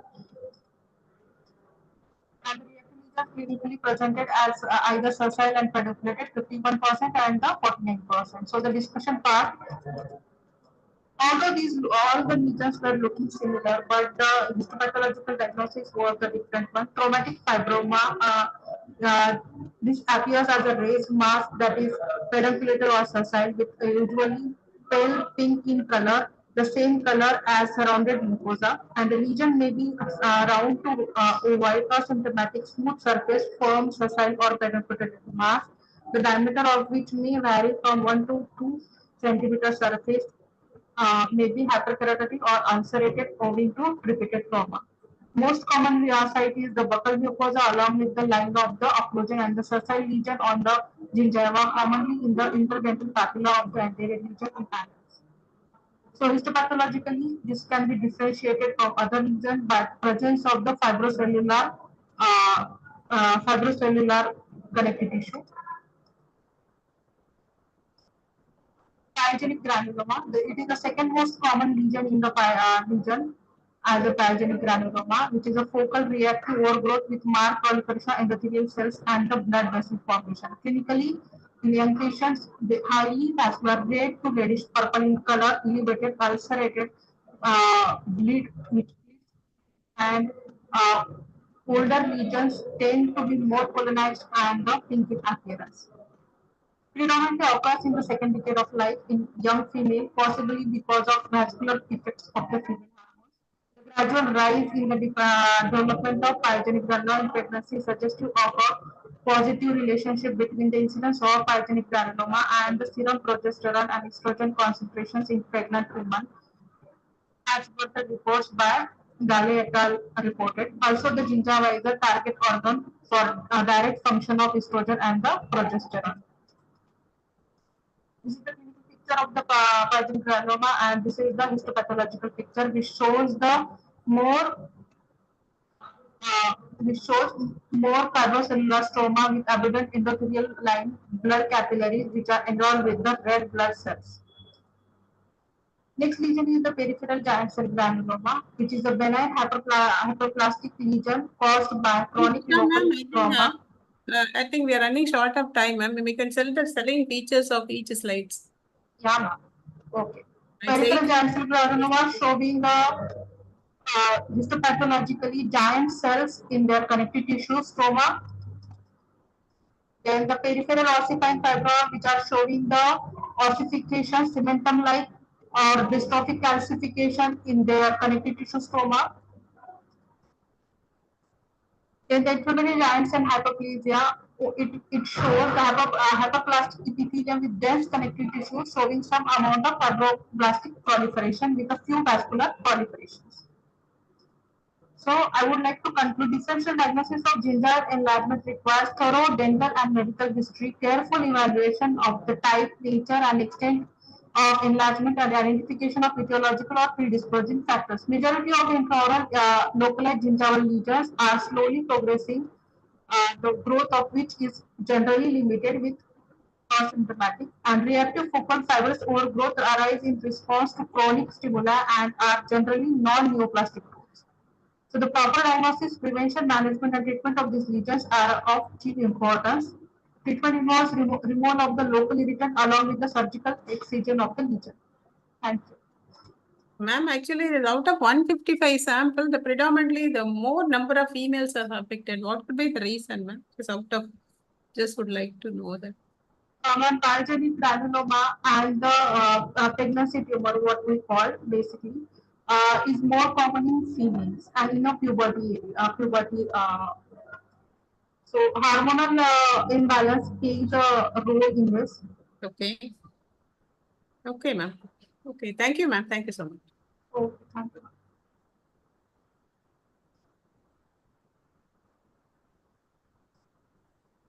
Next presentation is oral presentation by Dr. Arun Raj.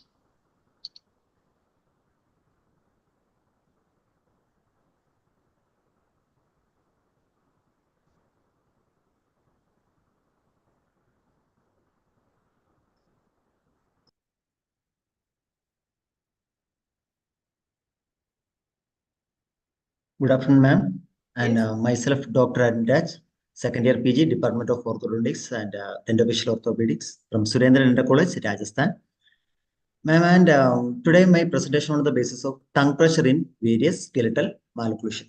So, first we are starting with the introduction. The tongue is a powerful muscular organ that exerts a strong pressure at frequent interval. That is, they are important in swallowing, mastication, speech and respiration, and they are important component of the vaccinator mechanism, and they affects the shape of the arch and the craniofacial skeleton. So, contribution of the strength of tongue is important to orthodontics for proper treatment planning and achieving a post-treatment stability.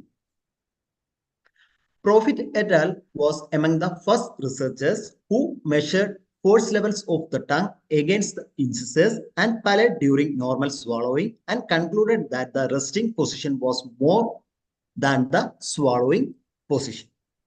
According to Graber and Swain, also considered that the duration of force is more important than its intensity frequency. At first, pressure from the tongue is slight but long lasting, and therefore they can move the teeth. So this review draw an attempt to make a conclusion on effects of tongue pressure in various malocclusion. So before going to the materials and method, we have to discuss about the what is the evolution of tongue movement during swallowing. The tongue movement during swallowing has been studied by having subjects swallow a fixed amount of liquid such as water or natural saliva. Akiyoshi et al. Showed that swallowing saliva consciously or unconsciously is more frequent than swallowing or drinking or eating. A normal adult repeats this normal swallowing pattern between 1200 and 1300 times every day. Therefore, habitual swallowing of the saliva was considered to have more effect on dentofacial morphology than the water swallowing or food swallowing. Now, we will go to the materials and methods.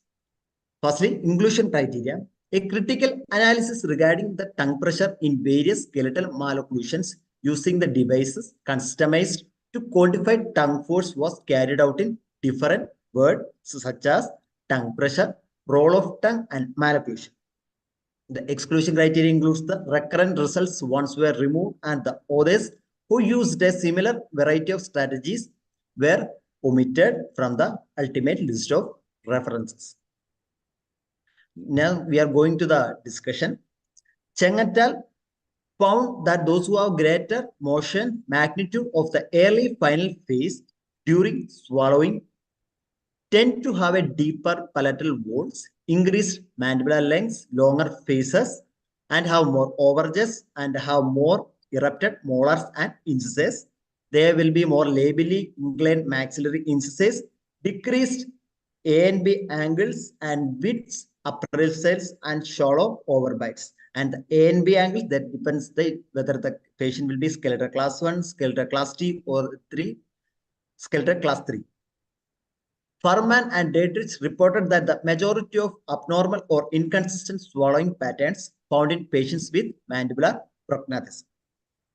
Hopkins studied the position of mandible and concluded that its anterior-posterior relation of the maxilla and its length are the key factors in determining the level of tongue relative to maxillary arch. Resting pressure of tongue can be observed in a pattern of class 3, that because we already know that the lower anterior arm will be procluded or the mandible will be more forwardly placed because the more pressure is exerting on the mandible. So according to Hopkins, it is divided like more in class 3, then in class 1, and then in class 2. Obviously, we know in the class 2 maxillary prognathic. So it concluded that the resting force is influential in positioning the mandible with more force causing to the class 3 malocclusion. Deshmukh et al. Found that mean tongue pressure in average growth pattern cases were 49.48 kPa, growth pattern was 51.47 kPa, and in vertical growth pattern. It was found that in average growth pattern cases, the tongue pressure in right lateral region was 16.38 kPa, and in the middle area, it was 54.50 kPa. In the vertical growth cases, the tongue pressure in right lateral area was 11.06 kPa. In the left lateral area, it was 15.48 kPa. The middle area, it was 63.5 kPa. There is a dynamic force exerted by the tongue on the palate, which determines the shape of the arch as craniofacial skeleton.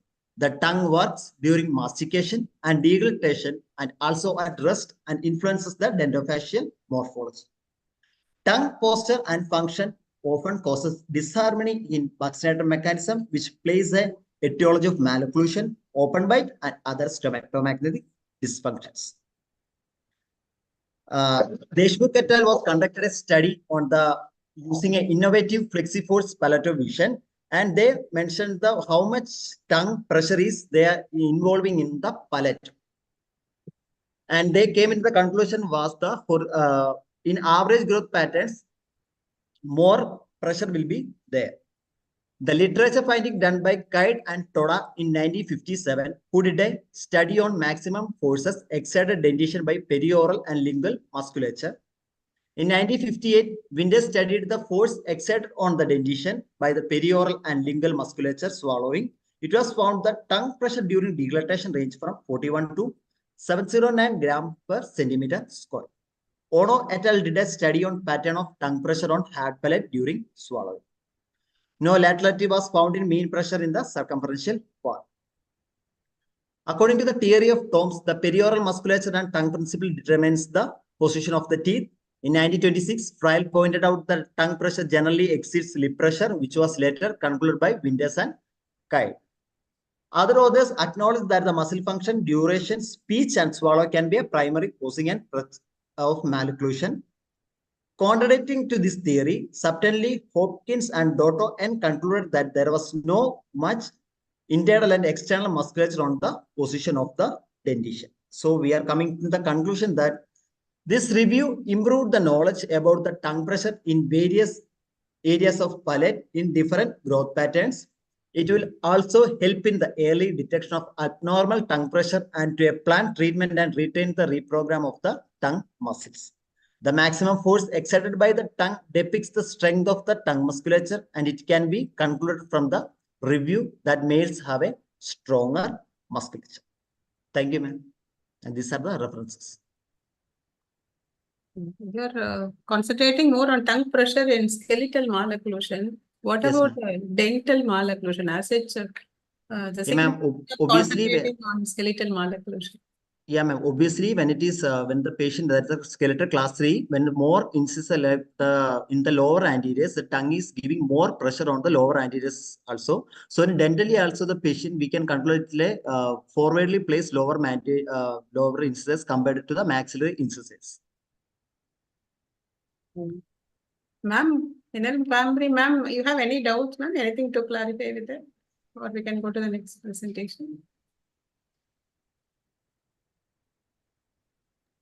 We can move on to the next one, ma'am. Yeah, thank you, ma'am. Thank you. Thank you, ma'am. Thank you. Thank you, ma'am. Our next presentation is oral presentation by Dr. S. Selvi. I guess we are not having, ma'am. Shall we move to the next presentation? Yeah, ma'am, please. Because I think people also can see on the table. Take the time. Our next presentation is oral presentation by Arsha Johnny and Dr. Jacob Matthew Philip.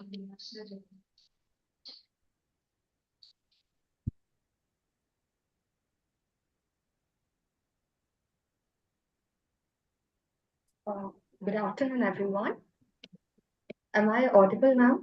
Yes. Is my screen visible? Proceed, no? Yeah. So good afternoon, everyone. So my topic is on the assessment of air microbial analysis during implant placement. Delve into the microbial realm. The oral cavity is a diverse microbiome where growth is sustained by factors like temperature, pH, time, and host resistance.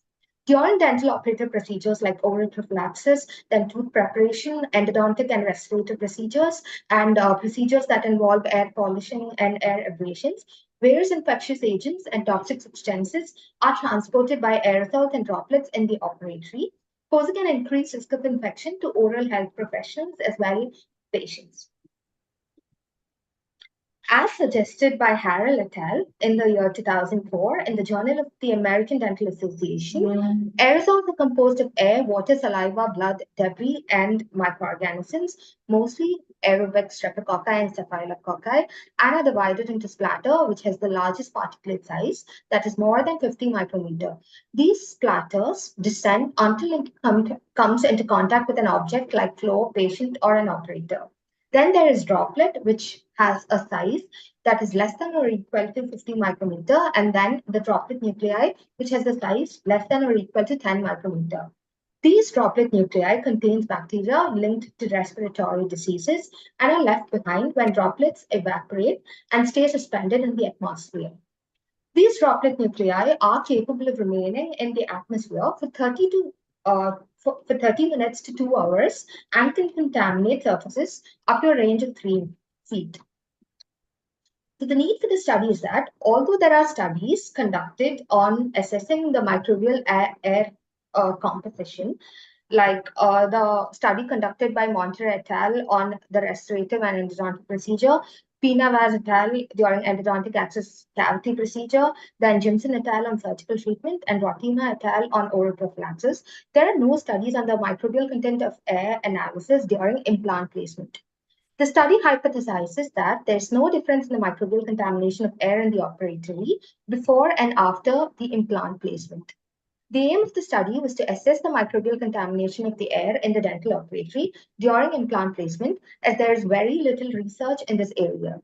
The objectives were to perform microbial analysis of air before and after placement of the dental implant in an isolated clinical operatory and compare the results. The methodology. This study was carried in an isolated clinical operatory of 18.5 meters square after obtaining the clearance from the Institutional Ethics Committee.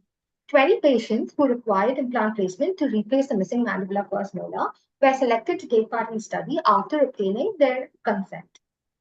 First off, we prepared the operatory. The clinical operatory was fumigated before and after the procedure.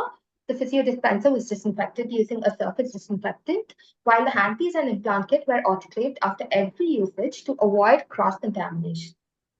The water line was disinfected by running hypochlorite solution through it. The windows in the room were kept closed, and the procedure was carried out in an air-conditioned room to prevent contamination from the external environment. The selected candidates were given a pre-procedural mouth rinse and were asked to use them before entering the operatory. The osteotomy drilling speed of the physio dispenser was set at 1,200 rotations per minute, with a maximum coolant flow rate of 75 milliliters per minute. During the procedure, 3 blood agar plates were used for the procedure. The first plate, that is plate 1, was kept in the operatory before the start of the procedure for an hour, and after that, a lid was placed over it and the plate was retrieved. The other 2 plates were placed at a distance of 0.5 meters from the patient's head, one on either side, for the duration of the placement of the dental implant, that was approximately for an hour. The plate on the right was labeled as plate 2, and that was present near the operator. And the plate 3 was placed on the left side, that is, it was placed near the dental assistant. Then the microbial analysis of air was performed by incubating all the blood agar plates at 37 degrees Celsius, 48 hours, and the colony forming units was counted using the formula n by pi into d by 2 the whole square into t, where the n is the total number of colony forming units counted, and d is the diameter of the blood agar plate, and the time was 60 minutes. The data was finally analyzed using paired sample t-test, and it was found to have a normal distribution. Now moving on to the results, this table shows the colony forming units calculated from 20 patients, and the mean colony forming units counted before the start of the implant placement is found to be 0.0205 colony forming units per centimeter square per hour, and after implant placement was found to be 0.05877 colony forming units per centimeter square per hour. The increase in the colony forming units retrieved from agar plates during the dental implant placement shows that There is the presence of microbial contamination of air in the operatory. The next table shows the Kolmogorov-Smirnov test to establish the normal distribution, and it was found that the data was normally distributed. The table below shows pair t-test to compare the difference in the coliform units calculated from the above rates. The results show that there is a statistical significant difference in the coliform units isolated from the blood agar plates before and after dental implant placement. That is, the p-value was found to be less than 0.01. Which shows that there has been contamination found.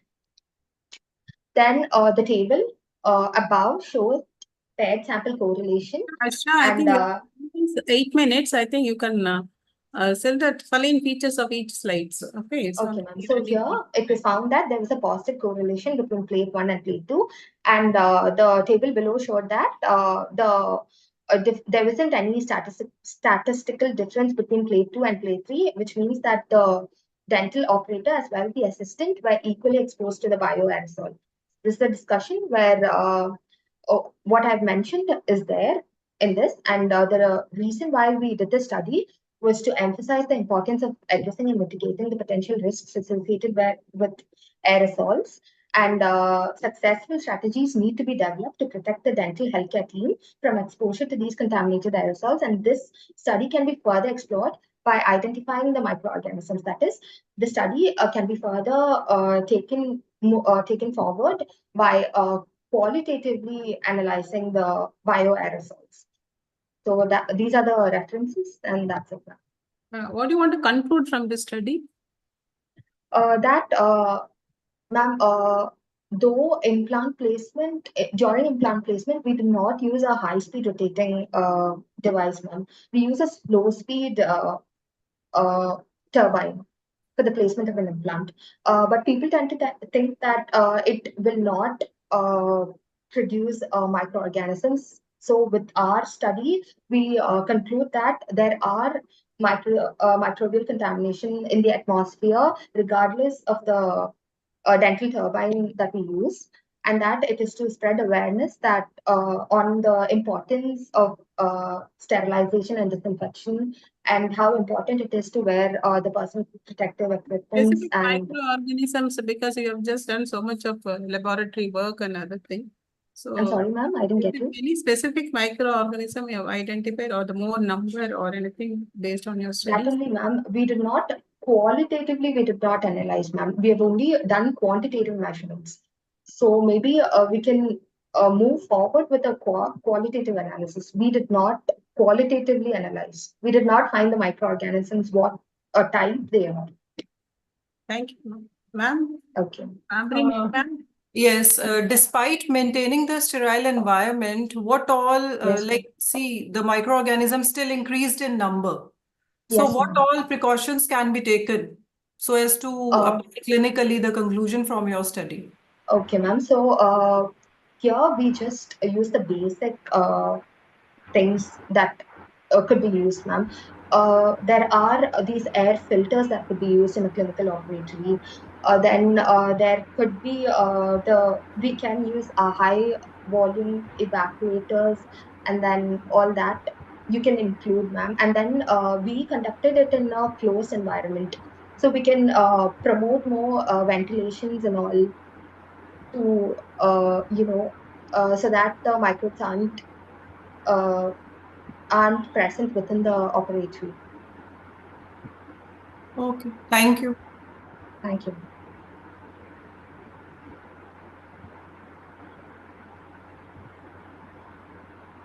Next presentation, please. Next presentation is oral presentation by Ms. Sri Lakshmi S.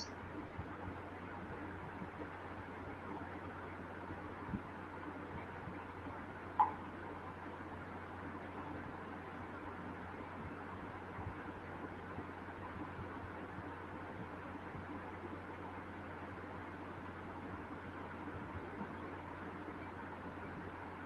Okay, ma'am. So here we just use the basic things that could be used in a clinical operatory. Then there are these air filters that could be used in a clinical operatory. We can use high volume evacuators, and then all that you can include, ma'am. And then we can promote more ventilations and all to Ms. Srilakshmi, you're on mute actually. Sri Lakshmi? I think My voice is audible now, ma'am. not audible, Sri Lakshmi, please.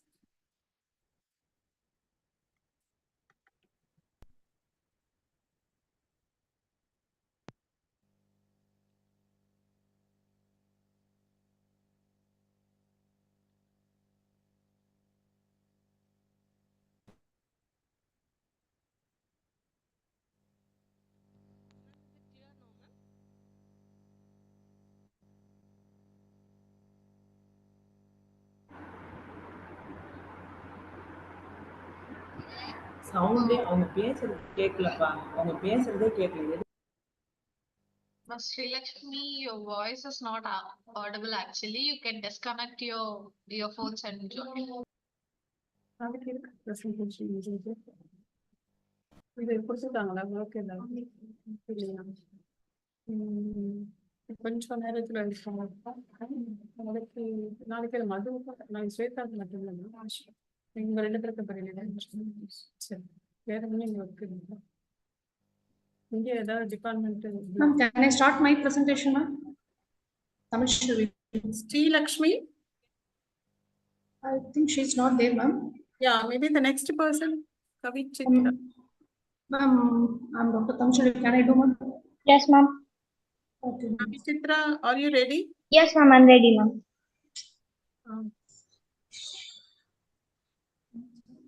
You can share.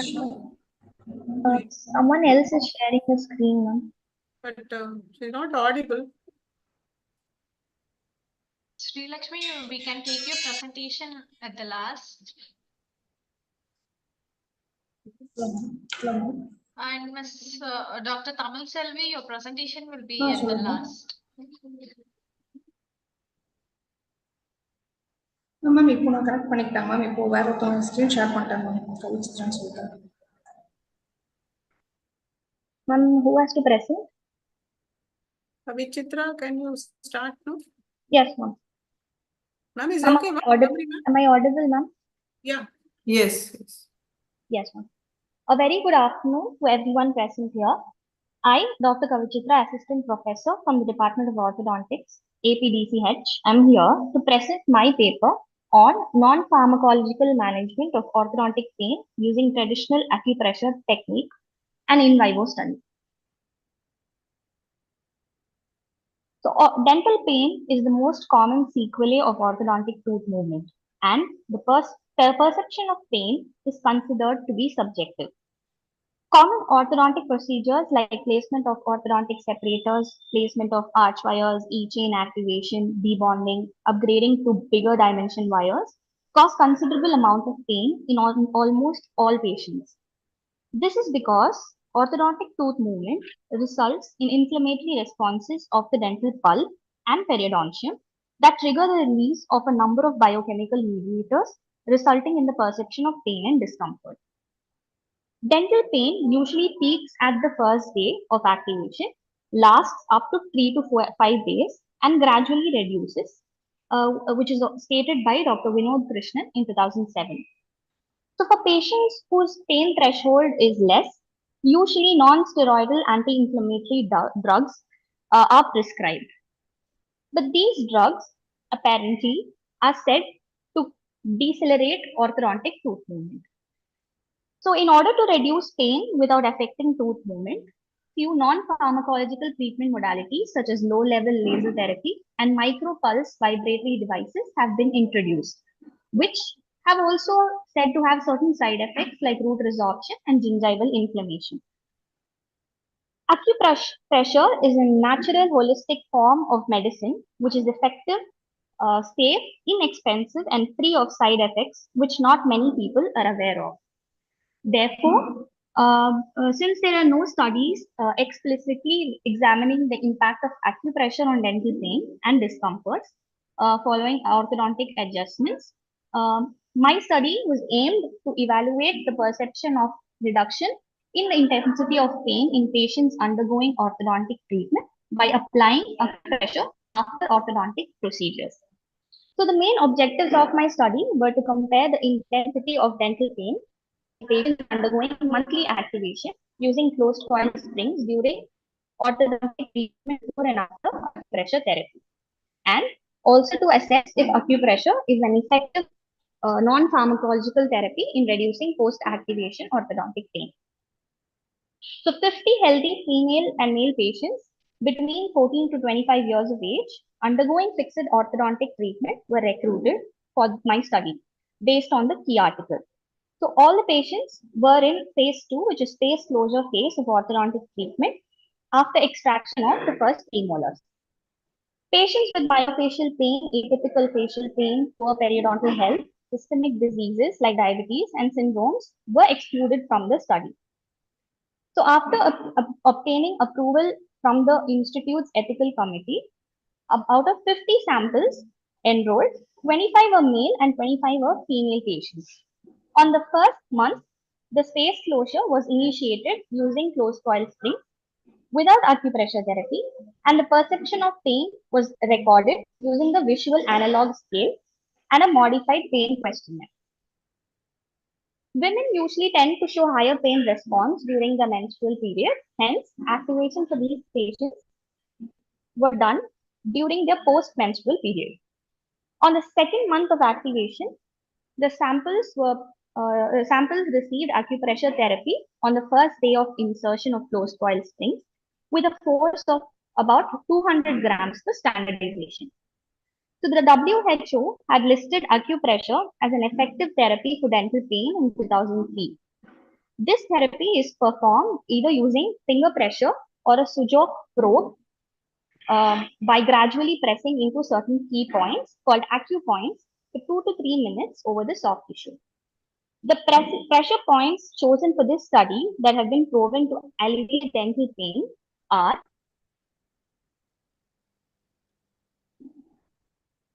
LI4, which is on the top of the hand, located between the thumb and the forefinger, SJ17 behind the earlobe, GB26, which is the center point of the philtrum, and N10, which is the glabella, or the soft tissue naselon.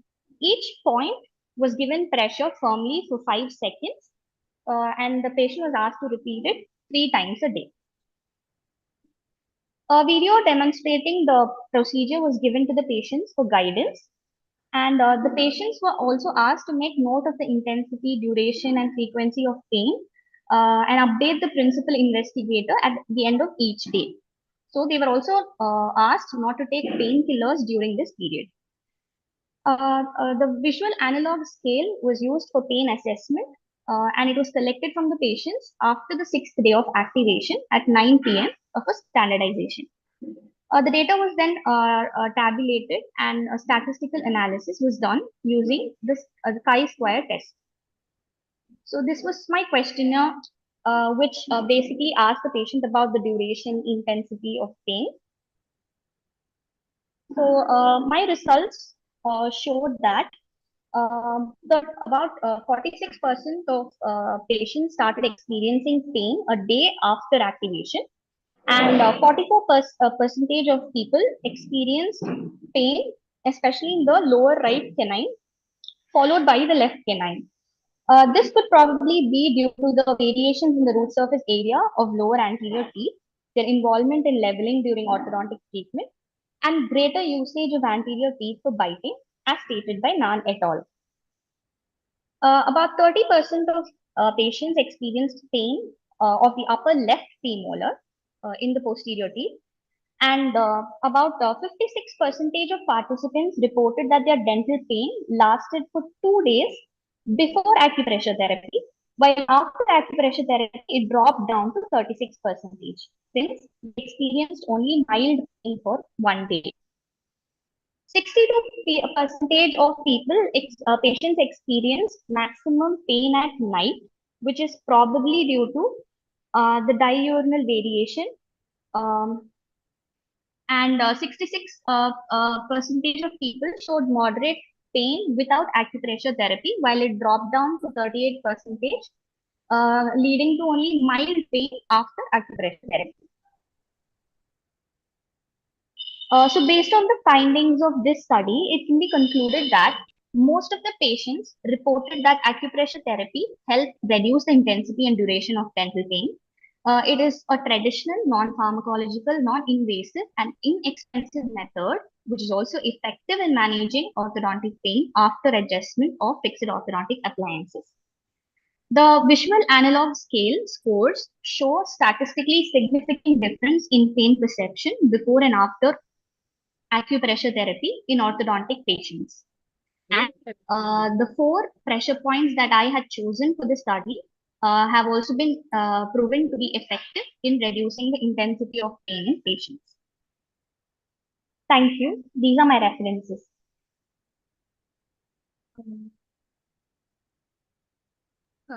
Dr. Kavichitra, you mean that acupressure should be a trained person or anybody can do that? And how far we can skillful in doing that?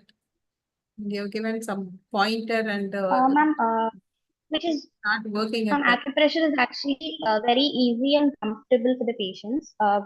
Only if we tell them the pressure points, the areas where they'll have to give the pressure. They can even use their finger to give pressure even if they don't have the switch of throat. And we had given them a video showing all the pressure points, how to locate them so that it was easy for them. And in the questionnaire, I had even added a question if they had felt acupressure to be easier to practice. And most of the patients had said that it was comfortable and easy. Is there any age group specifically or any, I think educated or whatever that? I think you can make out any difference from your presentation or you can hide. No, ma'am. No. Okay. No, ma'am, there is no particular age limit. I had chosen patients of between 14 to 35 years of age, 25 years of age. There's absolutely no age limit for practicing acupressure, and that's why I had chosen very limited points. Okay. Points. Okay. Thank you, ma'am. Kavichitra, you have mentioned that NSAIDs decrease the orthodontic tooth movement. Right? You mentioned it in Yes, your ma'am. second slide. So can you quote Yeah. any study which has found a difference between the rate of tooth movement with and without these drugs? Ma'am, there's a study by Dr. Vinod Krishnan in 2007, which states that there is uh, effect of NSAIDs on certain NSAIDs on tooth movement. Ma'am. They decelerate orthodontic tooth movement. They decelerate the tooth movement. Is it significant or non-significant? Because the number of days the patient could be taking those drugs. See, you also mentioned that whenever orthodontic pain is there, the patient experiences it maximum on 3rd day and it gradually decreases by the end of 5th day. So even if the patient is taking for 3 days, do these drugs decelerate the tooth movement? That is more important. Because NSAIDs are not only given for pain reduction. See, these are anti-inflammatory drugs. So there are many medical conditions in which the patients are on chronic dosage. So if that chronic dosage is there, then definitely they are going to decelerate. But if the patient is taking only for pain purpose, I mean only for 2 to 3 days, they definitely do not decrease the tooth movement. Yes, ma'am. I wanted to actually incorporate a method that is safe for the patient. Instead of giving them any medications, this is just a superficial treatment that is given, which is non-invasive and inexpensive. We just wanted to try if it's effective. Okay, thank you. Thank you. Now the next presenter is Siddhika Rabde from YMT Dental College, Navi Mumbai, on the topic of design and development of dental tech platform using artificial intelligence and machine learning for diagnosis, providing treatment plan and educating people of dental care deprived region of India.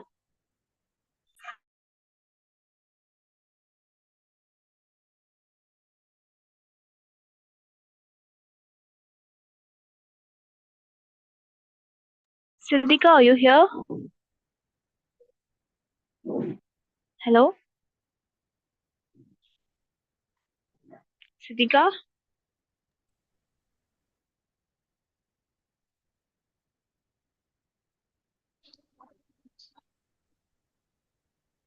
Dr. Enil ma'am and Dr. Vasant Kumari ma'am. From now onwards, Ms. Hemavati will be the moderator of this session. Okay, it's fine. Can we move on to the next presentation since she is not there? Yes. Okay, ma'am. The next presentation. Presenter. My voice is audible? Yes, ma'am. Your voice is audible. Fine. Okay, then. May I start? My name is Dr. Sri Lakshmi. I was actually trying to connect sometime earlier, which wasn't possible. So I think I'm reconnected now. Okay, ma'am. You can continue, ma'am. Okay. I'm sharing my screen now. Okay, ma'am.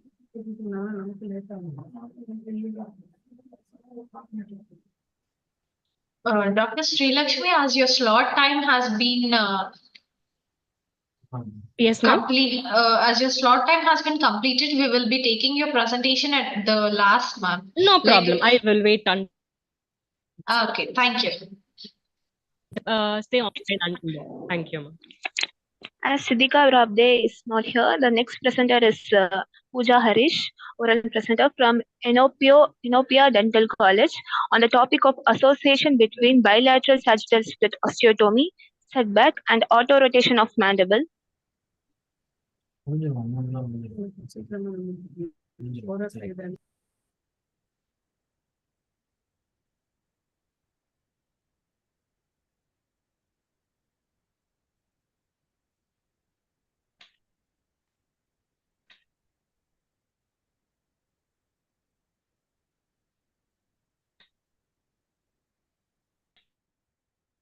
Ma'am, I'm not able to share the screen because the other presenter is sharing it already.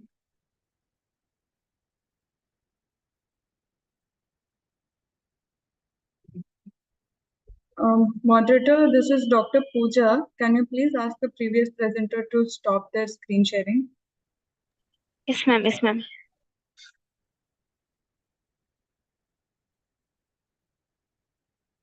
Okay.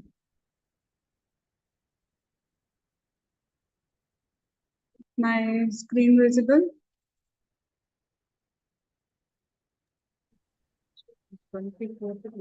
Should I start, ma'am? The screen Yes, is please. not. Yes, ma'am. My screen is stopped. You can please proceed, ma'am. Thank you. Yeah. Are my slides changing, ma'am? Yes, they are. Okay, okay. A very good afternoon to all the moderators and everyone present in the session. I'm Dr. Pooja and I'm going to be presenting my paper on association between bilateral sagittal split osteotomy setback and auto-rotation of the mandible.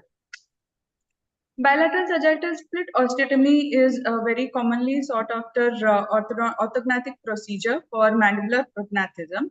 Here we will be for mandibular prognathism, we will be setting back the mandible by giving osteotomy cuts, but it will in turn cause some changes, initiate changes in the temporomandibular joint because the occlusion has changed.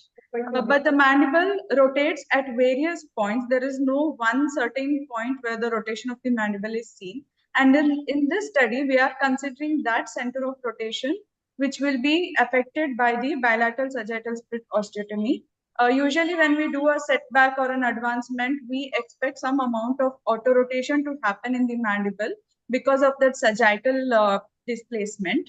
And we wanted to check how significant it is after the surgery and if we have to incorporate it in the treatment plan or not.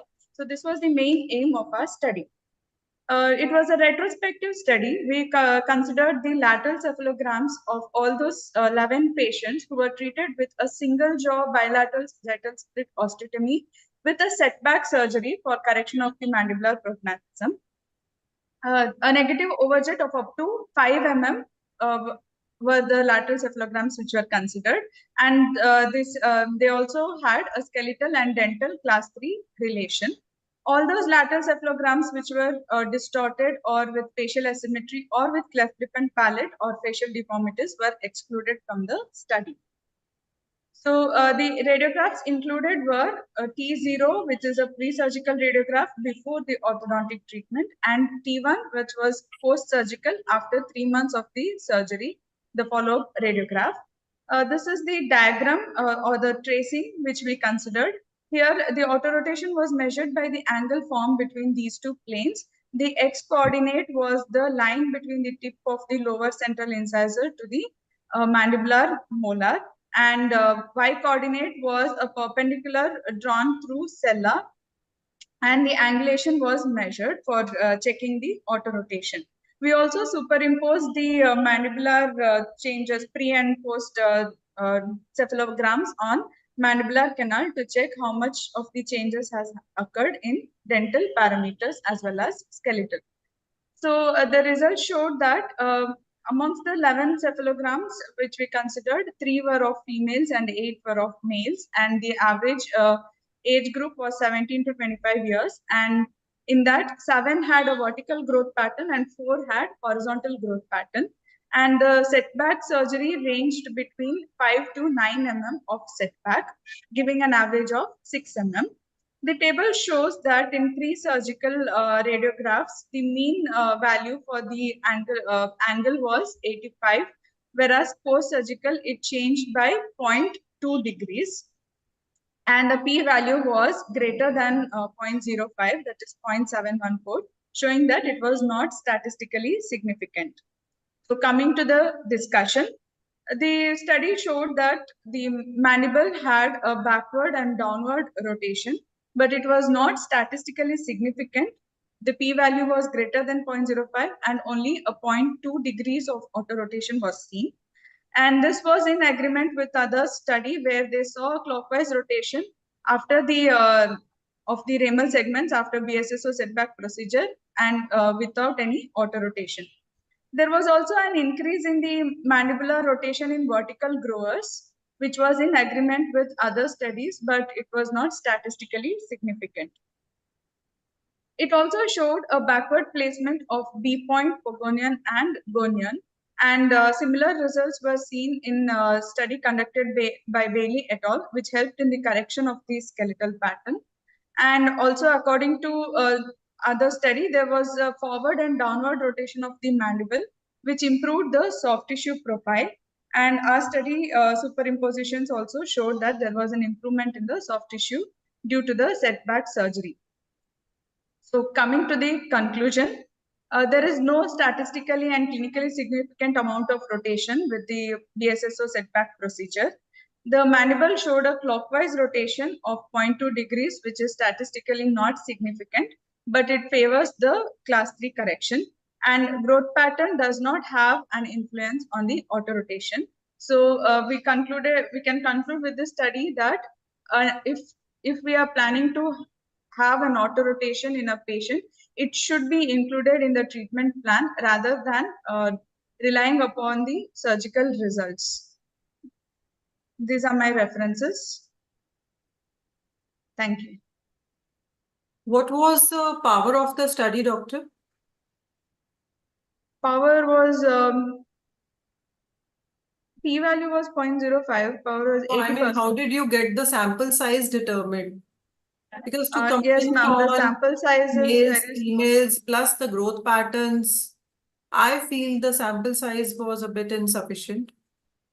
Yes, ma'am. That was one of the limitations of our study because single jaw setback surgeries, the records were incomplete, most of the cases which we had in the department in the archives. You must have done the superimpositions as well.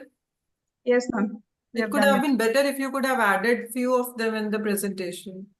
Okay, ma'am. That is a visual representation of the corrections what you are achieving. Yes. We have done the superimposition only for the mandibular arch on the mandibular canal as a reference point. And in that it showed a linear setback rather than the rotation. The rotation was not... So, but that's what I'm telling, if it could have Yes. been a visual one, rather than to say, pictures, they speak themselves. Yes, ma'am. Yes. Thank you. Thank you.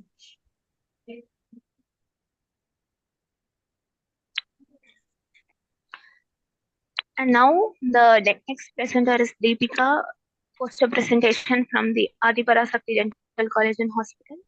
Emerging advance in pediatric dentistry is our topic. I owe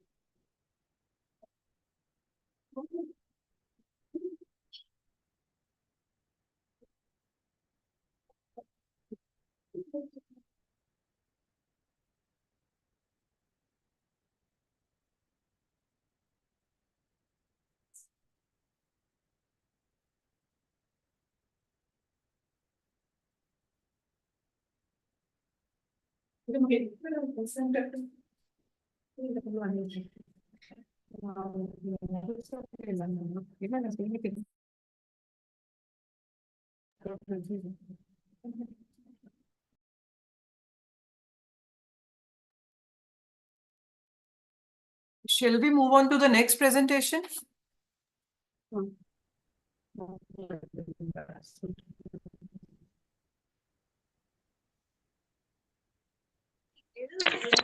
Ma'am, do you have any questions, ma'am? On for Pooja Harish? Dr. Vasanthi Kumari, ma'am?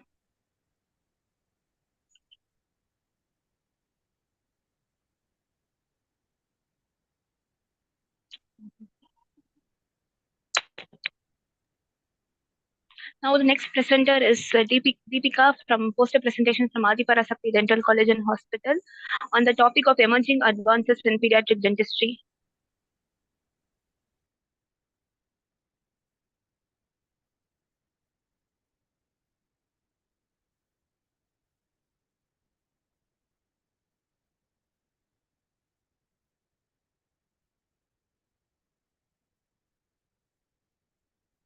I think she is not there. We can move on to the next one. Yes, ma'am. The next presenter is Sainam Ashkin Ekinisi from Marmara University, and her topic is on delayed versus simultaneous implant placement with ramus graft, a retroprospective study, cohort study. Hello, can you hear me? Yes, we can. Okay. Thank you. Dear participants, I am Sanem Aşkın Ekinci. Today I will present you our study on delayed versus simultaneous implant placement with Ramus blood grafts. In augmented alveolar bone, the timing of implantation affects the total treatment time, mechanical loading time of bone graft, morbidity, and treatment cost. A delayed implantation approach is often preferred. If the type of defect allows implant placement with sufficient primary stability in ideal prosthetic position, a simultaneous implantation approach may be preferred. The timing of implantation in augmented alveolar bone remains a controversial issue of debate in the literature. Both techniques have some advantages and some disadvantages.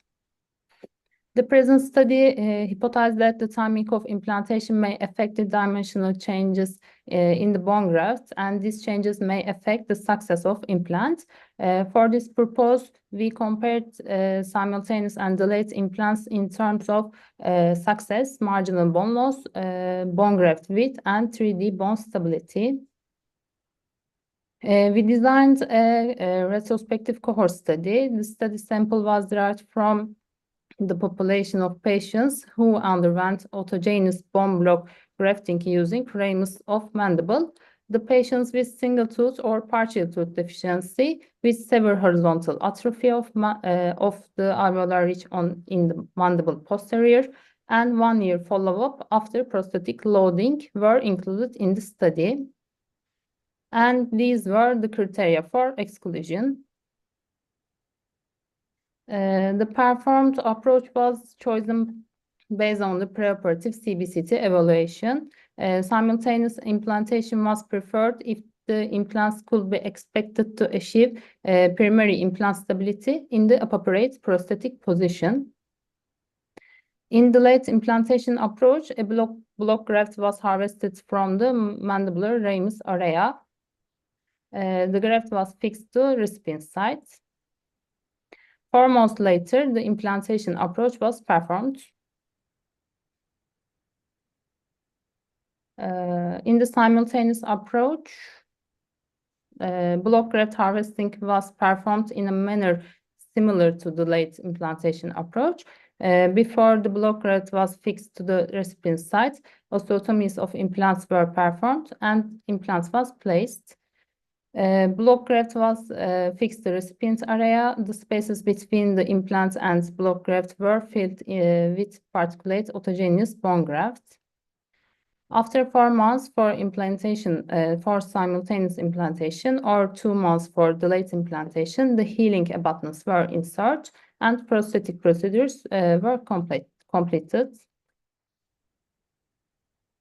At the control appointments 1 year after prosthetic loading, the implants were evaluated clinically and radiologically. CBCT scans were carried out T0 preoperatively, T1 post-implantation, and T2 a year following prosthetic loading. Intraoral radiographs were taken T2 a year following prosthetic loading. The predictor variable was the timing of implantation. The primary outcome variable was the 3D resorption of the bone graft. The secondary outcome variable were 3D volume changes, 2D linear changes, marginal bone loss, and the success of implants. The 3D volume changes were volume 1, volume 2, and 3D resorption. The 2D linear changes were width 1, width 2, 2D resorption, and 2D resorption rate. For 3D measurements, the CBCT data scanned at T0, T1, and T2 were used. Mandible segmentation was performed. With the reference to the anatomical points, all CBCT scans were superimposed. Implant segmentation was performed. To standardize the measurement area, the cube segmentation was performed and aligned.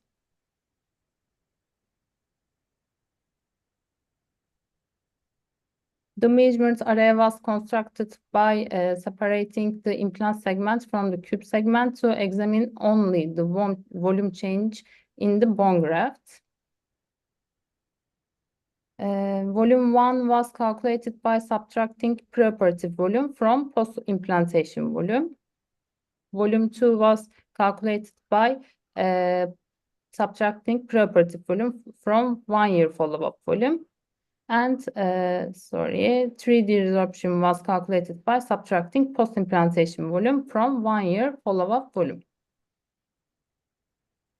The 2D measurements were made using CBCT data scanned at T1 and T2. The most coronal point of the middle third of the implant was determined as the measurement point. The difference between the width 1 and width 2 was evaluated as amount of 2D resorption. For marginal bone loss measurements, intraoral radiographs obtained at T2 were used. The success of implants was evaluated using the ICOI implant health scale. The final sample comprised the 21 subjects and 33 implants, 17 of which were placed using a simultaneous approach and 16 using a delayed approach. The 3D volume measurements showed that the 3D resorption rates, volume 1 and 3D resorption values were higher in the simultaneous implantation group, and this difference was statistically significant. The 2D linear measurements show that the 2D resorption rate with 1 and 2D resorption values were higher in the simultaneous implantation group, and this difference was statistically significant. There were no significant differences between the two groups with respect to volume 2, width 2, marginal bone loss, and implant success at the 1 year follow-up. The results of our study indicated that the width 1 and volume 1 were significantly higher in the simultaneous implantation group. This result is consistent with a meta-analysis reporting higher width gains as a result of simultaneous approach compared to delayed approach. Also, the results showed that the simultaneous implantation approach demonstrated a higher rate of graft resorption. This finding supports the hypothesis that the timing of implantation affects graft volume stability. The present studies findings revealed that there was no difference between two groups in terms of graft volume, graft width, marginal bone loss, and implant success at the 1-year follow-up.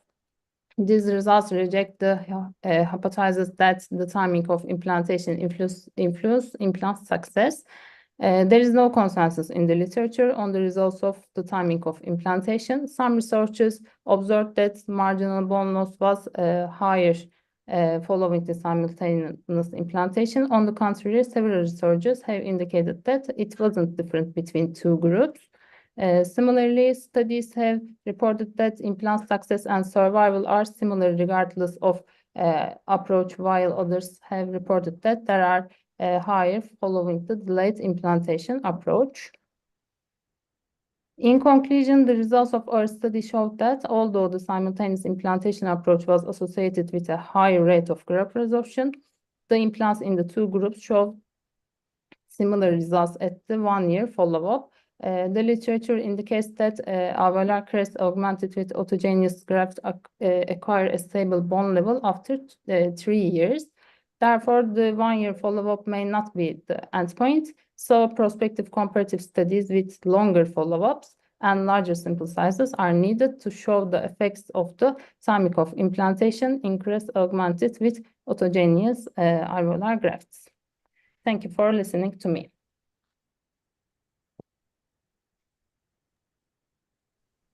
So which method would you advocate, doctor?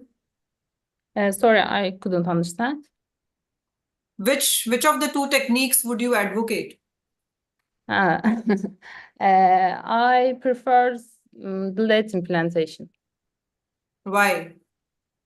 Because of simultaneous implantation with a higher resorption rate.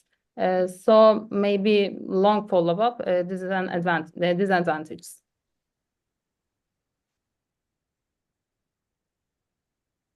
Okay, thank you. Thank you.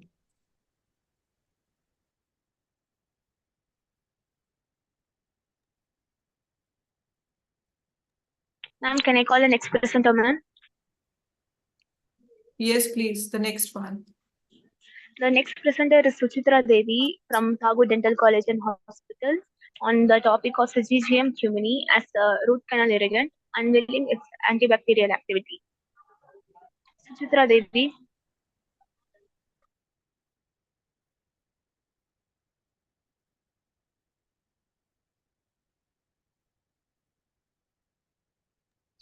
Suchitra, are you here?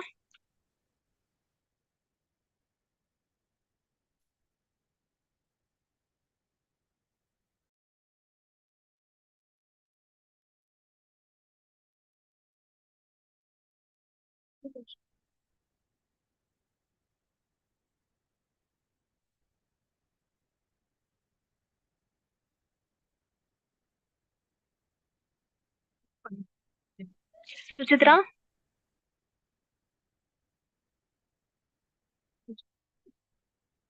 I think we can move on to the next one.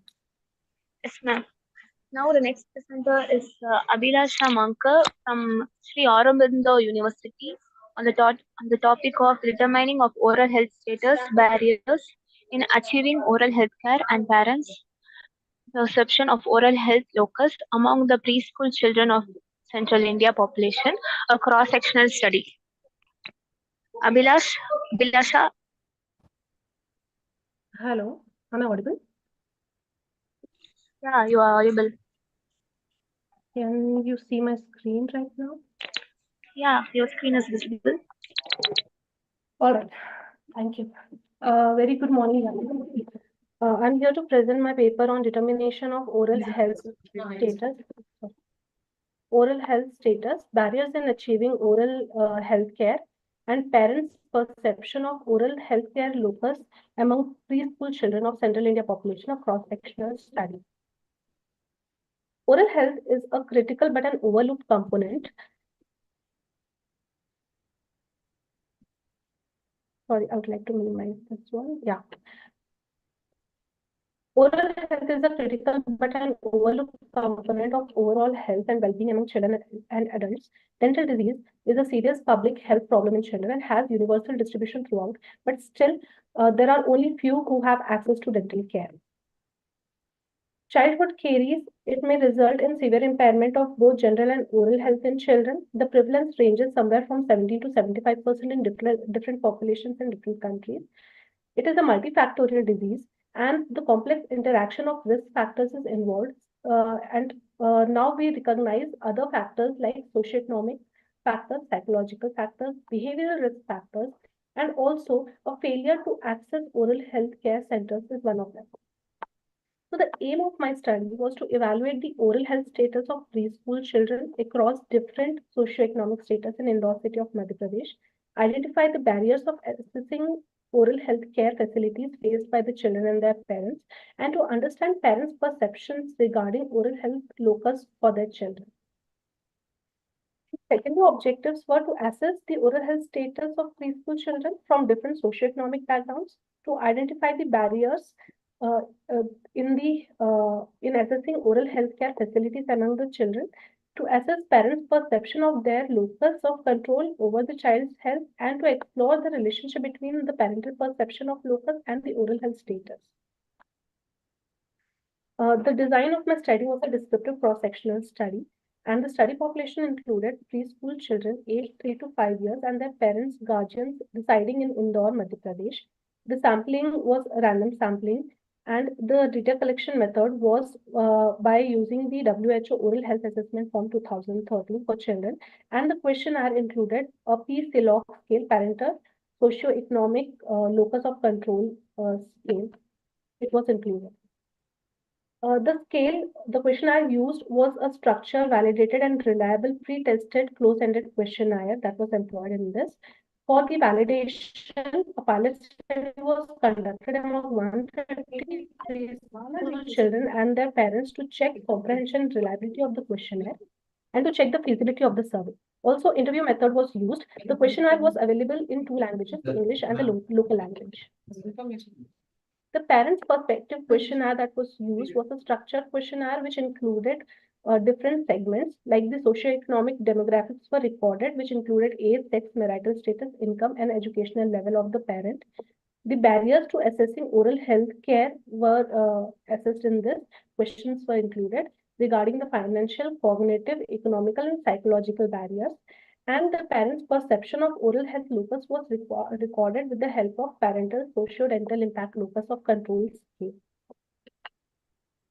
The inclusion criteria were that the children included were 3 to 5 year old, and the parents were from the Central India origin. They were residing in Indore, and they were followed up to 2 generations. The parents and children who were willing to participate in the study were included. Those children who were below 3 years or above 5 years were excluded. Uncooperative children or parents were excluded from the study. Children with special healthcare needs were excluded, and those who were unwilling to participate in the study. Informed consent was obtained from parents and guardians before the participation of the study. Confidentiality of the participants was maintained, and the study was conducted in accordance with the ethical guidelines and regulations. The data was collected by approaching 3,400 preschool children from the Indore city, various regions of Indore city, aged 3 to 5 years. Out of those 2,300 children and parents who confined to the inclusion and exclusion criteria were included. Dental status were recorded in the nurseries and the classrooms, and the self-completed questionnaire consisting of 20 items were collected from the parents. The examination was carried out using mouth mirrors and CPIT and probe in broad daylight. The statistical analysis were performed using SPSS version 20 software. Chi-square test, Crystal Valleys test, ANOVA test, and logistic regression were performed. P-value less than 0.05 was considered significant. The results and discussion. It was observed that the distribution of the population in our study was majorly of 4-year-old children, and they comprised of about 38.5% of the population. Male and females were 51.3% of the population were female. The population was distributed according to Kuppuswamy scale into 3 different categories: upper class, middle class, and lower class, according to the socioeconomic status, of which 26.7% were upper class, 38% were middle class, and 35% were lower class. The oral health status in children was recorded using WHO oral health assessment form, and it concluded that 52.7% was the prevalence of dental caries in the given population. The bleeding of gingiva was seen in 32.4% of the population. Dental trauma was seen in 2%, dental fluorosis in 9%, and dental abscess in 8% of the population.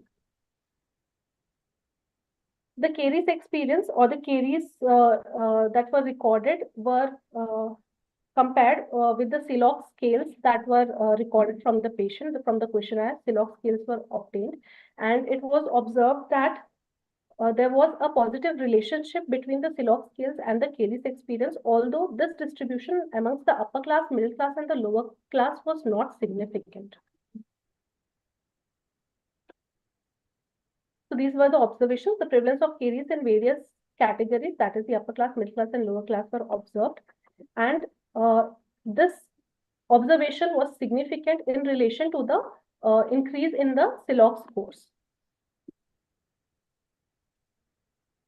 Also, the questionnaire contained barriers encountered. So the barriers that were mentioned in the questionnaire and the data that was collected showed that school timing was the greatest barrier for the parents to assess dental health care for their children. The second was the cognitive barriers. There were beliefs of the parents regarding the oral health. Home remedies were incorporated by the parents whenever there was dental problem. Work timings, financial constraints, and distance of dental care facility were some of the major causes.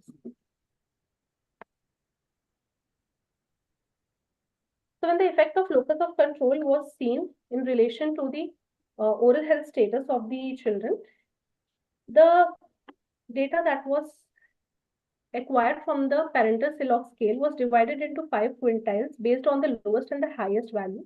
The unadjusted odds ratio showed that there was an increasing trend from the first quintile, which is the lowest score, to the highest score, which is the 5th quintile. And the parental locus of control had increasing odds. A high Silox scale had increased odds of having intact teeth in their children. With the final adjustment of age, gender, and socioeconomic status, it was found that parent who has a higher locus of control score showed that there was an increased tendency of having intact teeth in their children, that is better oral health status. There were positive correlationships that were seen between the poor oral health status and the financial barriers, that is inability to afford dental care, cognitive barriers, belief that the primary teeth shed off, the lack of awareness about the importance of oral hygiene, and other misconceptions. Economic barriers, that is limited access to dental facilities due to school and work timings, geographical location, or transportation issues. The low parental socio-economic socio-dental locus of control scores indicated that parents who perceive less control over their child's oral health outcome, they tend to have children with poorer oral health status. And these were related, the higher parental locus of control was related to decreased prevalence of dental caries. Now, the barriers that are commonly seen are the oral health literacy, that is, even if we educate the patient properly, their conversion into a regular dental follow-up increases. Psychological factors, that is, turning the literacy into healthy behavior is important. Another thing, the patient has more of a treatment mentality than the prevention mentality. There are other social and cultural misconceptions also. There are financial factors. So to conclude the study, children from all groups of socioeconomic status had high prevalence of caries irrespective of the class, though the parents believe had strong influence on the child's oral health status. It was seen that in all the classes, the locus of control was the primary determinant for the oral health status of the children, irrespective of the class. And therefore, emphasis on the need of community-based initiatives, including school-based programs to overcome the barriers and ensuring better access to dental care should be made. These were my references.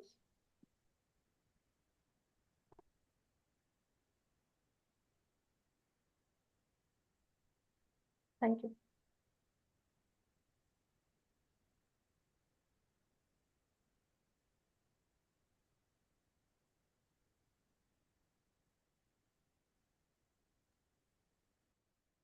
Thank you. No questions from my side. Thank you, ma'am. Can I call the next presenter, ma'am? Yes, please. And the next presenter is Dr. Saleha Tarnam Sheikh Ilyas and Ashwani Vilas Varshakala from Aditya Dental College and Hospital on the topic of influence of different implant abutment connection and abutment material on stress distribution in maxillary first premolar, a three-dimensional finite element analysis. Sheikh Ilyas, are you there?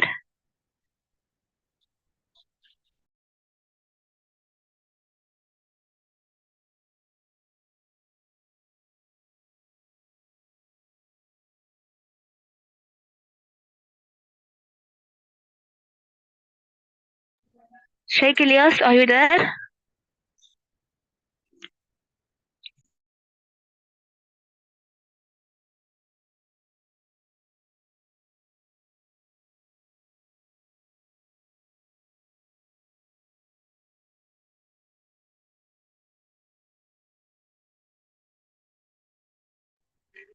Ma'am, can I call the next presenter, ma'am, as he's not available?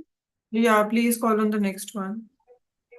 And the next presenter is Dr. Vasanta Kumari from Adiparasakti Dental College and Hospital on the topic of comparative evaluation of observation quality, instrumentation time, the different file system after pulpectomy in primary first molar, a randomized controlled trial study. You can start the presentation, ma'am. Yes, please.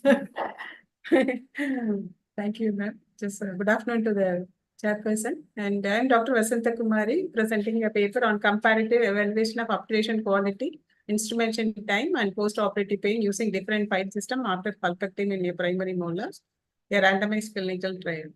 Early childhood care is a global public health issue. Keeping root canal treatment is the treated will be maintaining the space for the proper erosion of permanent teeth. For irreversible pulpitis, the endodontic therapy is the ideal treatment for the pain relief.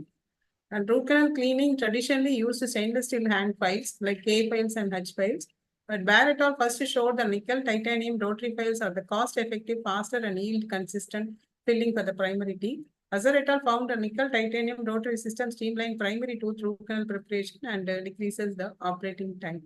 The aim of the present study is to evaluate and compare the instrumentation time, post-operative pain, and quality of operation between different file systems, that is KDOS files and Pro Taper Next files and the traditional conventional K files in a primary molars.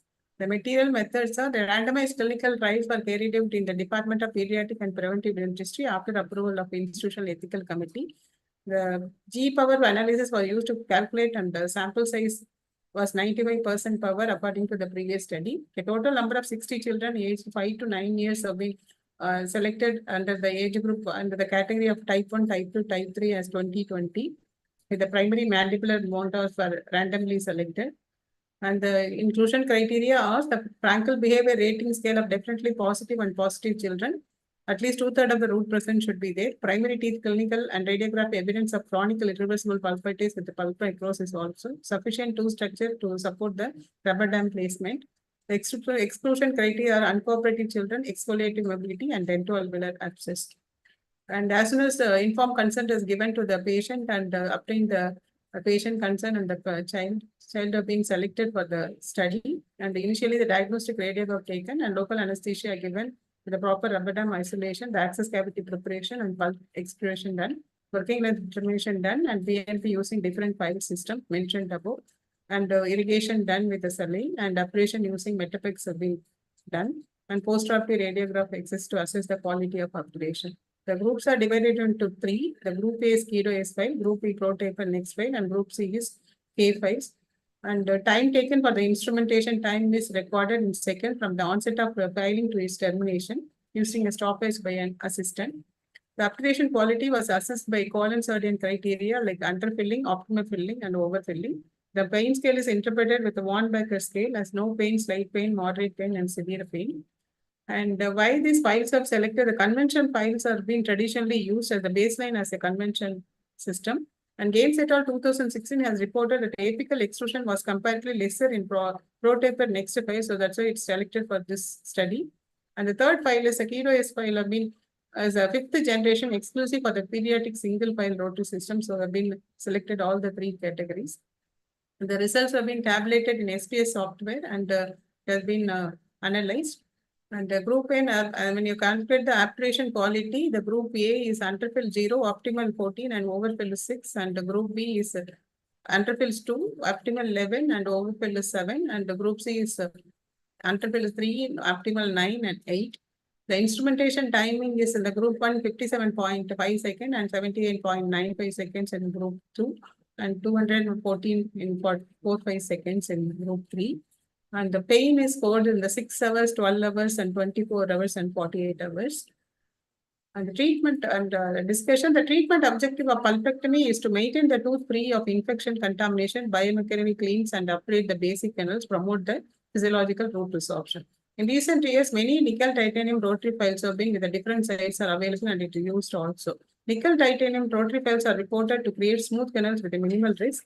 Despite numerous studies are under the rotary system with the conventional types are used, there are lack of studies in vivo in research comparing to prototype next and Keto S and hand files. That's how the study has been conducted.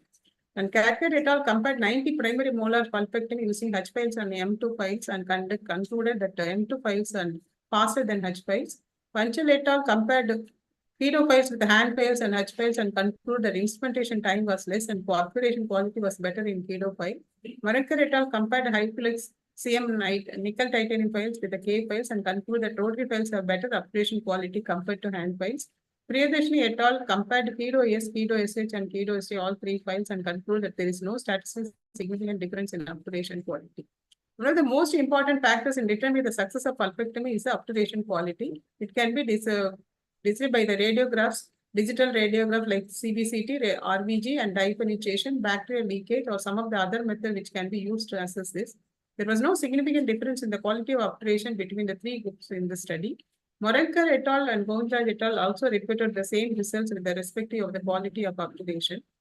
And limitation of the study, the two-dimensional have been seen here, but the three-dimensional obturation can be tried. That is the part of the limitation here. And proper removal of necrotic pulp tissue by various techniques like newer file system, irrigating solution, obturation techniques, and materials are the confounders and limitations.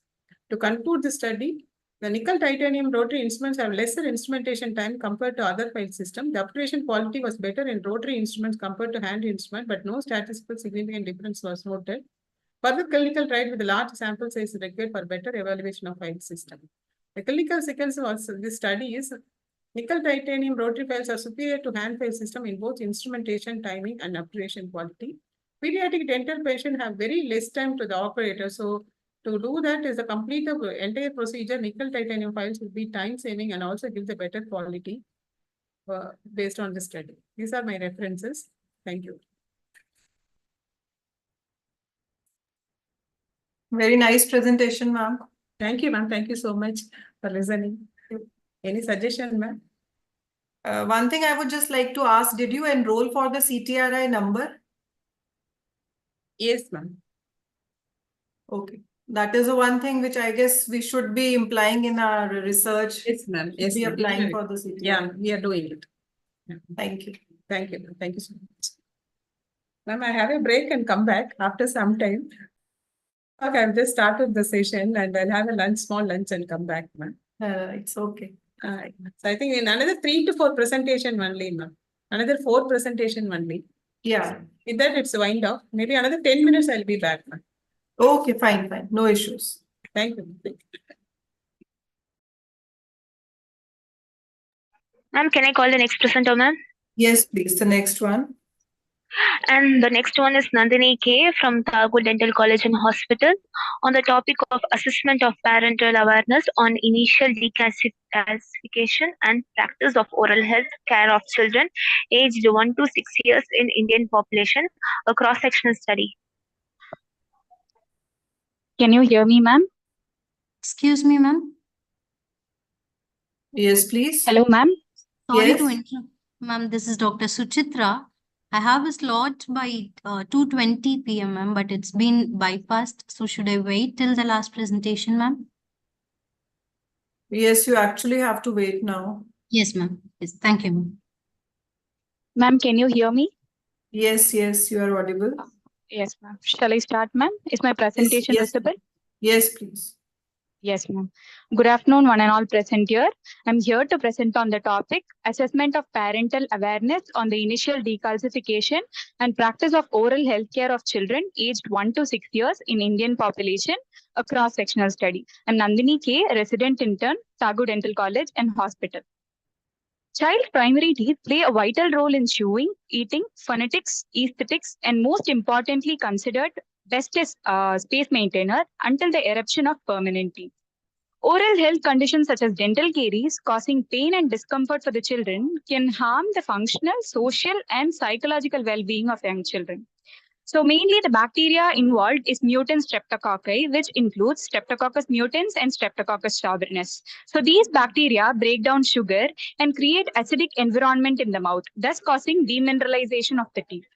So decay in children's teeth below the age of 6 years is what is termed as early childhood caries, ECC, which causes pain and swelling. And it also leads to difficulty in chewing, talking, and even affects the appearance of the child. So this causes both physical and emotional distress. So ECC, as we all know, progresses very rapidly, and if it is left untreated, it can lead to gross destruction of the tooth structure with a chronic infection, which can compromise the normal formation and eruption of the permanent teeth, which is going to erupt later.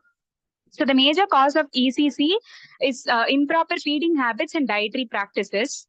And other causes include sugar consumption, poor oral hygiene, inadequate fluoride exposure, and enamel defects. So first, ECC appears as white spot lesion on the upper primary incisors along the margins of the gingiva. And later, if it is not taken care at the incipient stage, it can progress to cavitation and it can lead to complete destruction of the crown.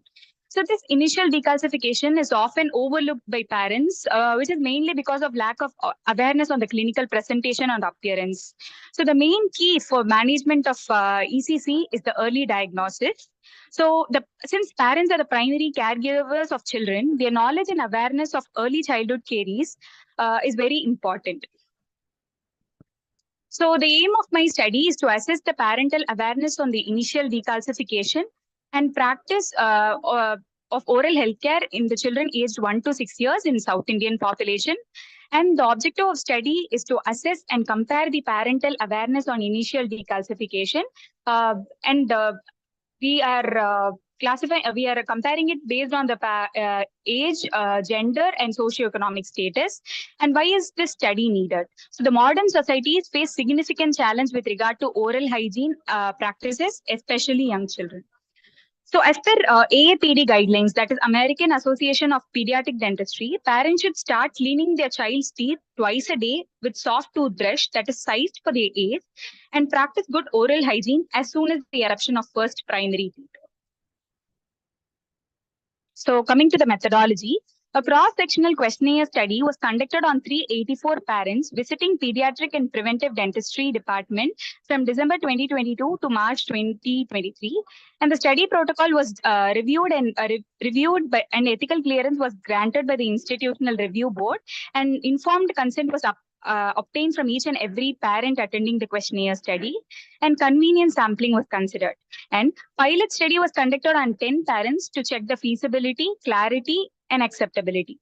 So the questionnaire study was conducted among 384 parents, as previously mentioned, based on the inclusion and exclusion criteria. So the dental professionals, parents who were not willing to participate in the study were excluded, and the parents were explained about the study and informed consent was got. So the questionnaire consisted of 2 sections. So the first section had 8 questions, which pertain to the descriptive data of parents and children. And the second section had 14 questions, of which 6 were multiple choice questions for awareness of initial decalcification, and 8 were binary questions for practice on oral health care of children. Along with that, a laminated picture of initial decalcification was distributed, and sufficient time was given for the parents to fill the questionnaire. So the parental practice score was calculated based on 4-point Likert scale, and the inference is as follows. A score of 0 to 2 was considered very poor, and score of 3 to 4 was considered poor, 5 to 6 good, and 7 to 8 very good. And the collected data was entered in Microsoft Excel sheet and was subjected to statistical analysis in SPSS software version 27.0, and descriptive and interferential analysis was carried out, and chi-square test was done to test the association between socioeconomic status, age, gender, and practice of parents.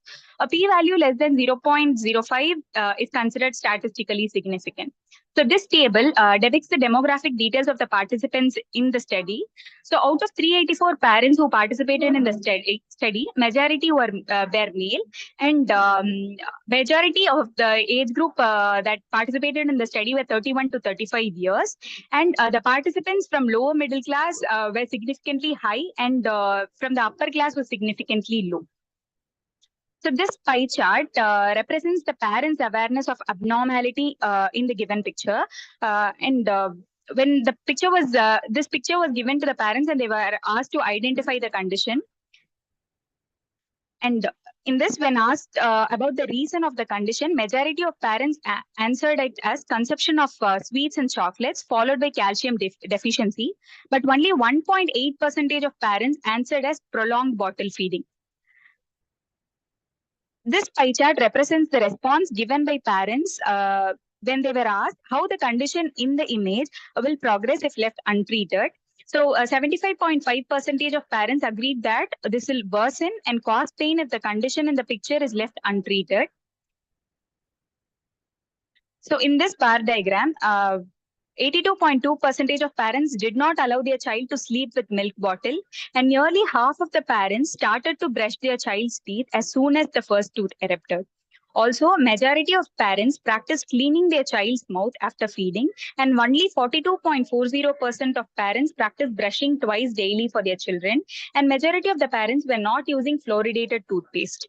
And only 57.8% of parents checked their child's teeth regularly, and nearly 76.8% of parents did not take their child to regular dental visits.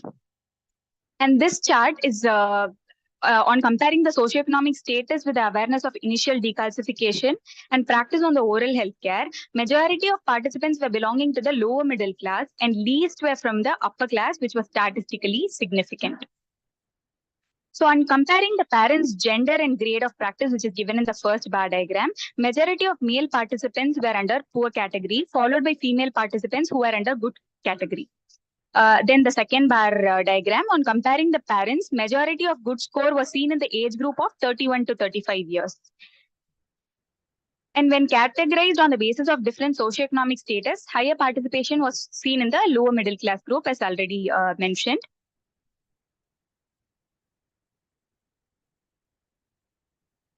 Coming to the discussion, as we already know, early childhood caries is, as defined by Davis, is a complex disease involving the maxillary primary teeth.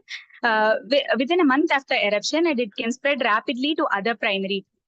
So AAPD modified it later in 2014 as the presence of one or more decade, which is cavitated or non-cavitated and missing due to caries and filled tooth surface in any primary tooth in a children under the age of 6. So ECC is broadly classified into 3 types. Type 1 is mild to moderate, type 2 is moderate to severe, and type 3 is severe. And there are 4 stages of ECC, which includes initial reversible stage, which is the where we can see the decalcification. And second is the damaged carious stage. Third is deep lesion, and the last is traumatic stage. The etiological risk factors are broadly classified as primary and secondary factors. So the primary factors include dental plaque, mutant streptococci, inadequate toothbrushing, infant feeding patterns, consumption of sugar, oral clearance of carbohydrates, lack of fluoride application. And secondary risk factors include immunological factors, tooth maturation and defects, race and ethnicity, socioeconomic status, and dental knowledge. As mentioned in the stages of ECC, initial stage is reversible, which is decalcification, and appears as chalky white demineralization. So if we identify the lesion at this incipient stage, we can help prevent the lesion from progressing to severe form, which might require intensive treatment. Hence, prevention at early stages and oral hygiene practice of the parents to their children is essential at early stages, that is from 0 to 2 years. So in this study, good maternal awareness on the child oral health was seen among parents of age 30 years and older. And this is statistically significant. And a similar result was seen in the study conducted by Anne A. Salma et al. In the year 2020. And also in this study, only 1.8% of parents are aware that prolonged bottle feeding can cause decay. But this shows that there is lack of awareness among the parents about the major cause of ECC on prolonged bottle feeding. But this result was contrary to the previous study, which was conducted by Bani Haney et al. In 2021, where 92% of mothers agreed that prolonged bottle feeding can cause ECC. But when asked about the treatment and visiting dentist, many parents agreed that treatment is necessary for the condition, or else it will worsen and cause pain. So proper awareness regarding this condition will be more helpful, as parents can start identifying what's wrong in their child's teeth. And fluoride is one of the most effective protective measure in preventing dental caries. A consistently weak knowledge regarding fluoride's role in preventing caries was observed among the participants in this present study that was conducted. Only 34.9% of parents used fluoridated toothpaste in the study done by Rafi A. Tago et al. In the year 2012. So these findings reflect that the comprehensive preventive programs and education regarding fluoride's role is much less, and we need to emphasize on the importance of fluoride. So pediatricians can also play a crucial role in preventing this early decalcification and prevent it from progressing to later stages. That is, pediatricians can provide information about oral hygiene during their parents' visit and make referral to the dentist, and this can be more helpful. In addition, parents seem to give less importance to the primary. They believe that it is eventually going to exfoliate and give way for the new permanent teeth. And therefore, it is appropriate to, that advice must be given to the parents. And also the initial stage of early childhood caries is often neglected because of the misconception that decay appears only black or brown. So coming to the conclusion, this study highlights the importance of early detection and prevention of early childhood caries, which is a preventable disease, and emphasizing the crucial role of parental awareness and oral hygiene practices during early childhood. While older parents demonstrate better awareness, there's concerning lack of awareness on the initial decalcification and the role played by bottle feeding in ECC. And although a significant proportion of parents acknowledge the need for treatment when abnormalities were detected in their child's teeth, there's a notable gap in understanding the preventive measures such as brushing with a fluoridated toothpaste and the importance of routine dental care. And socioeconomic status also plays a very crucial role here, and increasing awareness among the parents and healthcare providers, particularly pediatricians, is crucial in addressing ECC effectively. So this study underscores the necessity for continuous educational program aimed at improving the parental awareness and oral hygiene practices irrespective of the socioeconomic status, gender or age, emphasizing the importance of integrating ECC awareness into prenatal and postnatal care. These are my references. Thank you, ma'am.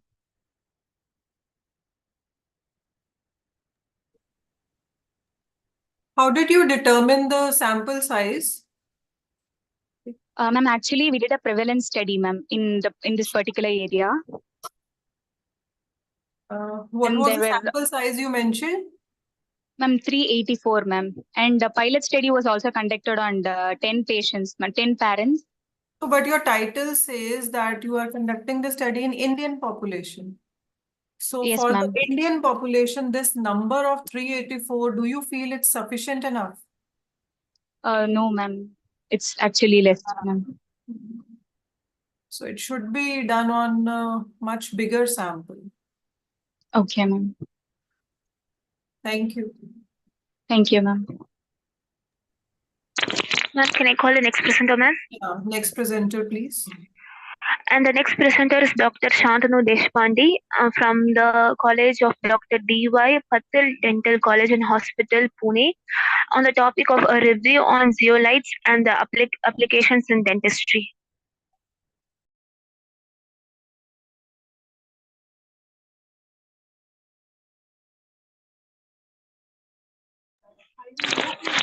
Dr. Shantanu, are you here?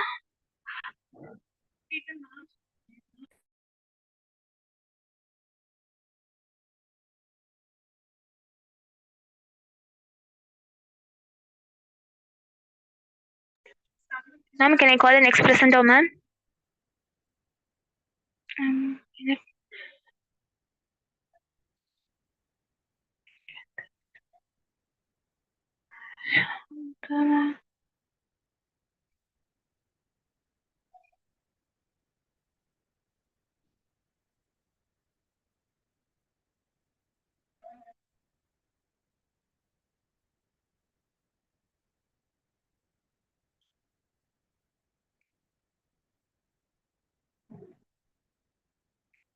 You can call the next presentation. Yes, ma'am. And the next presentation is Dr. A. Selva Balaji from Adiparasakti Dental College and Hospital on the topic of comparative evaluation of clinical and radiographic success of Biodentin as a pulpal medicament after conventional and laser pulpotomy in primary molars.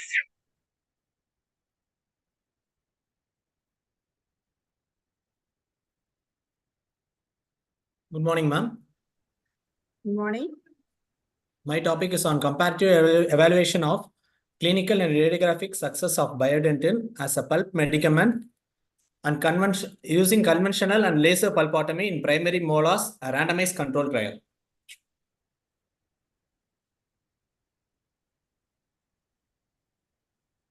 Coming to the introduction, according to AAPD, the coronal pulp is amputated and the remaining vital radicular pulp tissue surface is treated with a long-term, clinically successful medicament. There are various medicaments available. We choose Biodentin as a medicament. In laser pulpotomy, we usually hemostatise the pulp and decontaminate the coronal pulp and maintains the vitality of the radicular pulp. Biodentin is a calcium silicate-based material which is introduced in 2010 by Gills and Oliver, which is a dentin substitute, and its compressive strength is very similar to that of dentin, which has 300 megapascals, and it has a faster setting time. Dentin caries, Biodentin is also used in deep dental caries, perforations, internal and external resorptions, periapical surgeries, in case of accidental pulp exposures, pulpotomy, and apexification procedures. The aim of my study is to compare the clinical and radiographic success of Biodentin as a pulp medicament after conventional and laser pulpotomy in primary molars. The need of the study is to use laser as a pulpotomy material in comparison with conventional pulpotomy and to assess the clinical and radiographic success rate of conventional pulpotomy and laser pulpotomy and to evaluate the success rate of Biodentin as a medicament for pulpotomy. Coming to the materials and methods, the inclusion criteria is primary molar tooth where where there is not more than one third of the root resorption. Children with deep dental caries approximating the pulp in primary molars, assessed both clinically and radiographically. Exclusion criteria is children with special healthcare needs or any other systemic illness, and primary molars with any congenital deformities. After the sample was selected, before that institutional ethical committee clearance was approved, and we got a written consent from each parents. 20 children were randomly selected in between the age group of 4 to 8 years.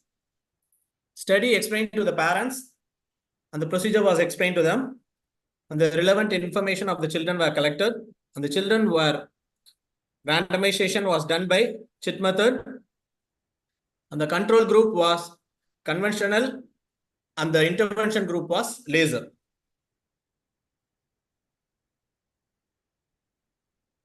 In conventional pulpotomy, preoperative X-ray was taken, followed by access opening, and then hemostasis was achieved by normal conventional method,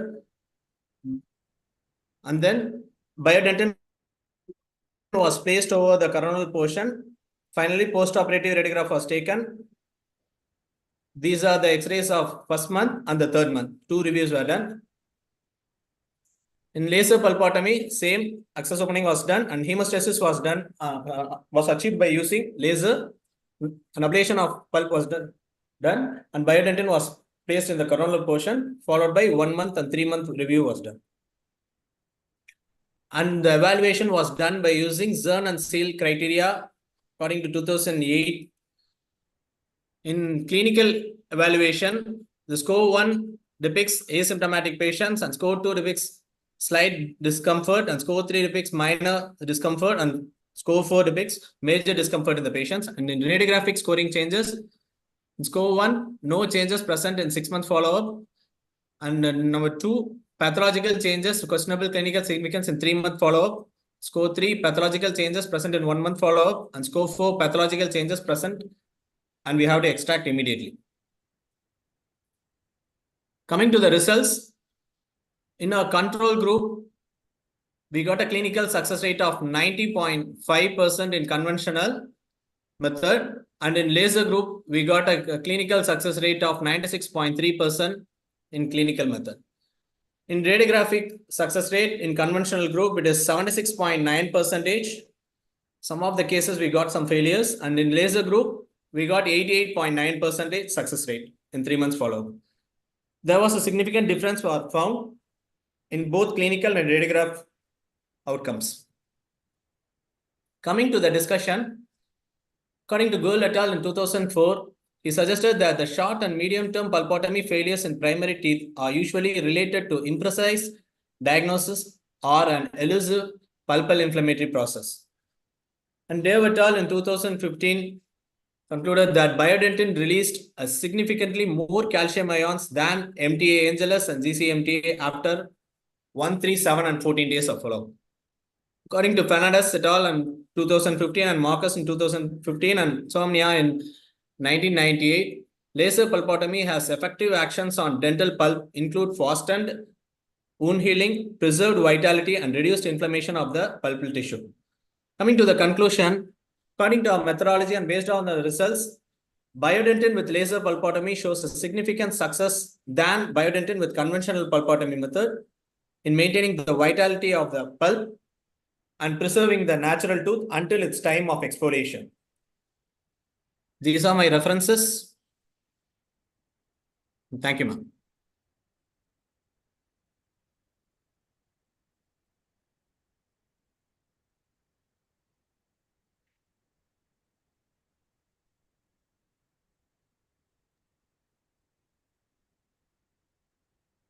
No questions from my side. Ma'am, you can want to ask any question. No, I think I can close it, ma'am. Almost the session over, I think. Ma'am, this is Dr. Srilakshmi here. Sorry to interrupt. My voice was not audible earlier. So can I present now, ma'am? Yes, please. Yes, ma'am. I'm starting my screen.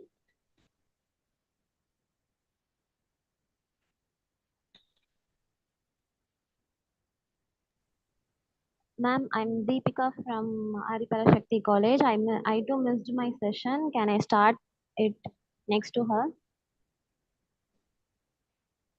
Hello. Yes, please, you can present it afterwards. Let her present now. Okay, thank you.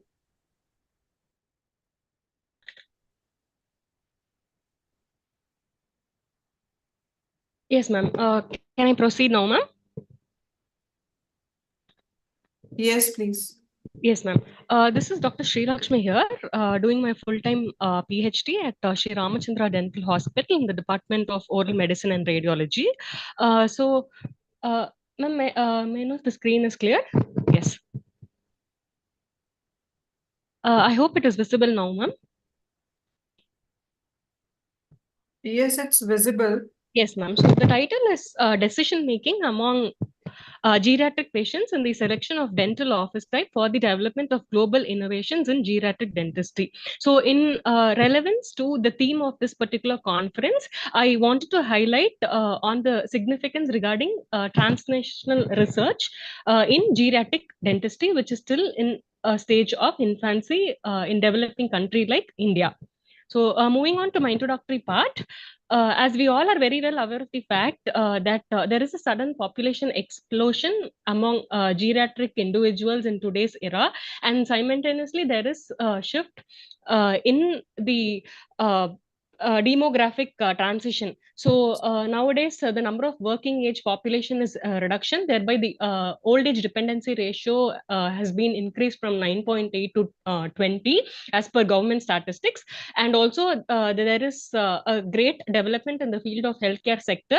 More of importance is given to the quality of life. So this is to focus on the subjective perception of elderly individuals. So there is definitely a shortage of manpower among dental professionals to meet the growing needs of the geriatric population. So as we all are very well aware of the fact that oral health reflects the status of overall systemic health, and both are very much interrelated. Related in a very scientific manner with a strong background. The aim of this particular study was to evaluate the influential factors in the decision making of a particular dental office type, and also to get to know a better understanding of the perceived barriers in the utilization rate of dental services, and to assess the oral hygiene practice levels. So this particular study has been carried out in a tertiary hospital at Chennai, and also this was carried out for a total period of about 3 months through a face-to-face interview mode of data collection. And prior the commencement, the nature and the purpose of the study has been explained to the patient, and only those who were very much cooperative and willing to participate in the study was made sure they're a part of it. And those who had facility to be approachable through telephones were involved in the study.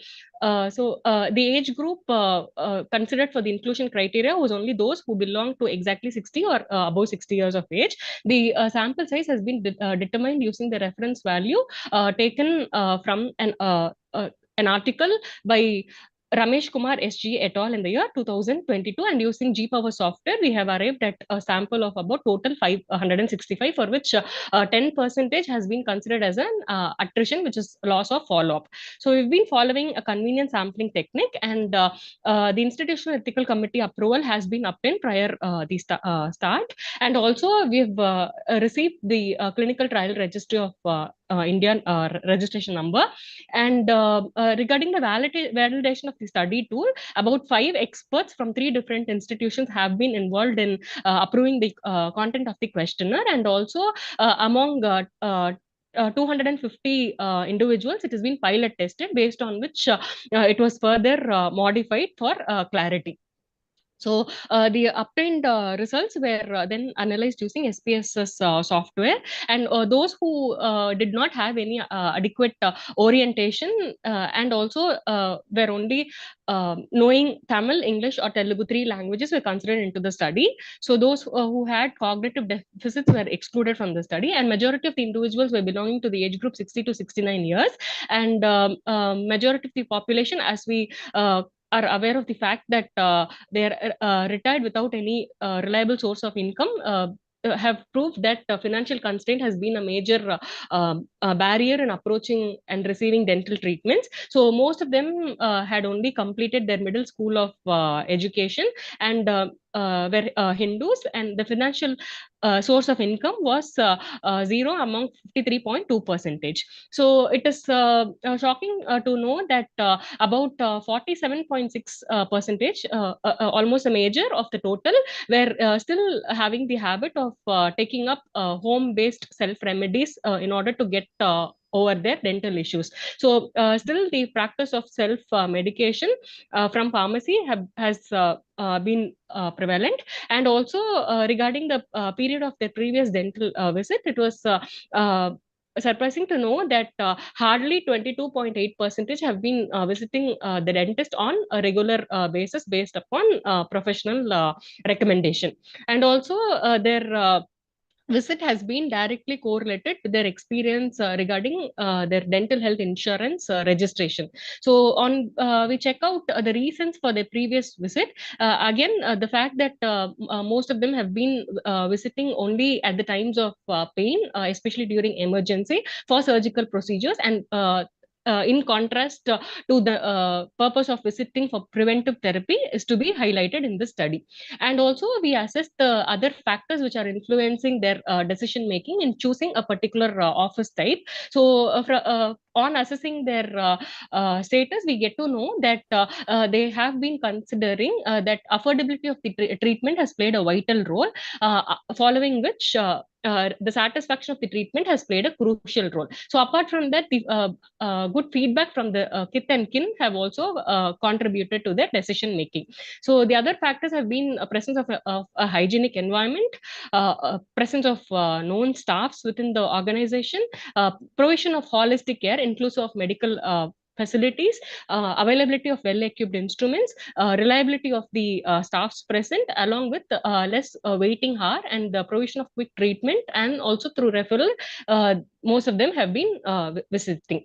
So when we come across the other constraints among them, most of them had agreed that they were ignorant regarding concern for their oral health, and also their presence of comorbidity was a crucial role which decided in their visit. And also presence of dentist at a fast at a distant place, and presence of this particular hospital at proximity played a vital role in going for the decision of undergoing treatment in this particular organization.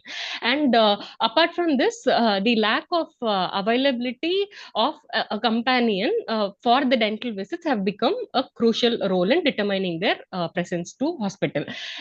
So we have also come across respondents who have been giving us about 1 to 5 different barriers. So we also assessed their oral hygiene practice, among which a majority of them had not been using even a toothbrush, and following which most of them were using a hard bristle kind, when soft one is usually recommended with increasing age. So it was also shocking to get to know that non-fluoridated dentifrice is still commonly used among elderly, and also the habit of cleansing their teeth was only once a day. Apart from the frequent dental visit earlier, the professional educational intervention has been lesser when we take into account these results. So another prominent finding of the study is that different kind of oral hygiene aids which are not professionally recommended are still in use. So as far as the brushing technique is concerned, a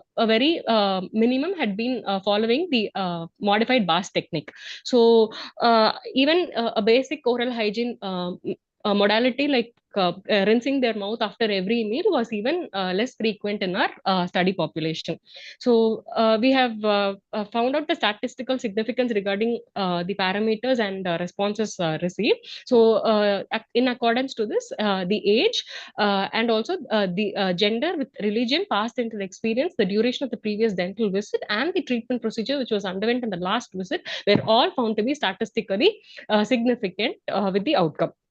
So this particular results of our study definitely supported by the scientific background with a lot of similar studies in the past. So as we can see in the two slides, there are evidence. But what apart from the regular studies, ours has shown is that there is definitely the difference in the needs, demands, and expectations in the oral healthcare delivery system of geriatric population. So the oral hygiene aids are very much of limited use, and also there is inadequate or improper oral hygiene practices for chronic duration, characterized by cultural taboos coupled with a skeptical oral health attitude, which is found to be potential impediments for implementation of successful oral health promotional or educative interventions in our country. And also the most influential factors of determining the type of dental office is that the treatment fee as the first reason, followed by provision of quick comprehensive service, and availability of hygienic environment at proximal location with the presence of reliable competent staffs in a friendly approach, along with adequate referrals from kith and kin, have played crucial roles.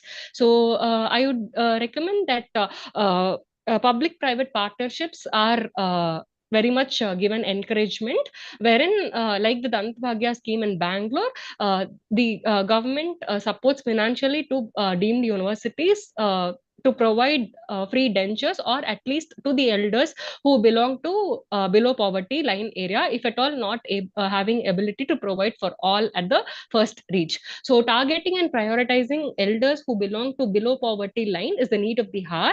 And also it is more important to recognize the fact that oral hygiene motivation right from the grassroots levels are essential to eradicate the rising oral health disease burden in today's world. And also the limitation of this particular study, what I feel is that if at all elders in the private clinic sector and as well as in the government sector are included, whose feedback also plays a crucial role to it, probably we will be in a position to comprehensively understand the situation. So as of now, it is important to realize that we must all work together as a team with multidisciplinary approach, especially with the geriatricians and also the primary care physician, so that care for those who once cared for us is given. And it is also really very important to know that their oral health care matters, because nowadays quality of life is becoming an essential component. So these are my references, and I would like to thank for this opportunity and also patient listening.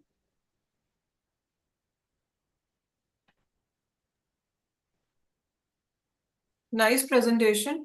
And Thank one you, ma'am. thing which I would like to share is the insurance schemes, they need to be very much implemented to bring a change in the society. That is the only way possible.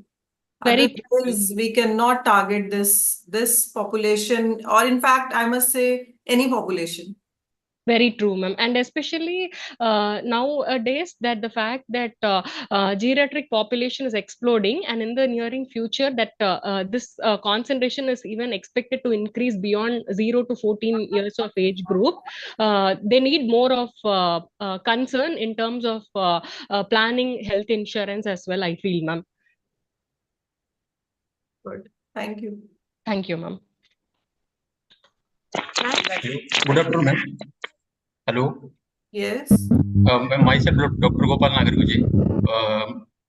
Ma'am, my presentation was scheduled on 1 p.m., but due to some reasons I cannot present, ma'am, that time. Can I proceed, ma'am?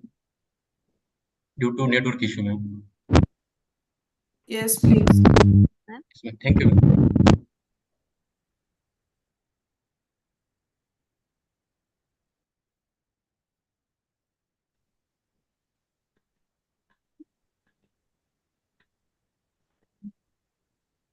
Hello, ma'am. I'm Deepika. I've already asked present. Good afternoon to all of you. Myself, can I audible? Yes. Yes. Myself, Dr. Gopal Nagarguje, from Department of Oral and Maxillofacial Surgery, MIDS Dental College, Latur. I'm going to present paper on platelet-rich fibrins that is PRF, which is a boon for oral and maxillofacial surgeon. These are my contents. My contents include the introduction, history of the PRF, composition of PRF, PRF preparation, mechanism of action of PRF, applications of PRF, advantages and disadvantages of the PRF, and conclusion and the references. First, coming to the introduction, regenerative potential of the platelets is known from the 1974 in the medical sciences, as it provides the rich amount of the various growth factors such as the platelet-derived growth factors, transforming growth factors, vascular endothelial growth factors, insulin-like growth factors, fibroblast growth factor, etc. Then the definition of the platelet-rich fibrin or PRF. PRF is a fibrin matrix in which the platelet, cytokines, growth factors, and the cells are trapped, and it may be released after the certain of time, and it serves as the resorbable membrane, which promotes the healing. Then, what is the difference between the PRP and the PRF? PRP, it is the first generation technology, and the PRF is the second generation technology. For the preparation of the PRP, there is a use of the anticoagulation factors is used, and for the preparation of the PRF, there is no need for the anticoagulation factors. And in comparison to the PRP, PRF preparations tends to have the higher leukocyte counts. In the recent times, it has been used in the field of medical sciences, including the dentistry, oral surgery, plastic surgery, orthopedic surgery, etc. This paper discusses the evolution of platelet concentrates, its preparation techniques, and its application in the field of oral and maxillofacial surgery. Then coming to the history of the preparation of the PRF, in 1950s, Kingsley first used the term PRP, which is used to describe the thrombocyte concentrate that are used in the patients with the thrombocytopenia. In the 1970, Matter studied the skin healing in the rats, and he used the term fibrin glue for that platelet concentrates. In 1998, Mark showed that the bone grafts grew more when it is infused with the supraconcentrated platelet solutions. In the year 2000, Chokran, who have finally coined the term PRF, that is a platelet-rich fibrin. In the year 2006, Sacco altered the centrifugation time from 2400 to the 2700, and the time for that centrifugation revolution is the 12 minutes. And in the year 2009, Dohan proposed the first classification of the platelet concentrate. And in year 2014, the Ghanati proposed the term advanced PRF. Then, composition of the PRF. PRF consists of the fibrin, which acts as a supporting matrix, platelets, which are rich in the growth factors, leukocytes, and the stem cells, which is having the antibacterial, neovascularization, and the regenerative properties. Then, how will you prepare the PRF? First, take the blood into the anticoagulant-free 10 ml of the tube. Then these samples are placed in the centrifugation machine, and by using the proper centrifugation time and the centrifugation force, these samples are centrifuged. After the centrifugal, by using the various centrifugal forces, these fibrogen and thrombin, these are combined together, and there is a formation of the fibrin clot. And within that fibrin clot, there is accumulation of the platelets, and we can after that we can remove the PRF layer, and we can discard the RBC layer. These are the different types of the PRF preparations: LPRF, APRF, IPRF, and A plus for advanced plus PRF. In that LPRF, it is the leukocyte PRF. There is no use of the anticoagulation is required. In cases of the APRF, there is a low rotational speed is there, and in cases of the IPRF, it is present in the liquid form. A plus PRF, which reduces the centrifugation speed than the APRF, and which is having the more growth factors. Then these are the different components of the PRF. They consist of the red blood cell layer, platelet-rich fibrin layer, and a cellular plasma layer. Out of which the red blood cell layer which is of no use, which should be discarded. Then there are different applications of the PRF. We can use the PRF membrane as a guided bone in cases of the guided bone regenerations in the extraction sockets, or we can use the PRF membrane for the guided bone regeneration in cases of the implant placements. PRF also utilized in cases of the after the cyst enucleations. PRF membrane we can also use around the implant, and we can also use the liquid PRF, which is mixed with the bone graft, and this can be used in various implant cases. And we can also use this PRF in cases of the treatment of the oroantral fistula cases, or in cases of the when there is a perforations of the sinus membrane. Other applications of the PRF for treating the alopecia, eye PRF is used for the reconstructions of the cleft palate. PRF is used along with the bone grafts. And in cases of the osteoid necrosis, we can also use the PRF. And in cases of the TMJ disorders, we can use the LPRF, which is injected in the intracapsular space. Advantages of the PRF: it is a single step and the simplified process for the preparation. In the PRF, there is no use of the bovine thrombin, which reduces the chances of the cross infections. Blood sample is autologous with the least blood manipulation. Natural polarization with the minimum immunological reactions. It can be used along with the bone grafts. It helps in the hemostasis. These are the different advantages of the PRF. And what are the disadvantages of the PRF? The success rate of the PRF formation depends directly on the handling property, and the and other disadvantage is the glass-coated tube is required for the polymerizations of the clot. Then patient may refuse the treatment because of the there is a need of the puncture for the collection of the blood. And to the conclusion, PRF is a new generation platelet concentrate, which is a simple and inexpensive technique. It has been used successfully in the various oral surgical procedures, in oral and maxillofacial surgery, implant surgery, and in the field of orthopedic and the plastic surgery. PRF promotes the both hard as well as soft tissue healing. That is proven by the various studies. However, to get the deeper knowledge regarding the efficacy of the PRF, more long-term clinical trials are required. These are my references. Thank you. Any other application of PRF in orthodontics? After the extraction of the orthodontic premolars, we can use the PRF in the extraction socket for healing, early healing. Healing is anyways, it is an indication you have mentioned so many places, at so many places. Any other indication related to the tooth movement? Anyways, thank you. Thank you. Next presenter, please. Ma'am, can I start?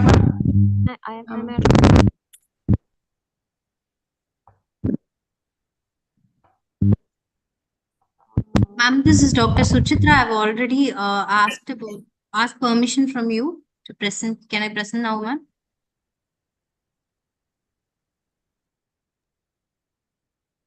Yes, please. Sorry, ma'am, my screen has shared, ma'am. Shall I start now, ma'am? Don't do like this. Be a bit professional. Sorry, ma'am. Sorry. What are you doing? Okay, sorry, ma'am. Sorry, ma'am.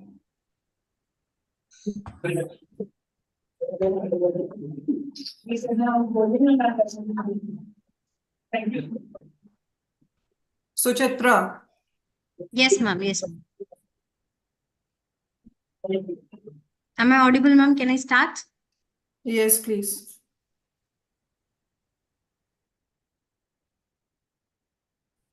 So good afternoon, everyone. Today's topic is on phytotherapy regarding a Syzygium cumini, which is used as a root canal irrigant, unveiling its antibacterial activity. As we all know, E. faecalis is one of the most common encounter that we do encounter in root canal therapies. So to eradicate that, a proper irrigation protocol with a proper irrigant has to be selected. Sodium hypochlorite is the gold standard irrigant that has been used in endodontics, but it comes with the side effects like toxic. It's tissue toxic, it has unpleasant odor and taste, paresthesia of mandibular nerve, and allergy. So these side effects have necessitated the need for alternative agents, which have gone into phytotherapy. So an article by Wagner et al. They've analyzed the antimicrobial effect of Syzygium cumini seed and found that these are the compounds that are present in that Syzygium cumini seed extract, which had antibacterial efficacy. Another article by Ketlin et al. Along with antimicrobial activity, it also possesses anti-inflammatory, anti-diabetic, hypotensive, diuretic, astringent, and anti-leucurial effects also. So the aim of my study was to compare the antimicrobial efficacy of Syzygium cumini seed with the sodium hypochlorite. The sample extract preparation, the dried Syzygium cumini seed samples were taken. It was crushed using a mortar and pestle. Then the test sample should be sufficient to fill the porous cellulose thimble. All equipments were assembled. A rig was built using the Stanson clamp to support the extraction apparatus. Ethanol was added, which was attached to a sock slit extractor. Then the crushed seed material is loaded onto the thimble. The side arm was lagged with cotton wool, and the solvent is heated. Solvent is heated using the isomantle, and it will begin to evaporate, moving through the apparatus to the condenser. The condensate then drips into the reservoir. Once the level of solvent reaches the siphon, it pours back into the flask and the cycle begins again. The process should run for a total of 4 hours and run without direct supervision. 30 single-rooted premolars were decoronated to standardize a working length of 15 mm, instrumented until F4 protapagol. Irrigation was done with 24-gauge needle with a total volume of 5 ml saline per sample in between the instrumentation. The obtained samples were autoclaved for 15 minutes. Then 0.1 ml of liquids of E. fecalis were inoculated into the canal with a micropipette and incubated at 37 degrees Celsius and 100% humidity for 24 hours. The entire contents were absorbed using a sterile paper points for 1 minute and then transferred to a thioglycolate broth. Grouping, 3 groups. Group 1 is normal saline. Group 2, sodium hypochlorite of 5.25%. Group 3 is the test seed extract. Contact time for all the irrigants, 20 minutes, and the samples were stored at 37 degrees Celsius and 100% humidity for 24 hours. Entire contents of the canal were flushed with distilled water and then absorbed into sterile paper points for 1 minute and transferred to thioglycolate. The broth tubes were then stored aerobically at 37 degrees Celsius. 2 ml of this overnight grown culture is transferred to EVA broth, which is a selective medium for E. fecalis. Then agar dilution assay was performed. The cultivated EVA broth was serially diluted to 3 dilutions. Agave dilution was performed in a 90 mm diameter petri dishes containing MHA. So the top surface of each agar plate was streaked on the prepared agar plates with a metal loop, followed by incubation for 24 hours. Then the number of viable colony forming units were counted. So these were the results for group 1 normal saline. This is group 2 sodium hypochlorite. This is group 3 Java plum seed extract. Statistical analysis was done using IBM SPSS Statistics 23 version.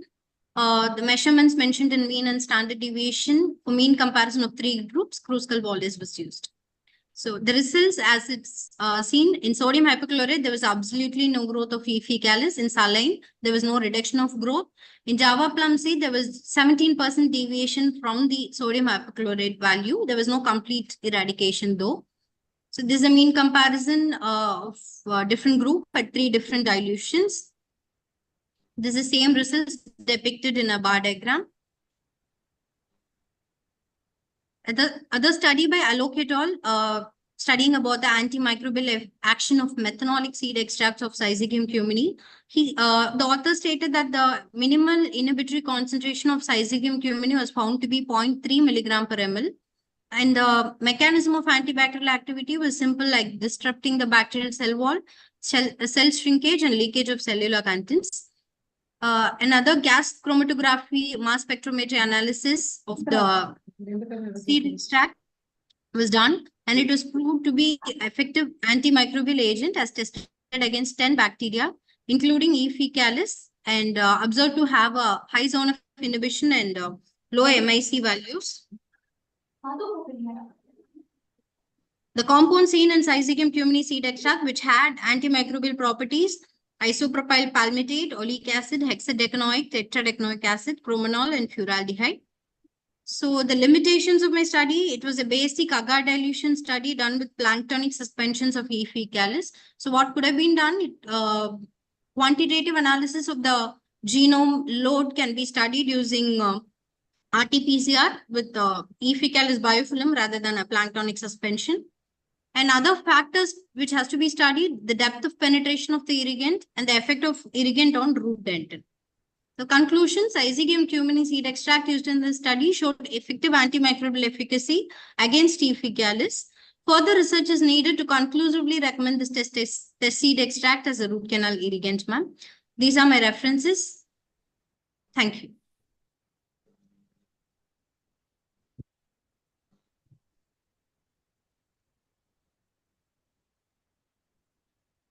Thank you. Can move on to the next presentation. Hello, ma'am. This is Dr. Shantanu Deshpande. I just message you. Can I begin my presentation? Yes, please. Thank you.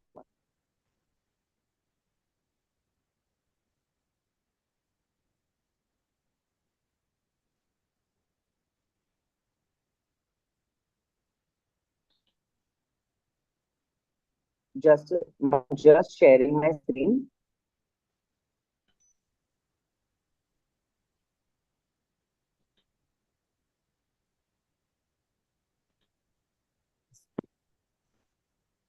Ma'am, is the screen visible?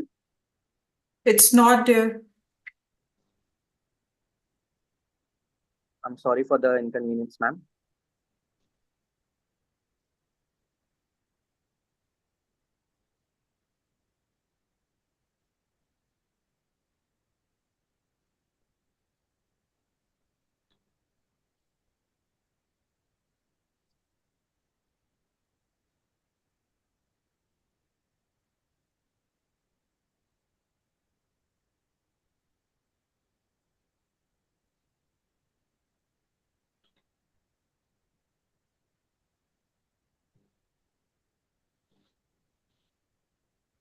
If you're not able to do so, we can move on to the Ma'am, can you see the screen?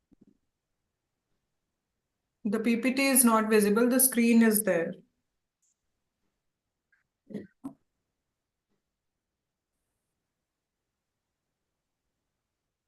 Hello, ma'am.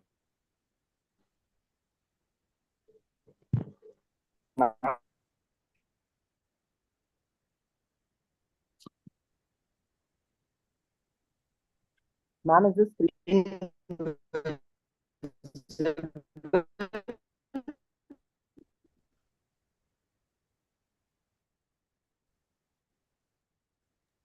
Mr. Santanu, your voice is crackling actually. I guess you have a low bandwidth. Yes, your screen is visible. Can I start presentation? Yes, please. Hello. Yes. Go ahead. Good afternoon, everyone. Evolution is the secret for the next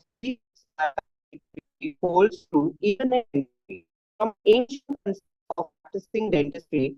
We have really come a long way. The main reason for this development is the evolution of science and technology and incorporation with one aspect is the development of nanomaterials. Now, these nanomaterials is a union of nanosciences into material sciences. It has application in almost all the aspects of dentistry. So, today I would like to get your attention to a new material which was known as zeolite and its applications in dentistry.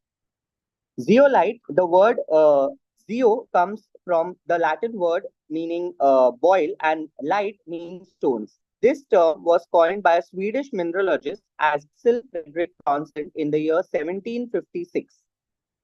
Now, there are two types of zeolites. Basically, they are available in the natural forms and in the synthetic forms. The structure of zeolite is normally characterized into primary building units and secondary building units. The primary building units consist of silica and aluminum tetrahedra. They combine with the adjacent tetrahedra due to sharing of oxygen for forming a spatial arrangement of simple geometry for secondary building units. There are a variety of forms of secondary building units like single rings, polyhedral, double rings, or even complex units producing a unique system of channels and cages.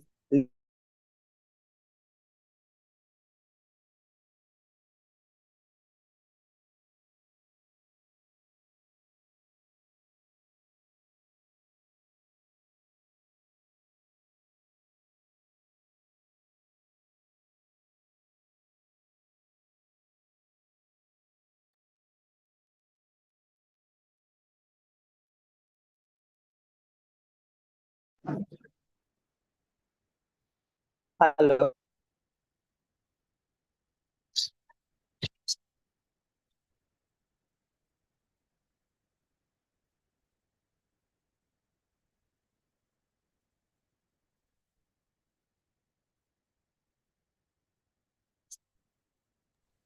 I guess there is a connectivity issue from his side, ma'am.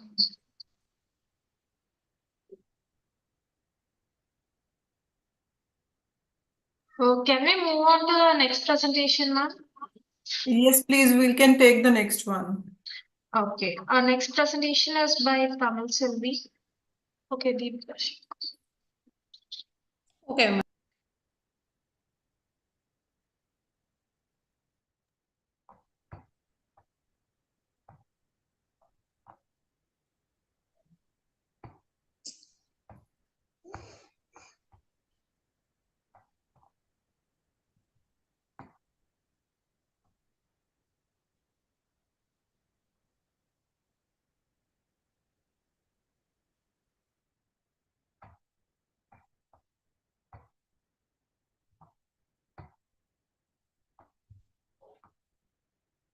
So somebody is sharing their screen, ma'am, so it's not possible for me. Just give us a moment, please. Okay.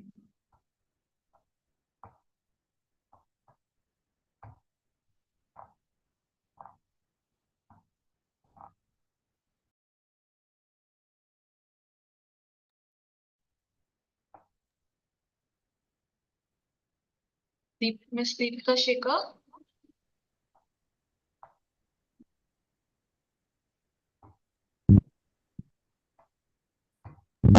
Hello, is the screen visible, ma'am? Yes, your screen is visible, but we couldn't see your PPT.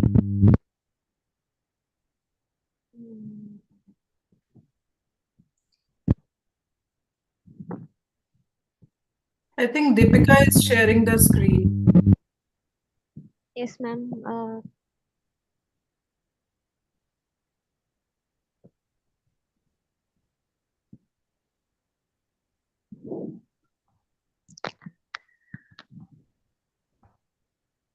Is my screen is visible, ma'am?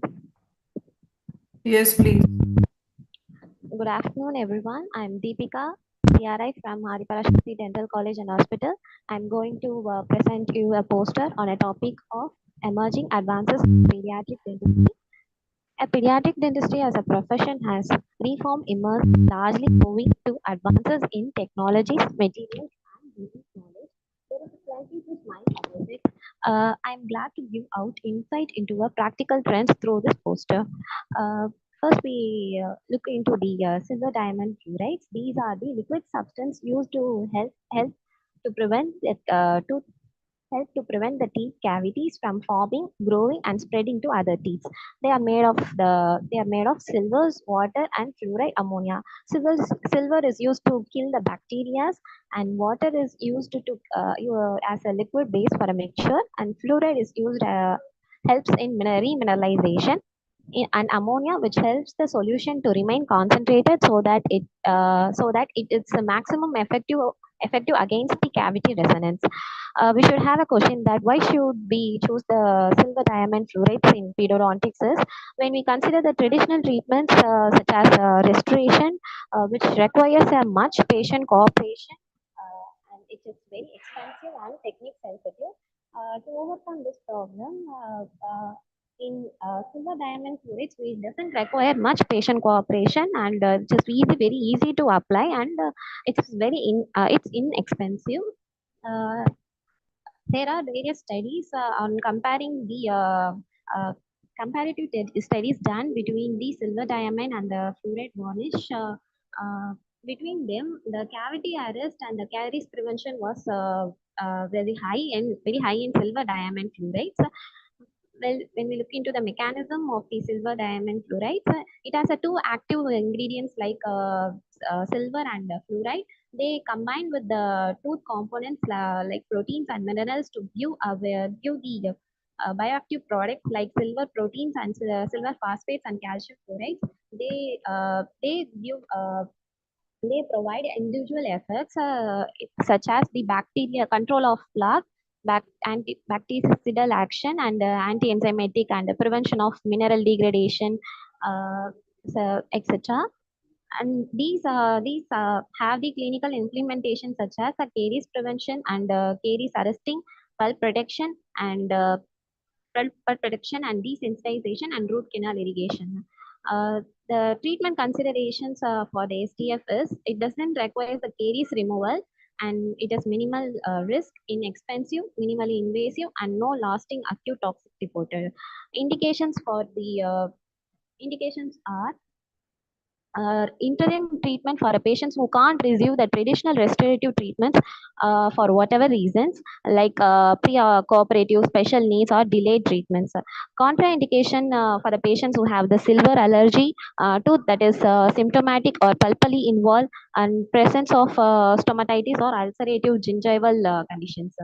The major disadvantage in SDF is the staining and gingival irritations. To overcome this problem, a smart technique is applied. That is, after the application of silver diamine, over which over glass ionomer cement can be placed to cover the stainings, but the drawback is it is not applied for the large lesions. But for the major E3 considerations, we opt for this smart technique. Then we move on to the zirconia crowns. Uh, zi-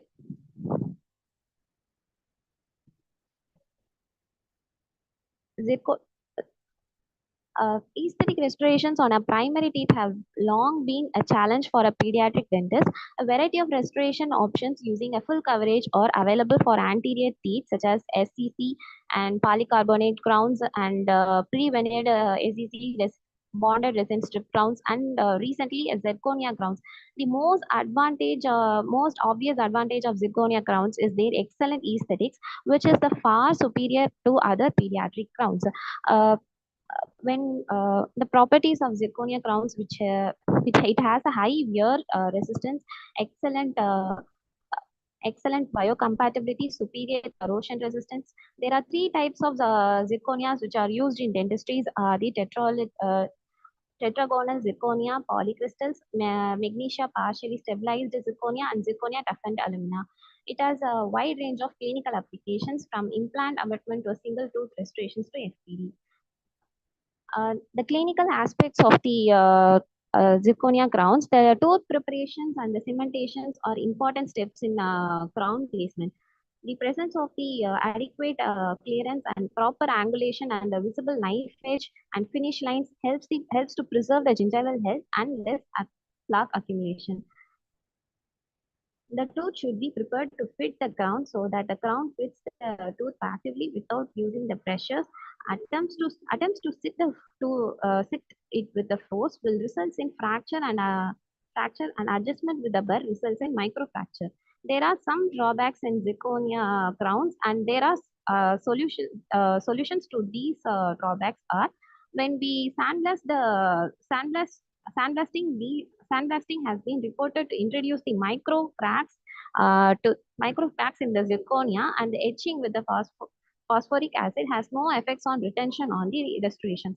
A conventional or self-adhesive resin cements have been recommended as their luting agent for the zirconia crowns. Another point to consider is it should not be contaminated with the blood or a saliva, or a saliva have the or a saliva to be with saliva for better adhesions. Then we move on to the lasers. Uh, Treating pediatric patients with a laser for oral and dental procedures is beneficial as it is less fearless to the child and better accepted by the parents. When clinicians use the laser for the surgical and pulpal procedures, children becomes more cooperative and it enhances the treatment outcome. It is used for caries prevention, early diagnosis, and cavity restoration, management of traumatized teeth, and minor oral surgical procedures in child patients, and seems to soon become gold standard in pediatric dental practice. There are various applications of lasers. It's broadly divided into hard tissue application and soft tissue application. First, when we see the soft tissue application of laser, there are phenectomies and treatment of ankyloglossia. And it is also used for gingival recontouring, crown lengthening, and exposure of unerupted teeth, pulpotomy of the primary tooths using the lasers, and direct and indirect pulp capping using of young permanent teeth using the lasers. When we see for hard tissue application of lasers, it is also used for caries removal, removal of old restoration and cavity preparations. It is also used for diagnosis of dental caries using infrared laser fluorescence and laser induced fluorescence.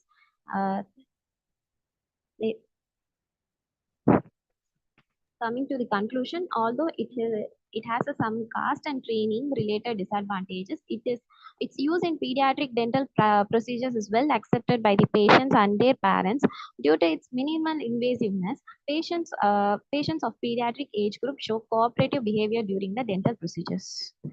Thank you.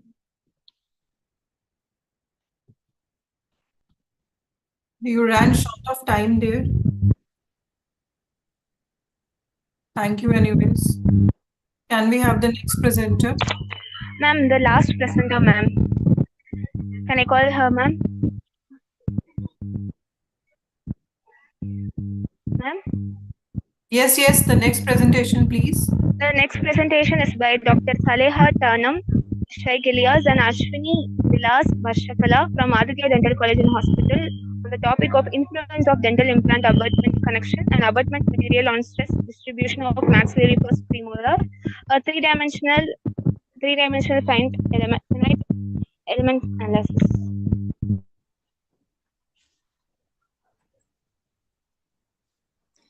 Good afternoon, everyone. Ma'am, my screen is visible to you. Hello. Kindly share it now, please. Okay.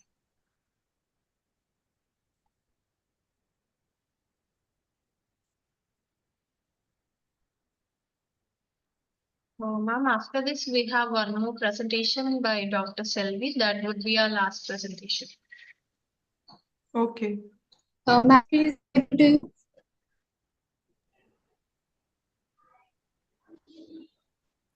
Your voice is not clear. My screen is visible to you, ma'am. Hello. Yes, it is. Yeah. Good afternoon, ma'am. My topic of presentation implant and on discussion in maxillary first premolar, three-dimensional finite analysis. Introduction of this topic is replacements of missing with dental implants well documented as the physical treatment abutment in long-term success of dental implant. Key factor for the success or the failure of the dental implant in stress are transferred to the surrounding bones and depend on the type of loading. Bone interface, the shape and the characteristics of implant surface, and the quality and quantity of loading bones. Implant connection have been developed with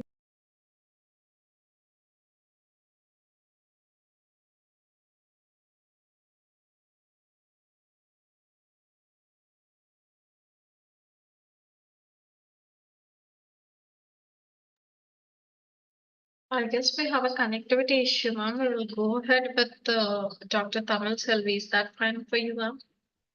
Okay, fine. I'll start my presentation, ma'am. Yes, please.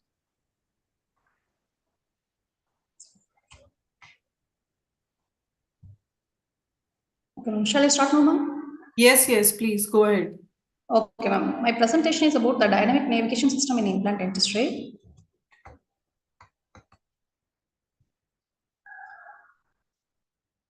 So, with the implant placement, we have to see the size, depth, and width of the implant. So, it plays a very crucial role in the implant placement. For that, we need a surgical guide. It may be either static or dynamic. So, we are discussing more about this dynamic navigation. So basically it is classified into 4 forms, that is either free-handed implant placement, or it may be a static guided implants, or dynamic navigation and robotic assisted guide system. So the discussion is more about this dynamic navigation system. So this is a conventional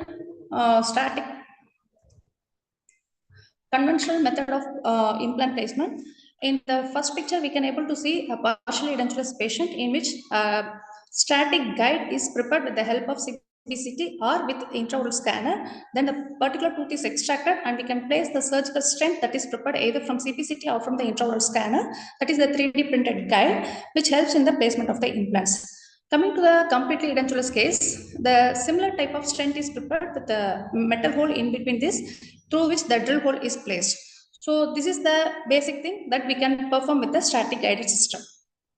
So what are the difficulties that we are facing with this are the anatomic and prosthetic constraints. It usually affects the bone quality and it affects the bone volume. And there is some anatomic restrictions also with this type of guided systems.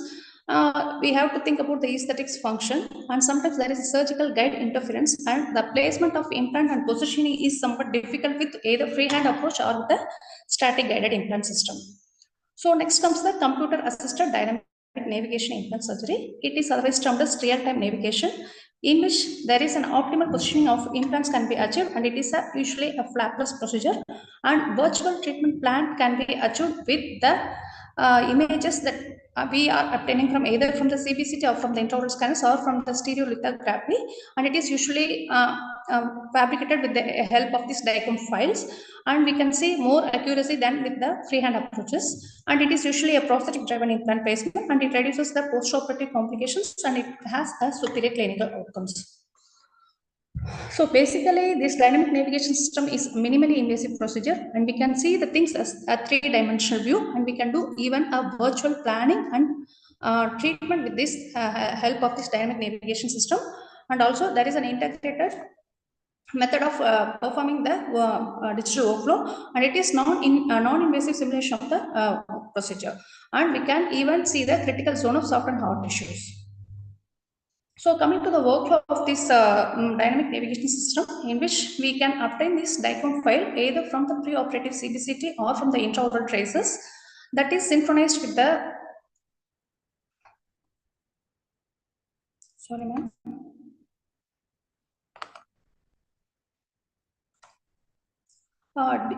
That is synchronized with the dynamic navigation software, then it is converted into a dynamic form, and the calibrations of the drilling sequence can be calibrated according to the navigation system, and finally the dynamic navigation system is getting verified with the help of these trackers, that is with the jaw tag and head tag and drill tag, and with the help of the jaw tracker we can visualize the whole thing in the screen, that is with the computer screen, and we can manipulate according to the needs. So this is the workflow basically in the clinical aspects of dynamic navigation system. So comparing to the static and dynamic navigation, in case of a static navigation, in static systems, we can take the software planning and we can produce a surgical guide. Whereas in the dynamic navigation system, there is no need for any surgical guide. We can do with a virtual surgical guide, and we can do the virtual treatment also. So that is the major difference between the static and dynamic systems. So the next thing is the robotic systems, in which the dynamic navigation software is installed and it is integrated with the robotic systems, and the robots can perform the procedure similar to that of human beings. And it is in the field, in the trial phase. we can easily assess the outcome through the reduction of the frequency and extent of complications, and there is an improvement of patient reported outcomes or patient reported experiences. So mostly the quantitative assessment is done with the deviation of platform or with the deviation of apex or with the deviation of angulation. So most of the studies are based on these quantitative measurements and how they are different from the actual plan and from the virtual planning. So coming to the evidence-based studies from Romana Antony et al. In 2023, they have found out that the flap plus computer-assisted implant system is more accurate than the flap procedure with respect to the plant position. That is, the deviation is very minimal with these type of cases. Anyway, we have to make a safety margin of around 2 mm in depth, 3 mm in coronal and apical three-dimensional bodily position, and 4 degree in angulation may be recommended while applying this procedure. So from Robert Emery et al. Studies, the dynamic navigation system can achieve accuracy of implant placement similar to that of static guides, and there is an improvement over freehand implant placement. So from the clinical trials as well as from the model studies, they have concluded that the primary outcome is accuracy, and it is in acceptable range. So from the other study, they have found out that implant positioning accuracy of augmented reality-based dynamic navigation was comparable to that of static computer-assisted implant surgery, and it is superior with the freehand approach. So the final conclusion is that comparing the freehand approaches from various studies, either from the systematic review or from the meta-analysis, the accuracy is comparatively better than freehand approach and is comparable with that of the static approaches.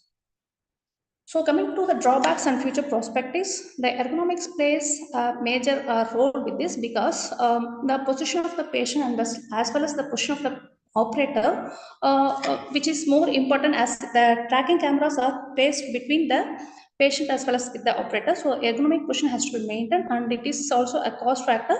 It is not so cost effective, so we have to think of that, and it is usually a technique sensitive procedure. So in the future we have to think of this as a standard procedure for surgical guide preparation, and we can do a visual treatment plan, and we can implement augmented reality into the field, and we can easily place the implant in a proper position. Thank you.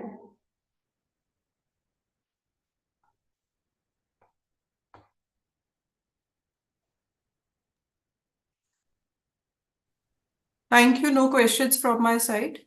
Okay, ma'am. Thank you, ma'am. Ma'am, shall I wind up the session, ma'am? Or does Dr. Saleha will present now?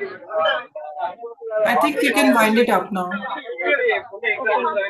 And everyone has to go to main hall, ma'am. The main hall link.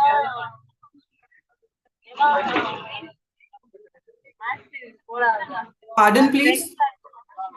Ma'am, everyone has to go to main hall, ma'am. This is the main hall, dear.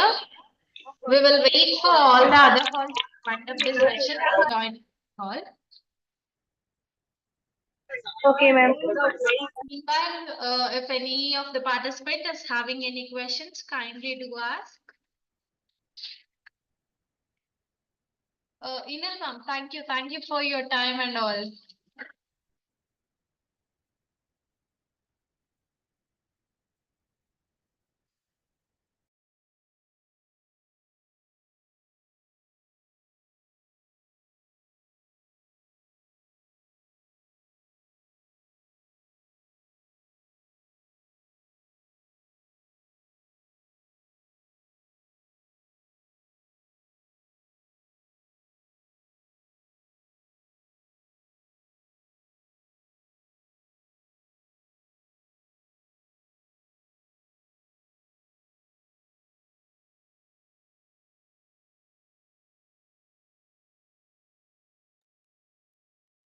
Is there any queries from the participants end?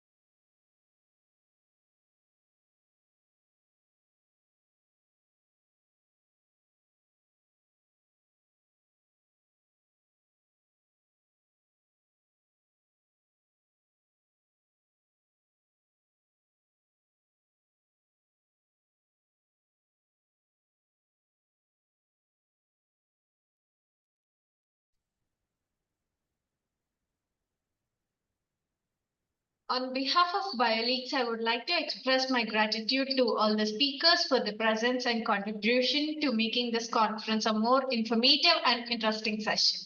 And also participants to take out time from their busy schedules to grace the event.